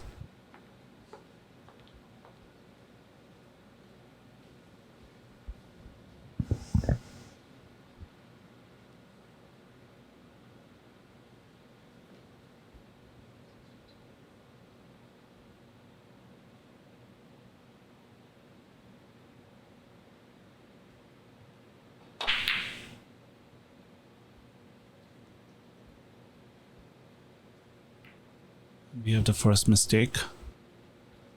Nice little starter here. Yeah, great chance for Raymond to capitalize. He at least has 3 reds. Might have a 4th one, but can't say for sure.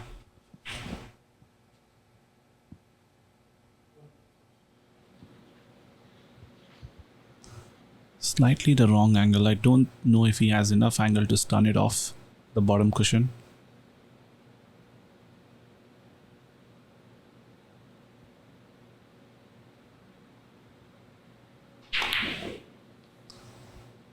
Raymond. He did not, and I think he tried to create that angle and overcut it, and he's landed perfectly on the reds.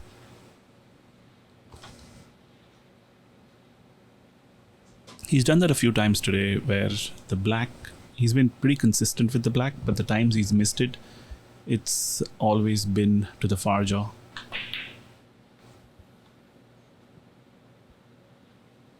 One. Nice shot here by Steven. Didn't try to do too much. Just took what the table offered him.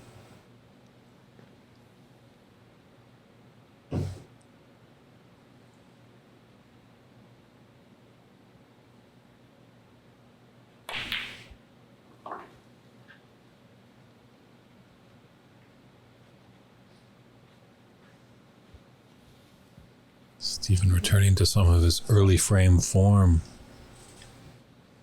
It's looking very promising in frame 1 and 2. Should be able to come one cushion across for the black in the yellow pocket. Good to get it back on its spot. I think the red beside the green goes. If it does, this should be just a little pull back, about 6 to 8 inches. He's in prime position here. Yeah, a little stun shot on that red into the green pocket. Get the angle on the brown. Come on down to the reds. Yeah, it's a choice there. Come on down for the red directly above the black, or just go into the pack if he gets the right angle. 60. He's got a really good angle on the green to get into the pack also now. That's the world famous Bill Werbenick shot right there. You take one shot, you get up, you chalk, you get that 8 down in the same position.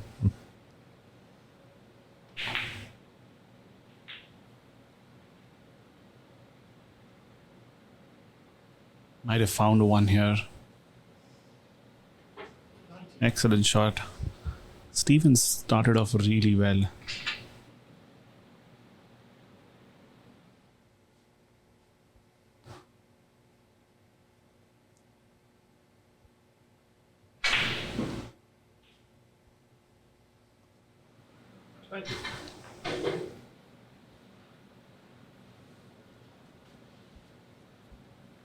As you can see, both players right around the 70% pot success. Probably going to go for the green here. Only open red is the one above the black.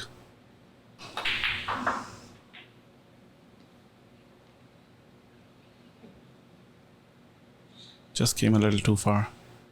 23.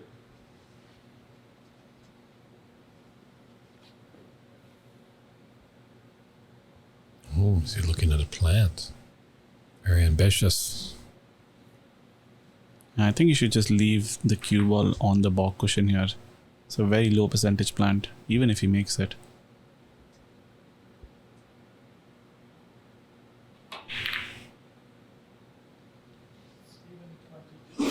And he's left one. Kind of surprising he took it on. We've seen so many shots that have been much easier in this match that he's refused. So, The only silver lining there is that if he's just doing this to be in an aggressive state of mind, I think it'll help him.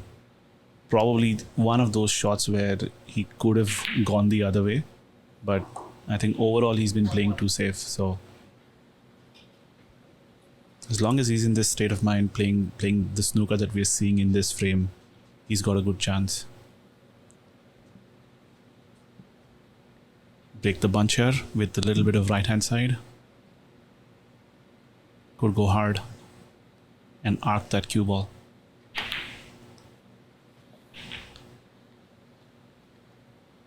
Decided to play on the open red. 8. I can't say if he intended to glance off the bunch, Mm-hmm. but he's landed okay on this red. Could just turn it across for the yellow. Looks like he's playing follow though.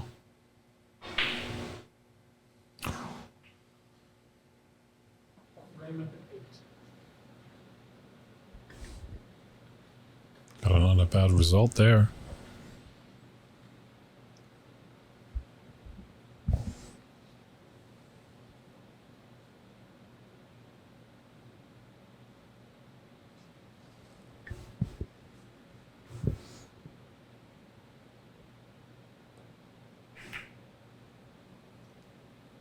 Oh, what did he play here?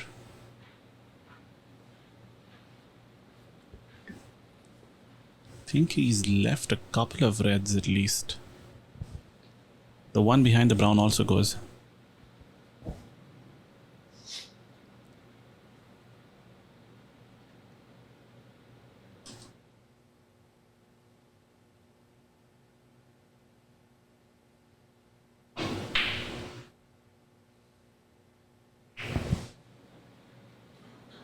That's been Raymond's forte all night. He's been grinding it out, playing safe, playing tight.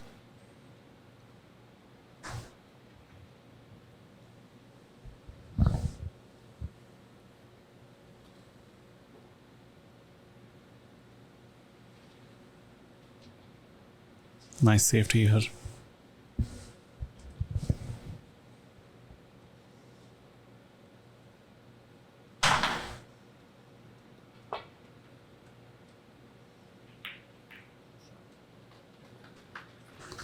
Excellent return.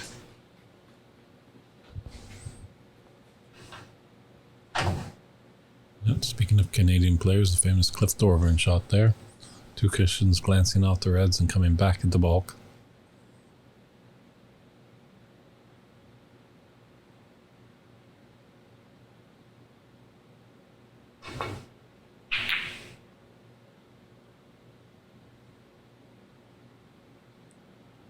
Hoping for a good roll here. And he's got it. Nice little bump on the yellow.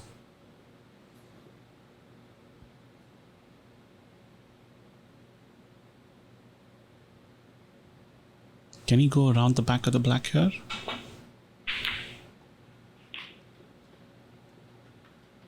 Very well judged. 1.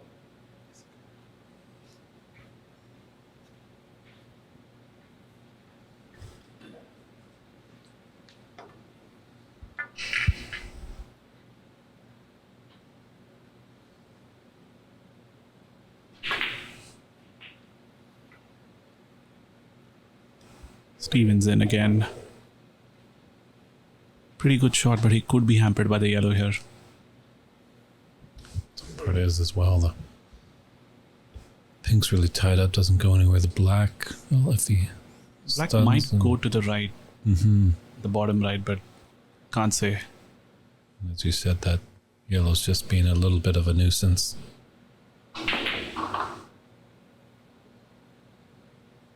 Yes, I think we are seeing that it's a conscious effort on Stevens' part to be aggressive, and it seems he's realized that his shot selection's been costing him, and we're seeing a very different Steven here in this frame. This is the Steven we saw in the first two frames. It's interesting how you mentioned that word aggressive, because yes, in those first two frames he was playing quite well, and then in return Raymond started to become aggressive in the third frame, 8. and we know what happened there. So maybe this will be a teaching aid for them. Yeah, and we could see a cracking finish if that happens.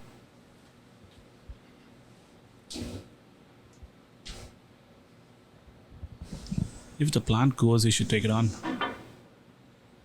Doesn't look like it does. It's just gonna be a safety behind the green here.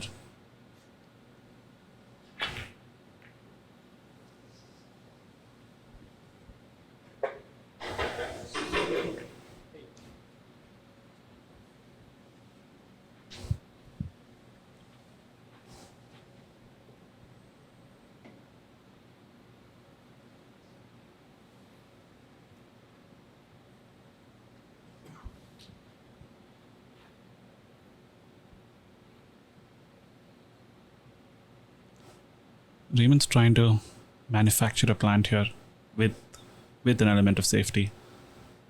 Probably behind the yellow or the blue. Doesn't want to get the brown.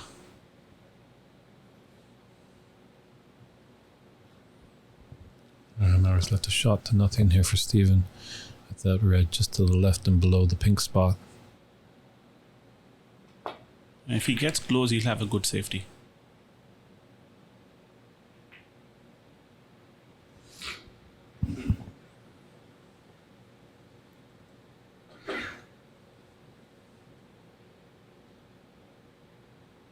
Nothing easy here. He needs to be careful here. Needs to be extremely thin.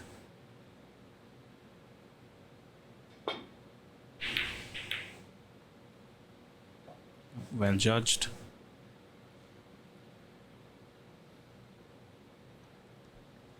Very nice. Very nice snooker.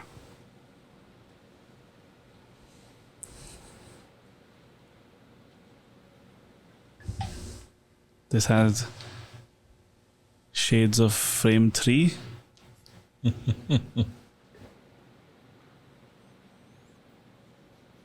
Lots of reds here. I think Steven should just confidently play this 3 cushions with right side.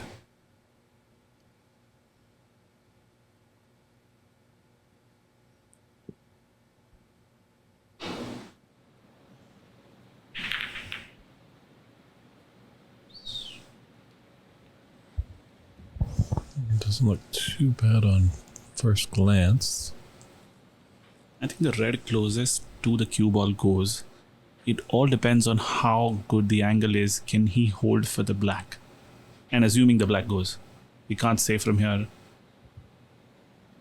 Yeah, if he's high on the black, I'm pretty sure that it will go. Like you said, it's going to be tough to hold for it.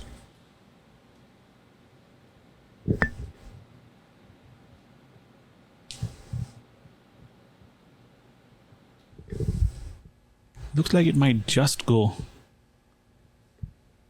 But I think Raymond's refusing the pot.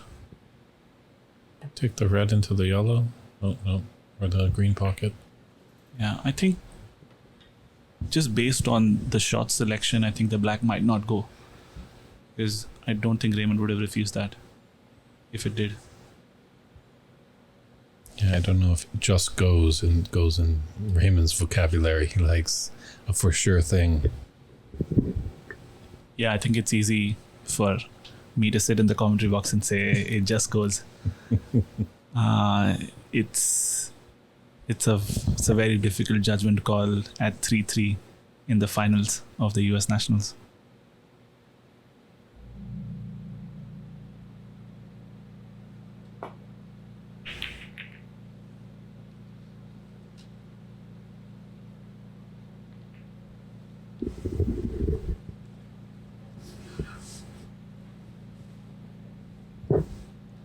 Some great areas in bulk developing to get snookers behind.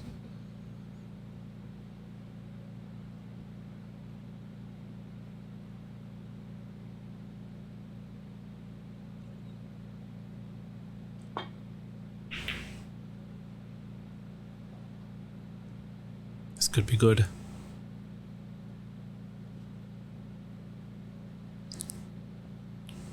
Good length, and I don't think there's an easy return from here.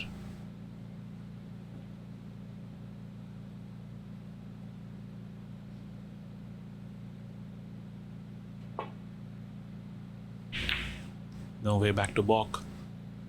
And he's tried to play a containing safety, but I think he's left the 1 to the center. Raymond might still refuse this. No easy colors. Assuming the pink doesn't go to the bottom left, I don't think he can do a lot with this.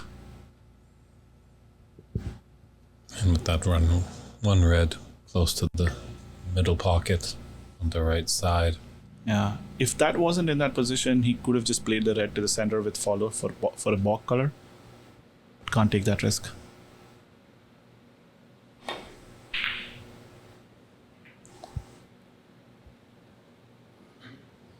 That was well played.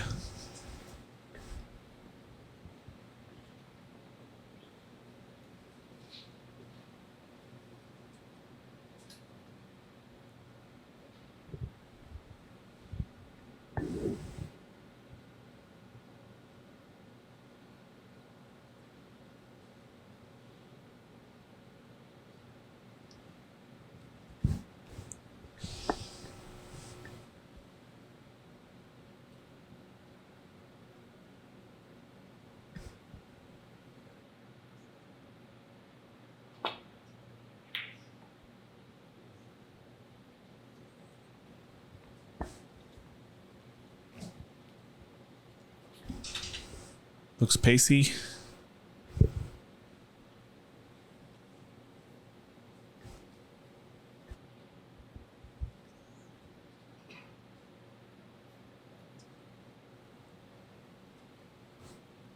I think Raymond can go for this one in the bottom left pocket if he chooses to.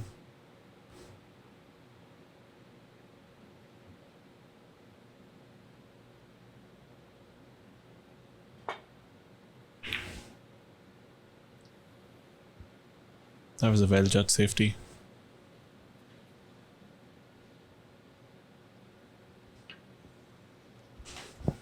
Yeah, he's definitely been able to put that cue ball more often than not on the bulk cushion with his safety shots.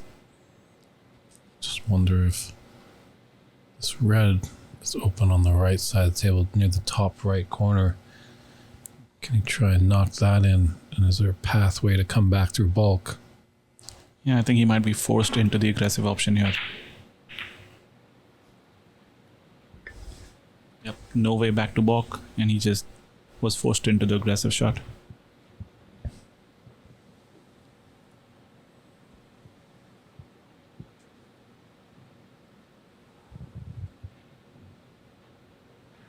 The cannon on the black actually hasn't helped him.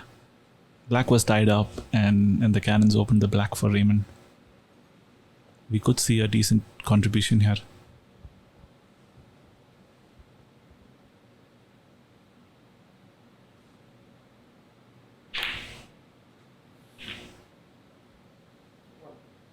Just rolled a little too much to make the pink not a certainty. It should still go. But there is pressure on it.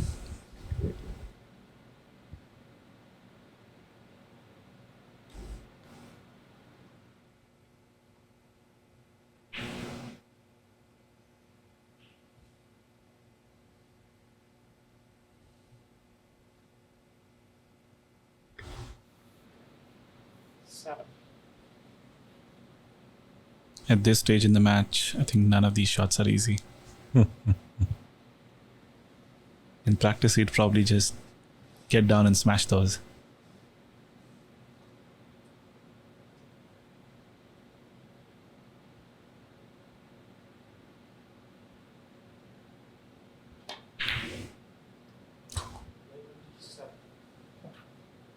Another one of those shots which needs its due care and attention.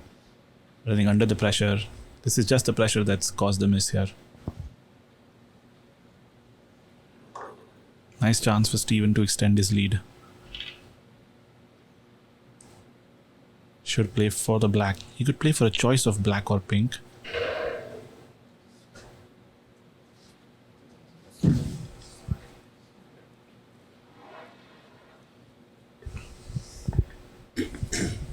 Should play in an area right between the pink and the black. Gives him both options. Strange. He's using the spider. Yeah, it's got an option for both of them, but it was interesting. Sitting down on it, I don't know that these crosses have two heights on them. Yes. There is the one where it has the center ball height, and then one when you can get a little bit lower on it. Yeah, I think more than that, I don't know why he would try that, but I think what he did want is a jacked up cue, basically. Maybe he felt more comfortable that way, and not playing bottom with a level cue. But can't think of a good reason. He might have been worried about pushing that one. That's the only thing I can think of.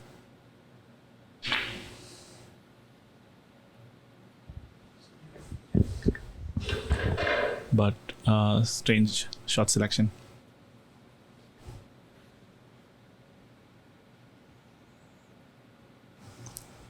We can ask him at the end of the match.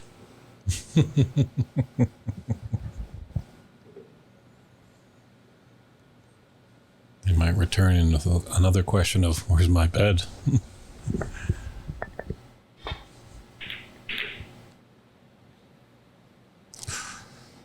Another mistake there by Raymond.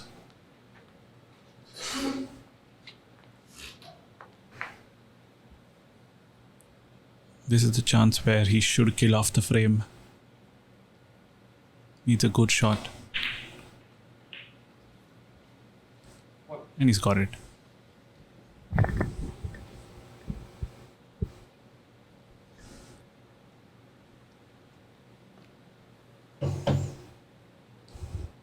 Three high value colors should do it.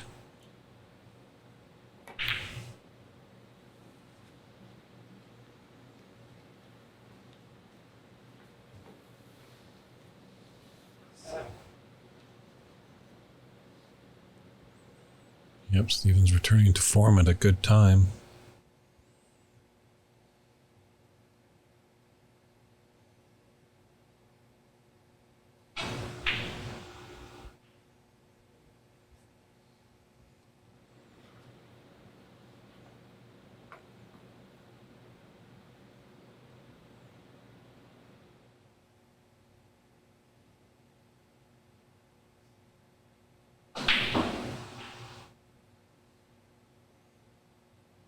Yeah, and that 3-frame spell he just looked out to lunch didn't look like he had a hope, but scrapped out the last frame and is looking really strong in this one.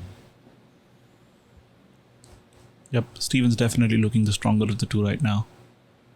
And it's incredible that he's turned it around.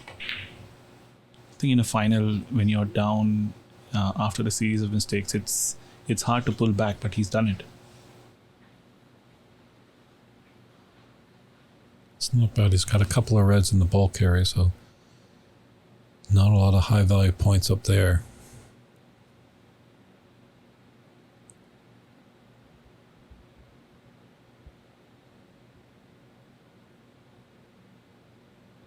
Steven needs blue or better to leave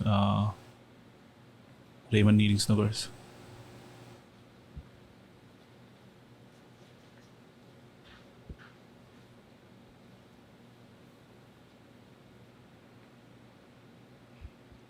Free shot with the red near the cushion.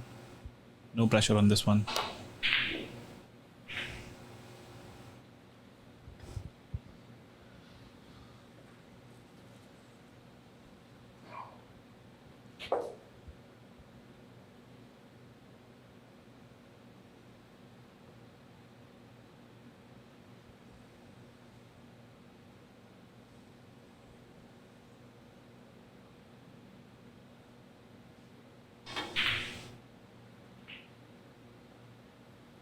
Nicely played. It needs that to roll off the cushion.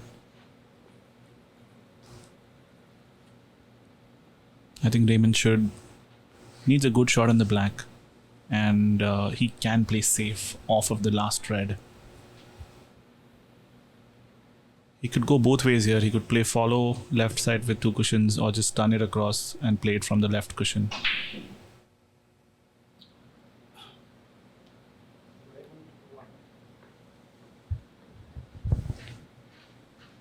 played across that one.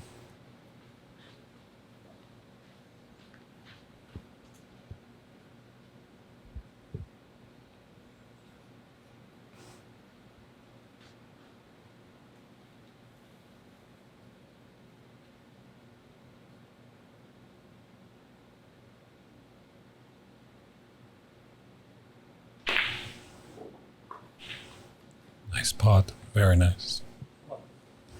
And that was frame ball.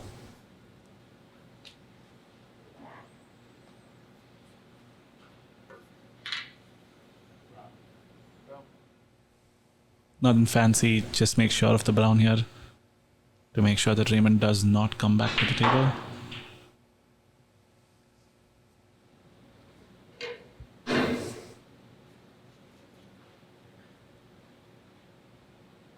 It's still 2 snookers, so he might decide to come back.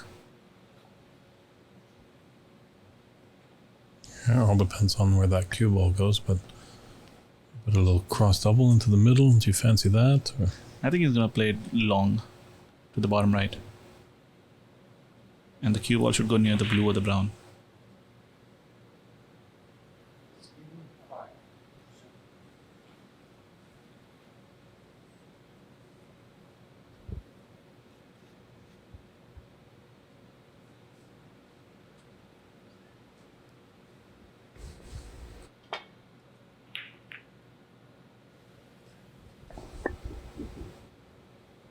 Just want to pull up a little bit.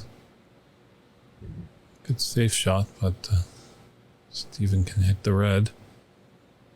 He doesn't want to put the red near the balk. That would make it easy for Raymond to get a snooker.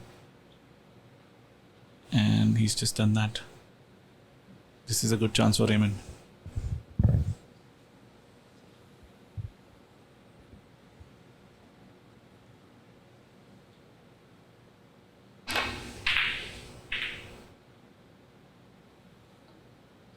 I think he's got it. Might have just leaked out. On first glance, it does look like he has. Maybe a slight little swerve. Oh no, he's playing from the cushion. Mm-hmm.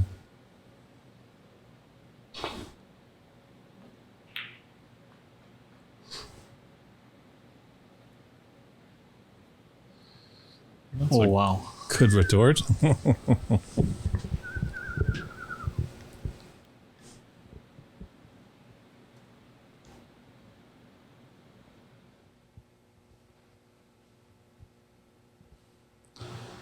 Brutal turn of events for Raymond.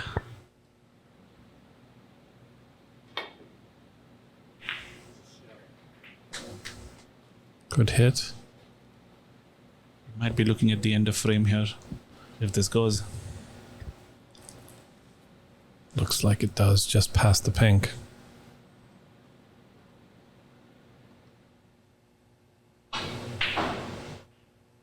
Great camera angle there to show the path.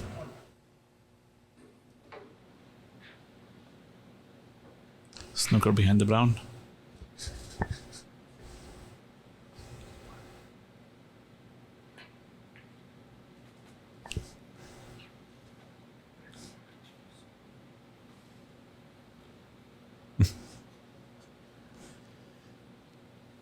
Referee Daly just getting a little mesmerized by that thin, delicate cut of the brown into the side.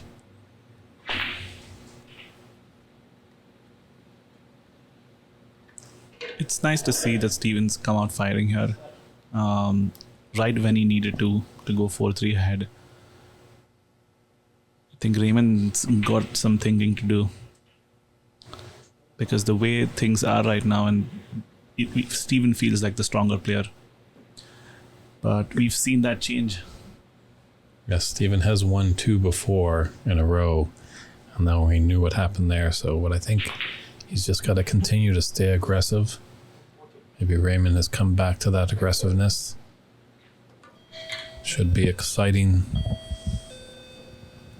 And I think the main championship frame is the toughest to cross. Players who are playing really well find it really difficult to get the winning frame over with. Yeah, it's so close you can taste it, but you just got to think one step at a time.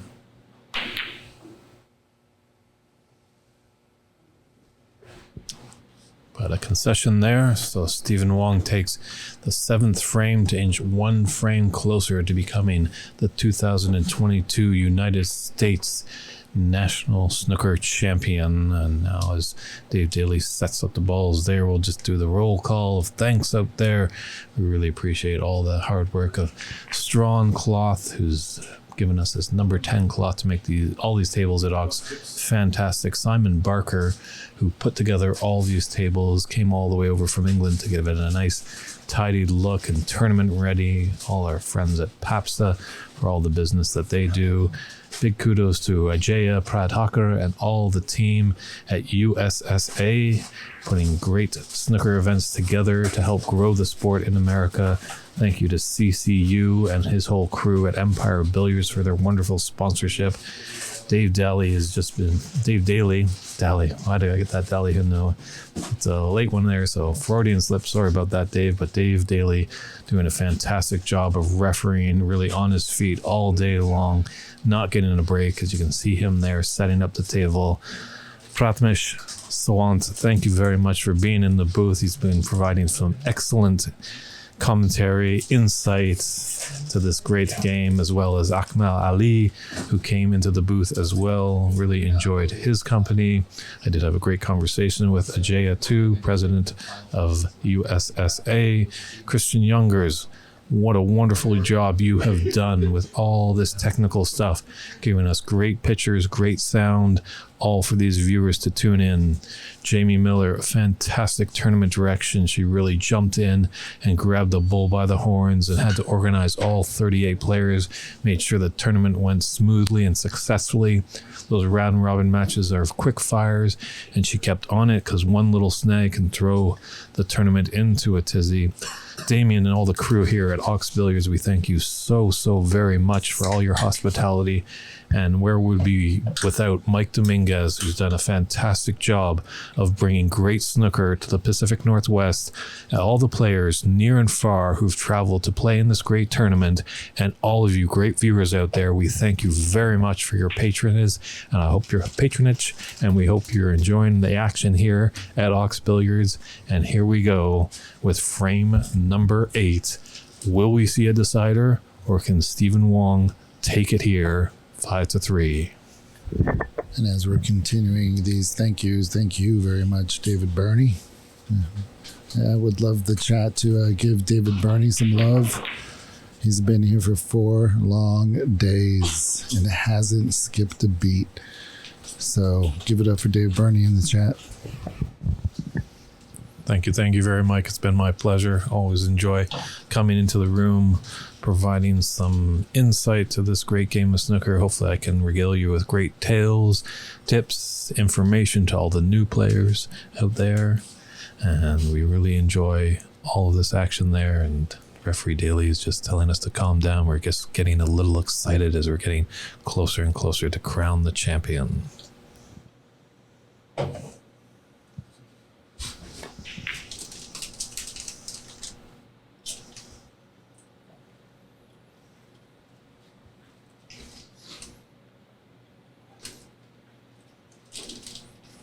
We'll see who gets the chance here. See if Steven can take it and get to the colors. Not electing to take that red on out in the open in the left.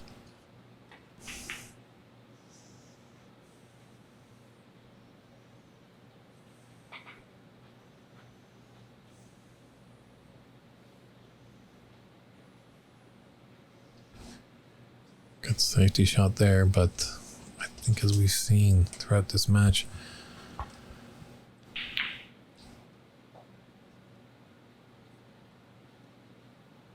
player that was a bit more aggressive in this match looked like they were taking the frames, so but it's always tense, you know, as Steven can see the winning line there, see the trophy, see the check.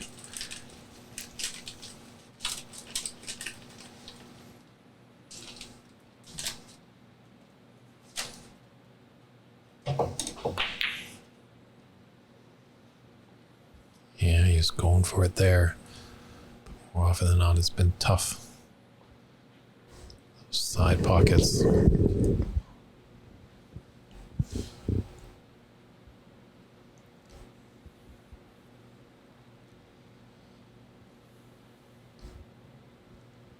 Nice half chance here for Raymond.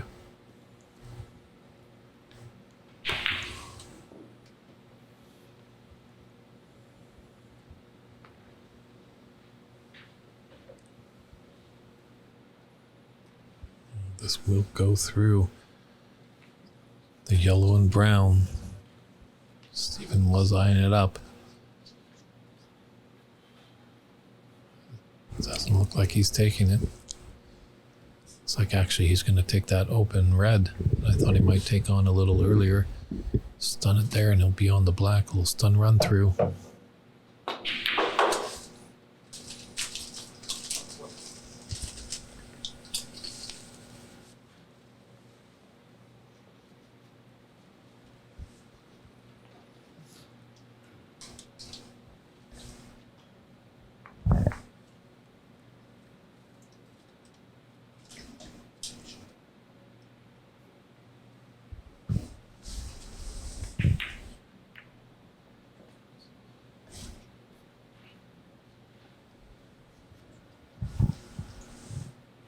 Eight.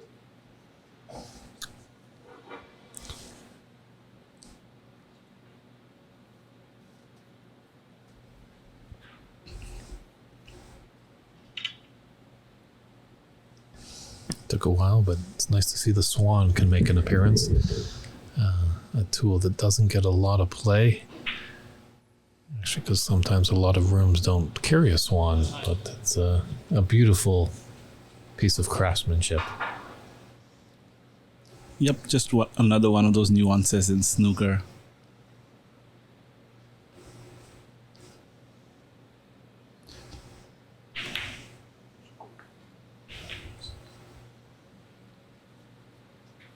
I think it's the spider, the swan, and then I think if the distance is just not quite right, then a rest on top of a spider. Or sometimes putting the spider and on the table and then the shaft on the cushion and pull a good old-fashioned Kyron Wilson where you put your bridge on the shaft of that rest. So you need all the tools to be a great snooker player. Into the bunch. How's his luck? I think he just got there. Yeah, I think that red near the closest left middle. Yep. Confirmation that he can see it.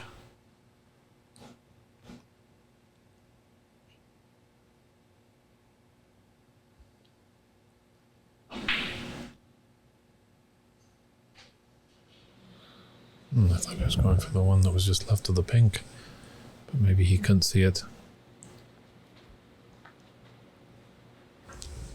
But nice little 24 on the scoreboard for Stephen.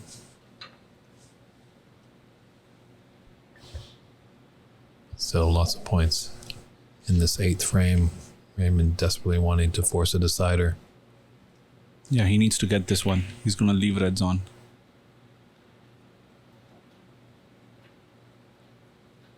Simon Poole, that is a very long-winded question about how I got involved in snooker.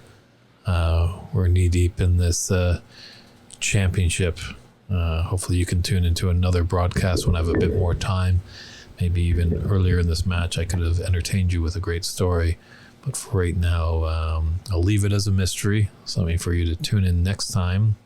Then for future broadcast, and I can regale the story of how I found my way into this great game. I don't know, Prathamesh, if you have a shorter story, but mine might take us into Wednesday. Well, I have a short and a long version. But I think let's look at this break and we can come back to this. Yeah, I appreciate the question. It deserves a rightful answer, but we're getting very close. Maybe if we go to decider, maybe in between the frames we can answer that, but let's just focus on the great action here. I think he just overran it. Could have played for the same red in the center. Needs to come up with a good shot now. He can roll it for the pink in the center or play it with bottom for the blue.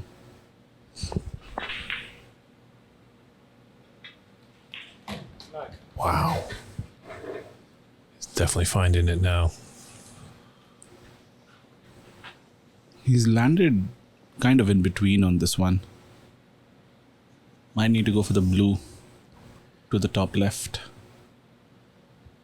Yeah, it'd be a lot easier if he was a left-hander. Being a right-hander, he's kind of got to deal with a bunch of reds, a little bit of the black on the spot.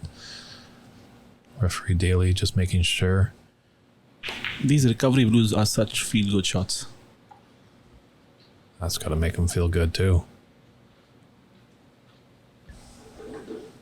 14.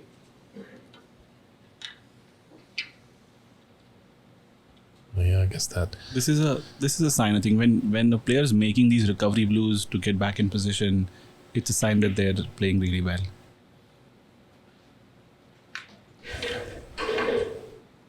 50. Just steady your nerves, Stephen. Steady your nerves.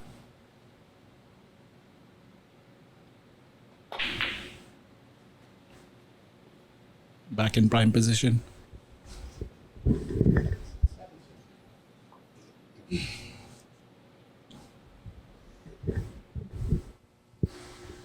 Can you get a good angle on the blue to get into the bunch here? He might run into the red. Excellent shot. Now he can play the brown, and then the last red can leave him good on the blue. By the last red, I mean the red over the side center pocket.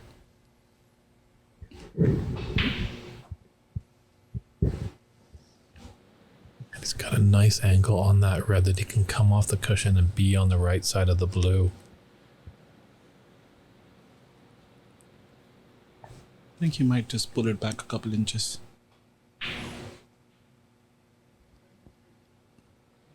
He went with the follow, but I think he's gone to the wrong side.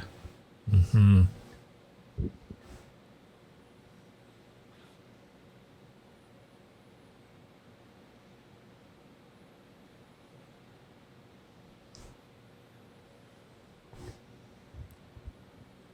Break of 23. I think he just needs to make this blue and take the long red on to the right cushion.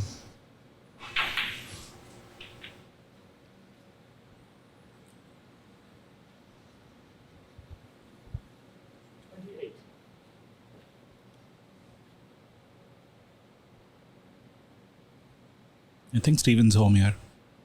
It's going to be hard for Raymond to come back from here. Definitely if that red had dropped. He's just oozing with confidence, and Raymond acknowledging the great play there. His opponent with the tap on the table.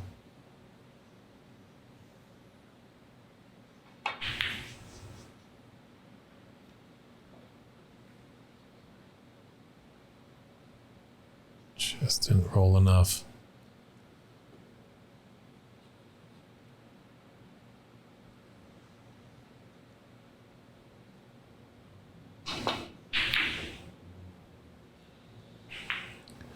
Thanks for the kind words, Rob. And yes, we are hoping that the snooker will take off in the US of A. These events are definitely helping out, and all the viewership out there. Lots of great viewing numbers over the weekend. That tells those people that have a bit of sponsorship money that it's money well spent to sponsor one of these great events. So hopefully we can continue. The good times are coming. I know a lot of great events are coming up at Ox, and myself coming from Vancouver, there's some good events up in that neck of the woods. I think there's been a tremendous amount of positive feedback throughout the weekend, and some people well versed in snooker. There's some new fans that we've had, some fans of old that the game got away, but now with this stream and the lovely broadcast, they've got back into the game. So once that snooker bug gets you, it's tough to shake it. And I think on those lines, can't stress the importance of like, share, and subscribe.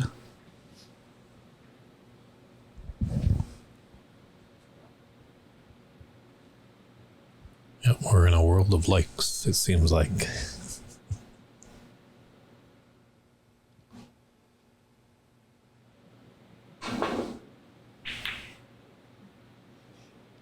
Ooh. Double trouble. Story of the last 3 frames for Raymond.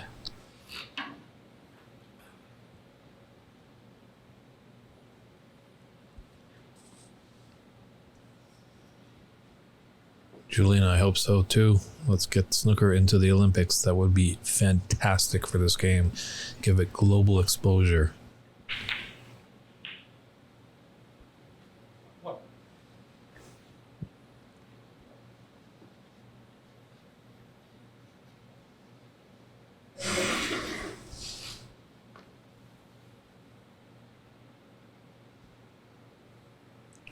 Needs pink and one more high value color. Doesn't want that to go in the cushion or pocket. Oof.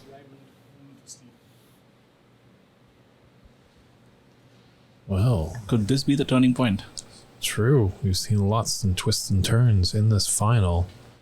Are we in store for another one? Raymond needs a good snooker here. Or at least a good cue ball behind the yellow. Doesn't want to stay on the right side of the table.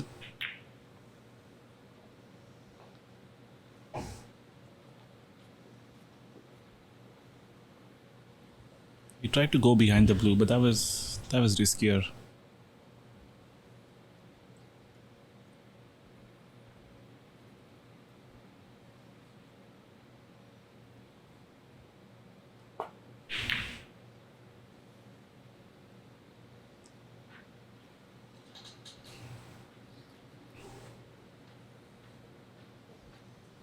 I think with the length of the match, Raymond's gonna go for this in the yellow pocket. Probably a make or break shot here.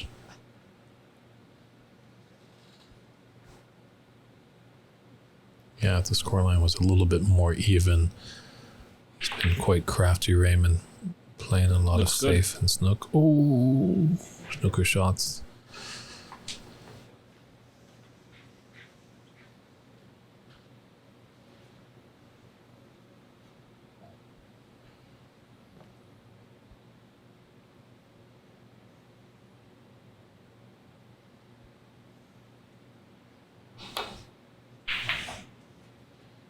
Watch outside pocket.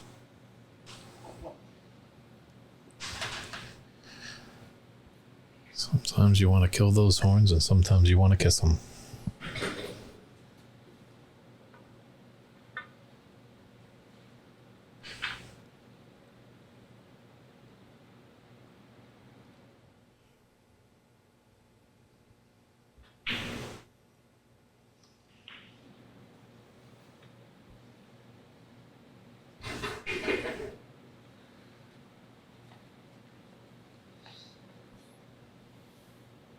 Seven. So 58 in it.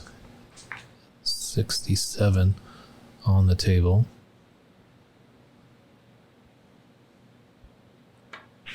Red and any color would do it. Even seven.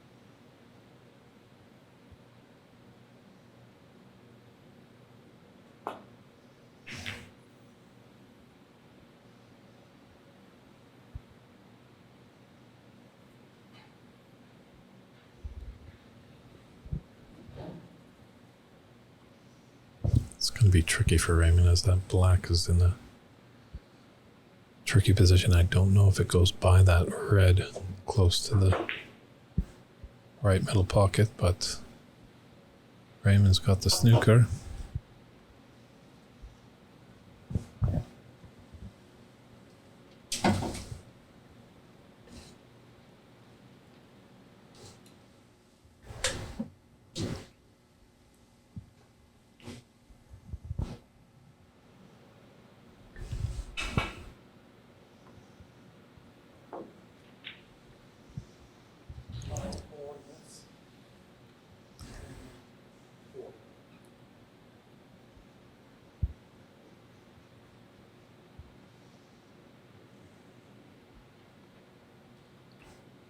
Should be an easy one to get out of, and he should be able to make the adjustment again.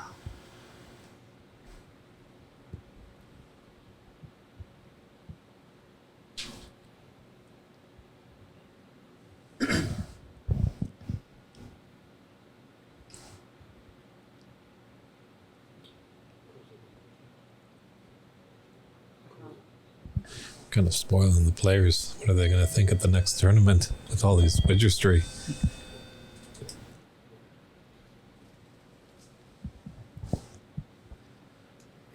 Next tournament, people might be asking, don't you have a camera? Can't you put the cue ball back exactly? And hey, where's that referee?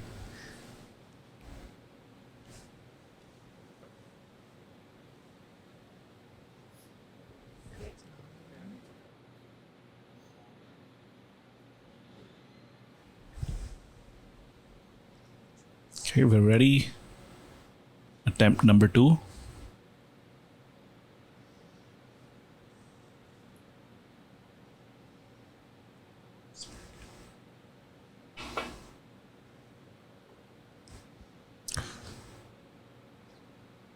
It's a bit of deja vu on this one. What does Raymond do here?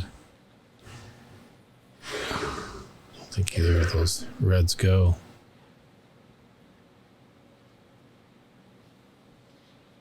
Oh, Steven just got to make minor adjustments and maybe go at a different plan of attack. Attempt 1 and 2 didn't work out too well.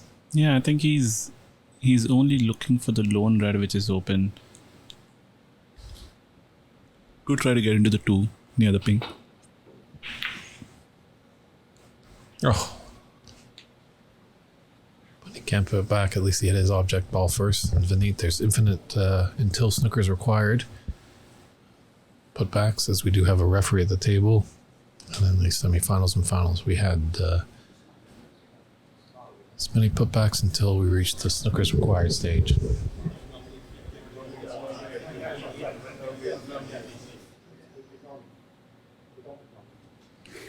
Raymond's back in this game.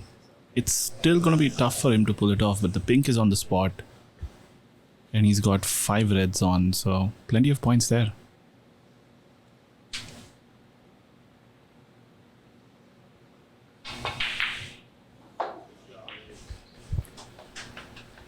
I think he's got to go for the pink here.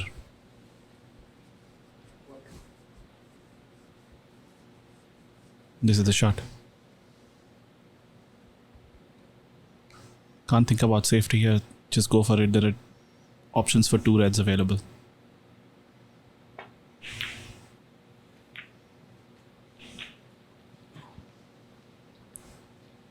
Very well played.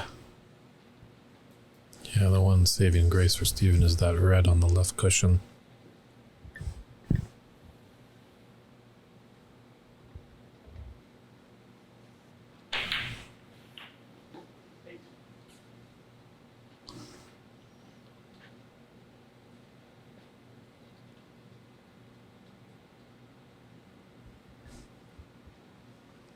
I think he can just pull it back 6 inches. Doesn't want to try for more and play the red in the same side pocket. Just make sure of the pink. And he's not done that. Side pocket, side pocket. They're so tricky, so tricky. But now, Steven has to give this care to put it into the side pocket.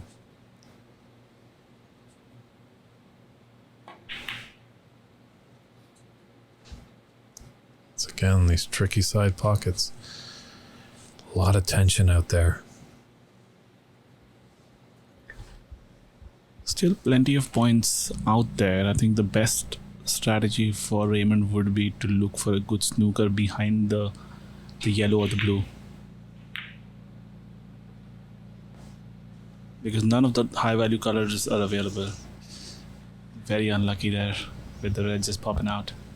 Sure, that is definitely a great little bunker to hide into. Right around the blue and This looks good. yellow and brown.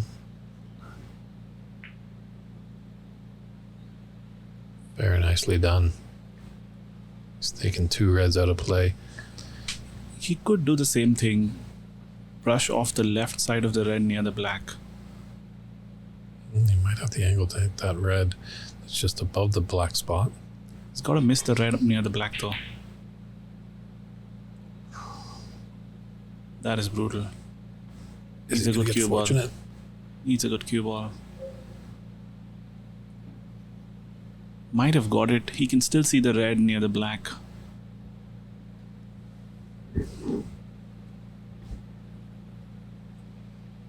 Steven's going to try to flick it and get back to a similar position. Oh, he tried to make the red near the pocket. What does Raymond do here? Pray. He can't go for the he can't go for the brown. The black is a risky one. I think the plant go behind the blue or make the blue. But he might have to play a safety after this.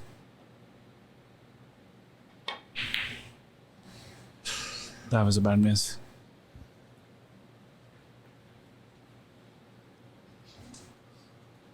And no ball has come to his rescue. Mutters to himself, a little dejected.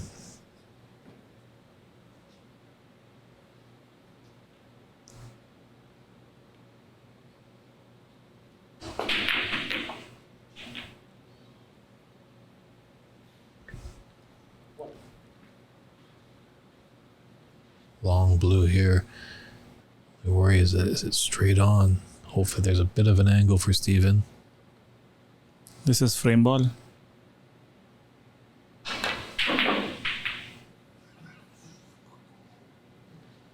It's not there. Got a good cue ball. I think it's...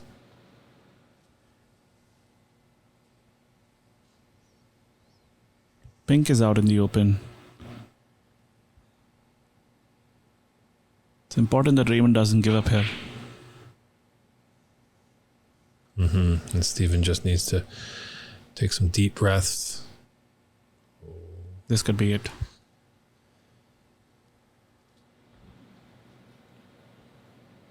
Thin cut, but it's definitely makeable.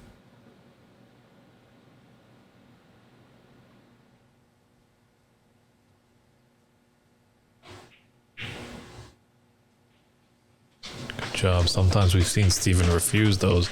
It's getting a little bit worried there that he might have. And that is the match right there. I don't think there's a way back for Raymond right now. It's pink definitely to assure it. Just smart tactic. Just laying the snooker. And putting the pink safe too.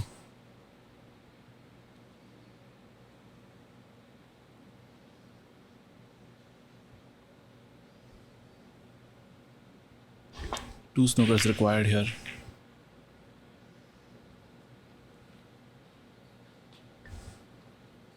Red's there, so free ball possibilities. Still giving Raymond a hope. So Thin the red onto the brown and the cue ball behind the green.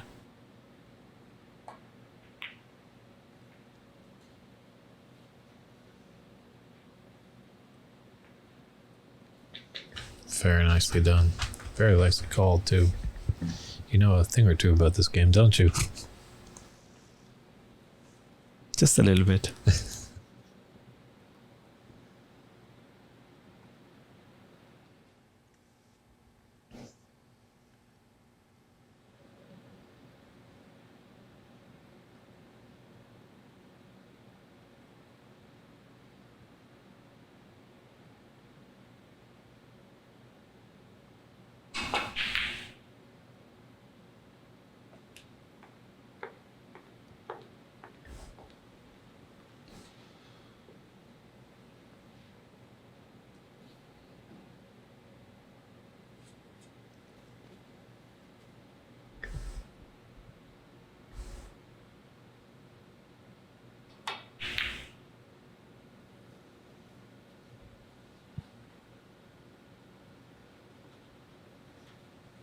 Just edged out.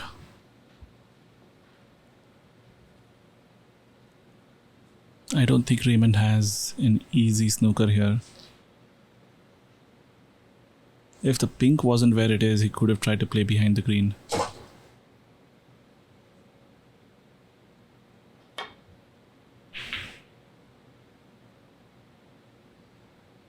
It's a good brush on the yellow.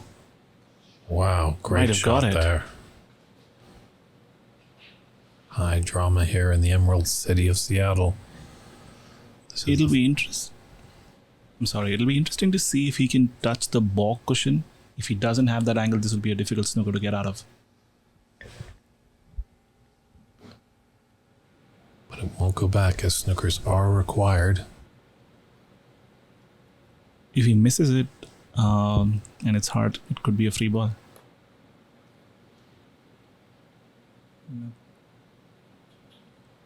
Free ball. Mm-hmm. Got to take the yellow or the brown here, and then black.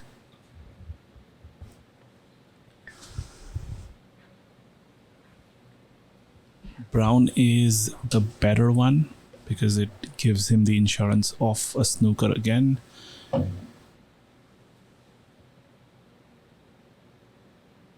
One cushion for the black. Nicely played. And I think he's back in the match. You called it.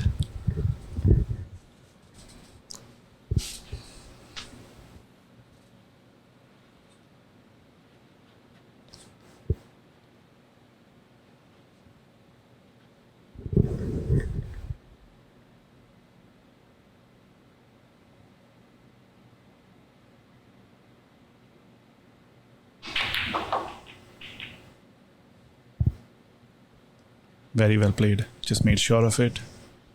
Now needs to come up with a good safety. 8.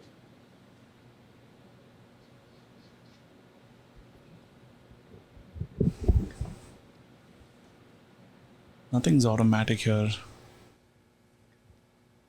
He has an option to thin off the left of the red and go near the yellow, but that's risky because the red would be on.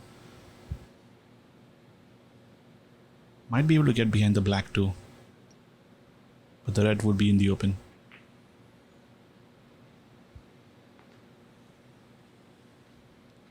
Just missed it. That was the problem with this shot. I think going the other way would have been safer. It was not natural to go behind the black, but the red would have been safe.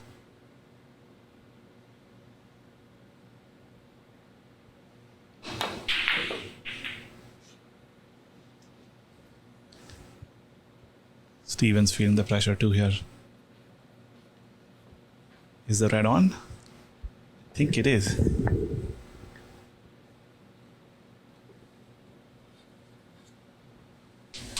A funny table, there's lots of ups and down shots. Only brown and black are on their spots.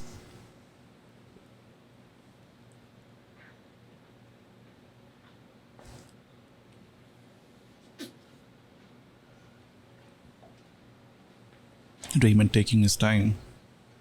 But looking at his reaction, it feels like it might not be on. Yeah, very tough to tell from our vantage point. He's swerving it.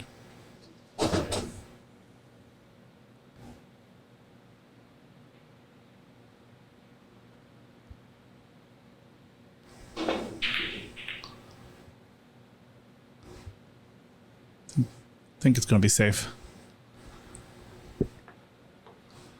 Play the double into the side. Yep, I think he's got to. Element of safety. Yeah, he doesn't even need to play for the black. He could play the double in a way where the cue ball's behind the black, or he can put the cue ball behind the brown and the green.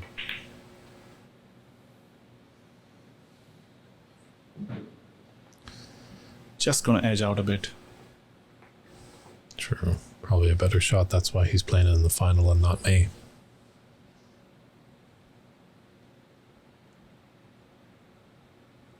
Nothing easy here. He's gonna try to thin off the right side of the red. Watch out for the black.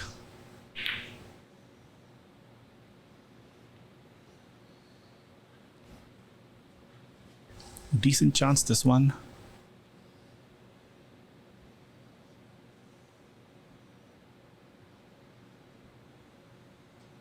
Just needs the red. It's there. Wow. Big let of air comes out of the mouth there of Steven.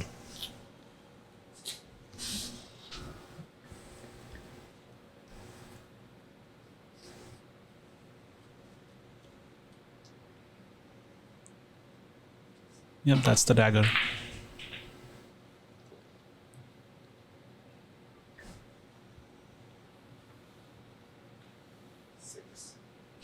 Drew with 34 in it.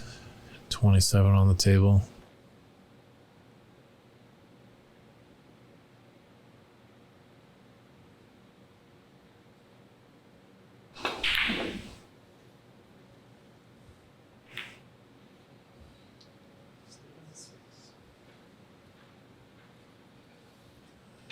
Raymond's coming back.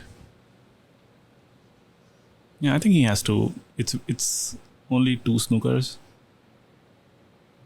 Yeah. Up to 3 snookers is okay. Anything above that is a bit ambitious.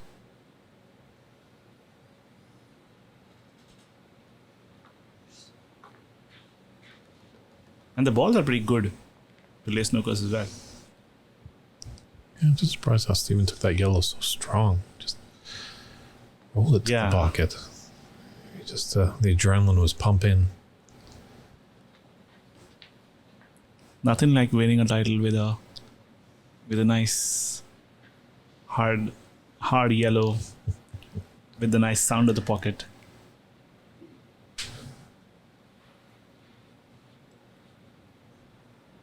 Oh, he's got one.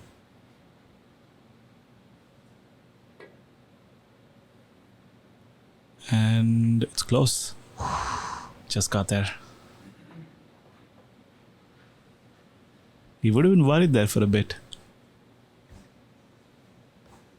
He can get behind the black here. Nice turn off 2 cushions.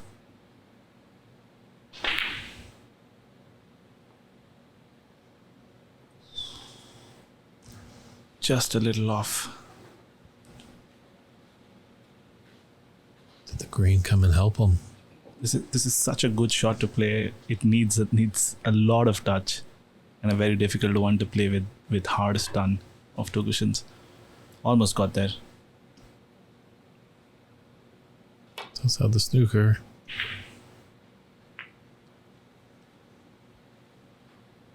Now the balls are even better. He can play a very touchy shot where he thins off the yellow 1 cushion behind the brown, but the pace has got to be right so that the yellow doesn't go over the center pocket.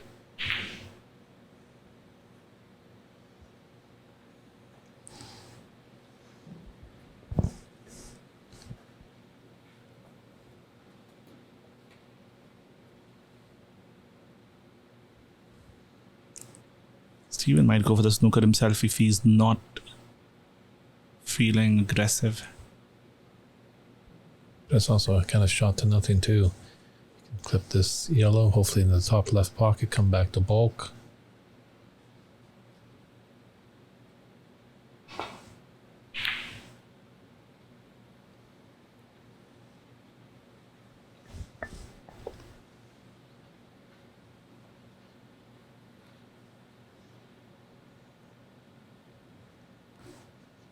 Yeah, strange shot, that one.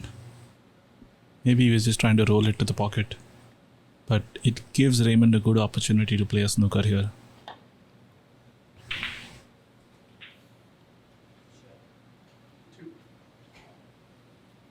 He's gonna try and play it on the green, but it hasn't got the best angle.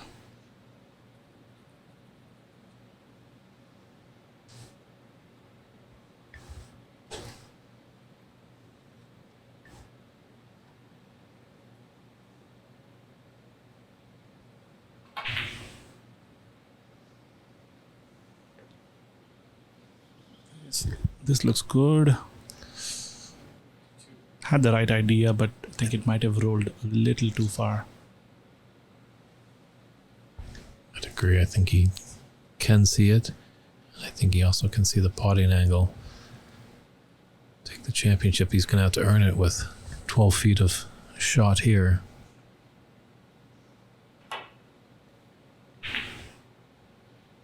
Oh, he got him. But it was an easy out for Steven.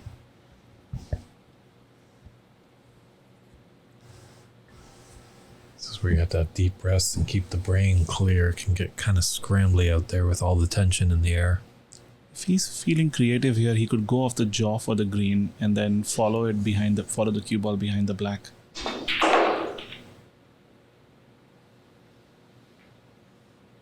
Uh-oh.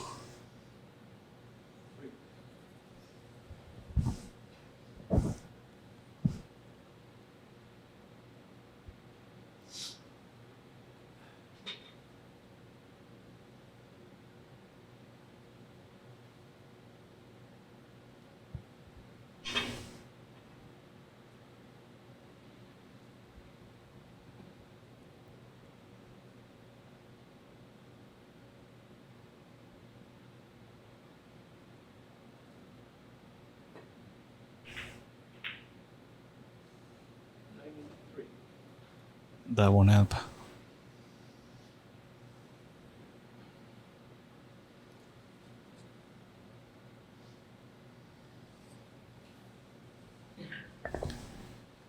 Just gotta roll it to that yellow pocket.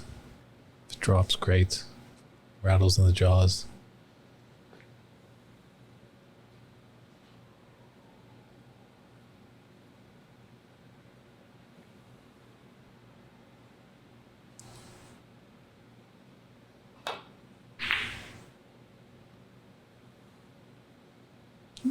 Just decided to wait for a better opportunity.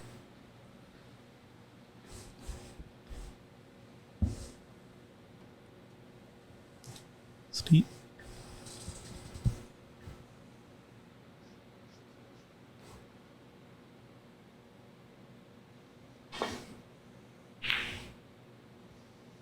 This is close. Great try there.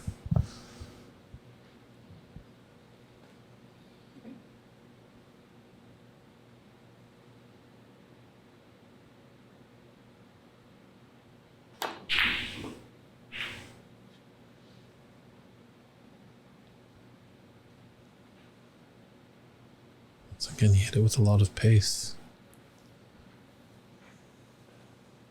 That's, I think, the third or the fourth time he had sort of a match ball and he's played it really hard.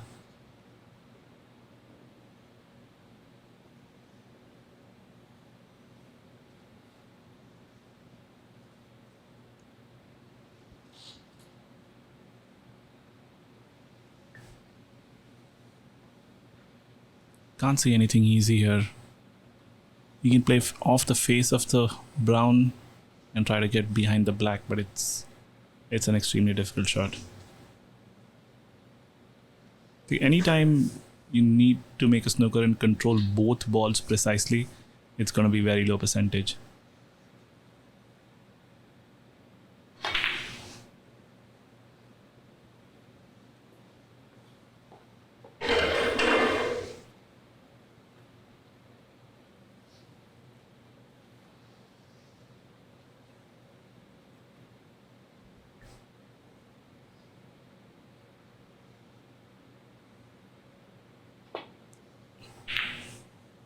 Behind the black.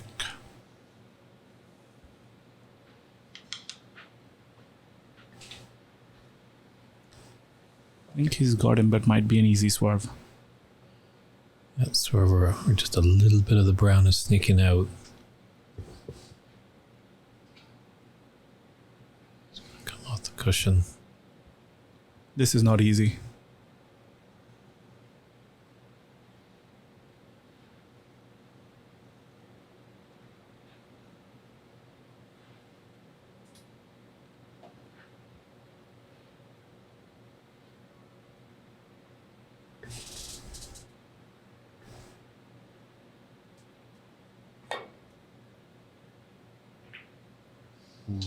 there's the pink. Should be the end of the match. Slap in there. There's handshakes. Take a bow, Stephen Wong.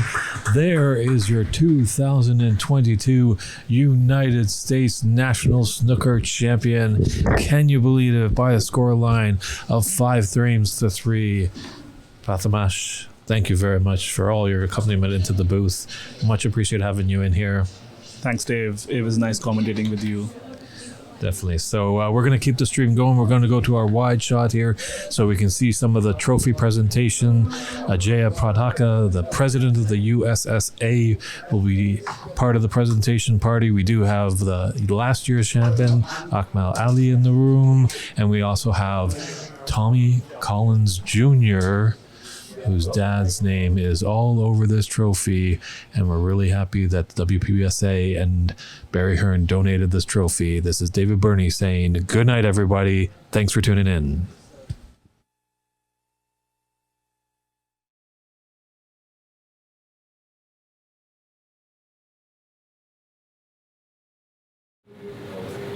Hey everybody, first of all, I'd like to thank, Ox Billiards, for hosting this phenomenal event. And obviously, like Mike and Jamie, the owners of Ox Billiards, they've done an awesome job. A big round of applause.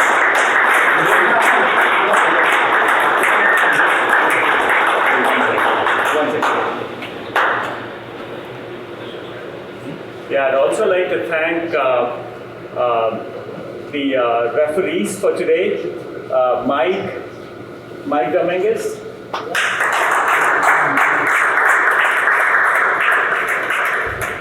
and Dave Daly, who's done a heroic job, really. He's been standing so long, I hope he can stand further on for a few more minutes. Phenomenal job. Great job, guys. I'd also like to thank the commentators, Dave Burney, Prathamesh, and Christian Younger's phenomenal job.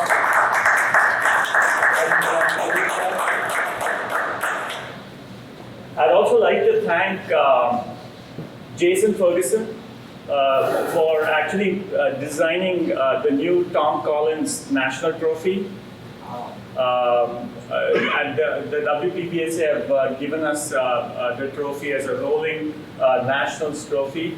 And I would also like to thank Barry Hearn, obviously, who was also involved in actually getting this trophy created. On that note, this is called the Tom Collins National Trophy. And for people who don't know, Tom Collins is truly like a great figure in U.S. snooker. He's been involved with snooker since 1987. In fact, I think he was the first person to be involved with snooker in the United States in the world events. So it's truly fantastic. I mean, he represented the U.S. for over 30 years. And that's why he's kind of considered a legend in our sport. And we're very happy that Tom Jr. and Anita, who are kids of Tom Collins, are here. And I'd like them to say a few words if possible. Oh, yeah, again, we'd like to thank Mike. It's a great event, and it's a magnificent trophy, and we're honored, my sister and I and the family, to have it, to present to the winner too, and others to come. Great, thanks a lot. I'd also like to thank, obviously, like all the other players, who have participated in the event. It was absolutely a fantastic event and, great experience. Again, thanks a lot, Mike. You've done so much. So much hard work has gone into it, and I've seen you work so hard every day. Fantastic effort. Really appreciate it. And, if you'd like to say a few words. Yeah, absolutely. First and foremost, let's thank Ajaya He's done a lot of work with CFSA. He's been the man behind the scenes. He's adding new technology. We're growing because of Ajay. So thank you so much. Thanks a lot. And I would like to thank Tommy Collins for being here. I want to say congratulations to our finalists. Congratulations to Stephen. I don't have much else to say other than I'm just honored on behalf of Ox, everyone that is part of Ox, including the owners, the community, the members, everyone who helped out, the players. Just, we're so honored to have this event here, and it's just been so much fun, huge success. I want to go ahead and just hand this trophy over to Tommy, so that he can hand it over to. Absolutely. I would like to congratulate the finalists. It was a fantastic final. Awesome effort from the both of you. First of all, to the runner-up Ray, he's been through a lot lately, in his personal life as well. And in fact, he spent his first night in Seattle in the ICU. So he's really been through a lot. Fantastic effort, Ray, and congratulations on being the runner-up.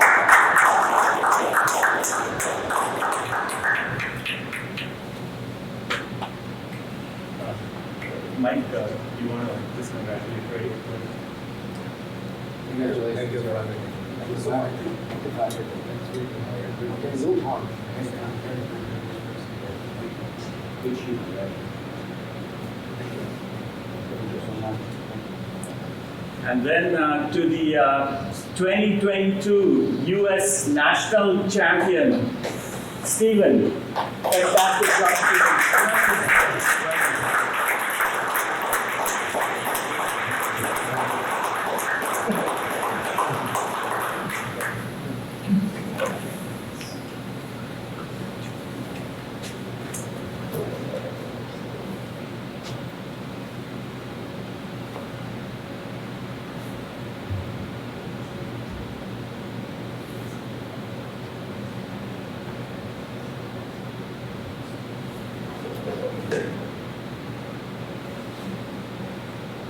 Mike, can you come in as well? Mike and Ray. I think first with Mike and then Okay. Mike. Why don't you go? I'll take it. Yeah. Let me take it.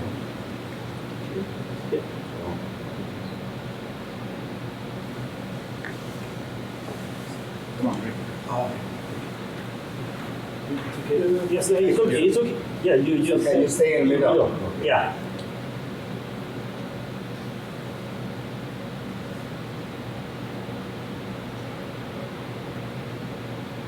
Okay, one vertical to get the snooker facade, table facade.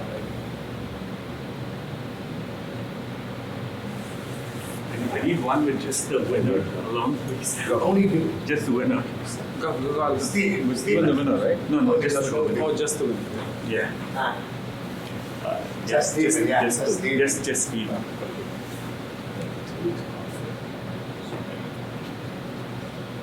Just a second, say vertical. No, actually, he wants. There you go. Give it a big kiss. Do it again.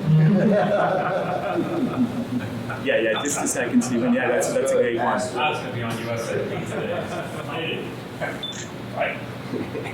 Please let go. Yeah, just.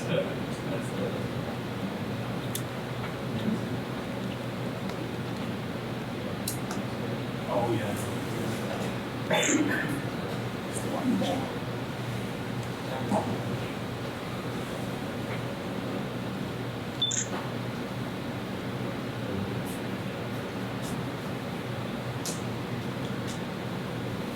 Can we get one with the entire team if possible?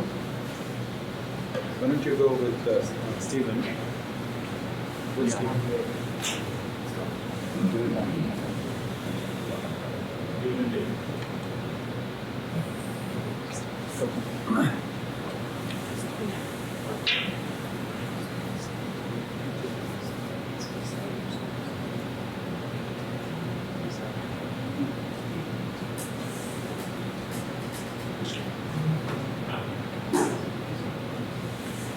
can get a one with the entire team. Mike, Christian, you want to come on? Oh, if you come. Dogs team, come on. Yeah. Jamie, that guy. Thank you, guys. Thank you. Great. Kiss you.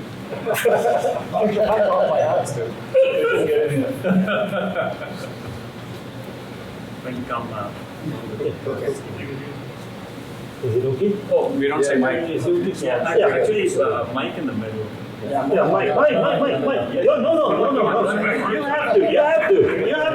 Yeah. Okay. Who's it? Okay, I think you'll have to Okay. tell us something. Come on. Why don't you come behind between Mike and Ray, Yeah. and then It's okay. Anita, why don't you come on as well? Doesn't matter.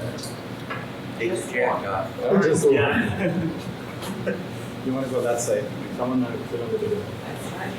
Yeah. We can make up in here. Ali. Yes, sir. Don't show your legs though. It's not that kind of photo. I know, exactly. All right, cheese. Ali, you're dark. It's You okay. need to come into the light. It's okay. I mean, you're in the dark. It's okay. The rest of them in the light. Anita, come forward, please. Yeah, there we go. There we go. Okay, I'm going to take a couple. One with the zoom out. It's not very good. Okay. Yeah, also a big hand to Ahmed, by the way. He's done so much, setting up everything. He's scoring. I'm really appreciate it, Ahmed. Thank you. Table. Okay, one more thing for you to do. Champagne? Champagne on the table? Finally, we can play again. To be honest, you thought that maybe I'm not. Throughout the tournament, a lot of battles, like CC, like even the round of 16 is not easy. And like this morning, studies, sooner, I mean, so. Do you want me to come up front? Yeah, come here. Thank you all, and good night. Thanks for watching. Come this way. Center.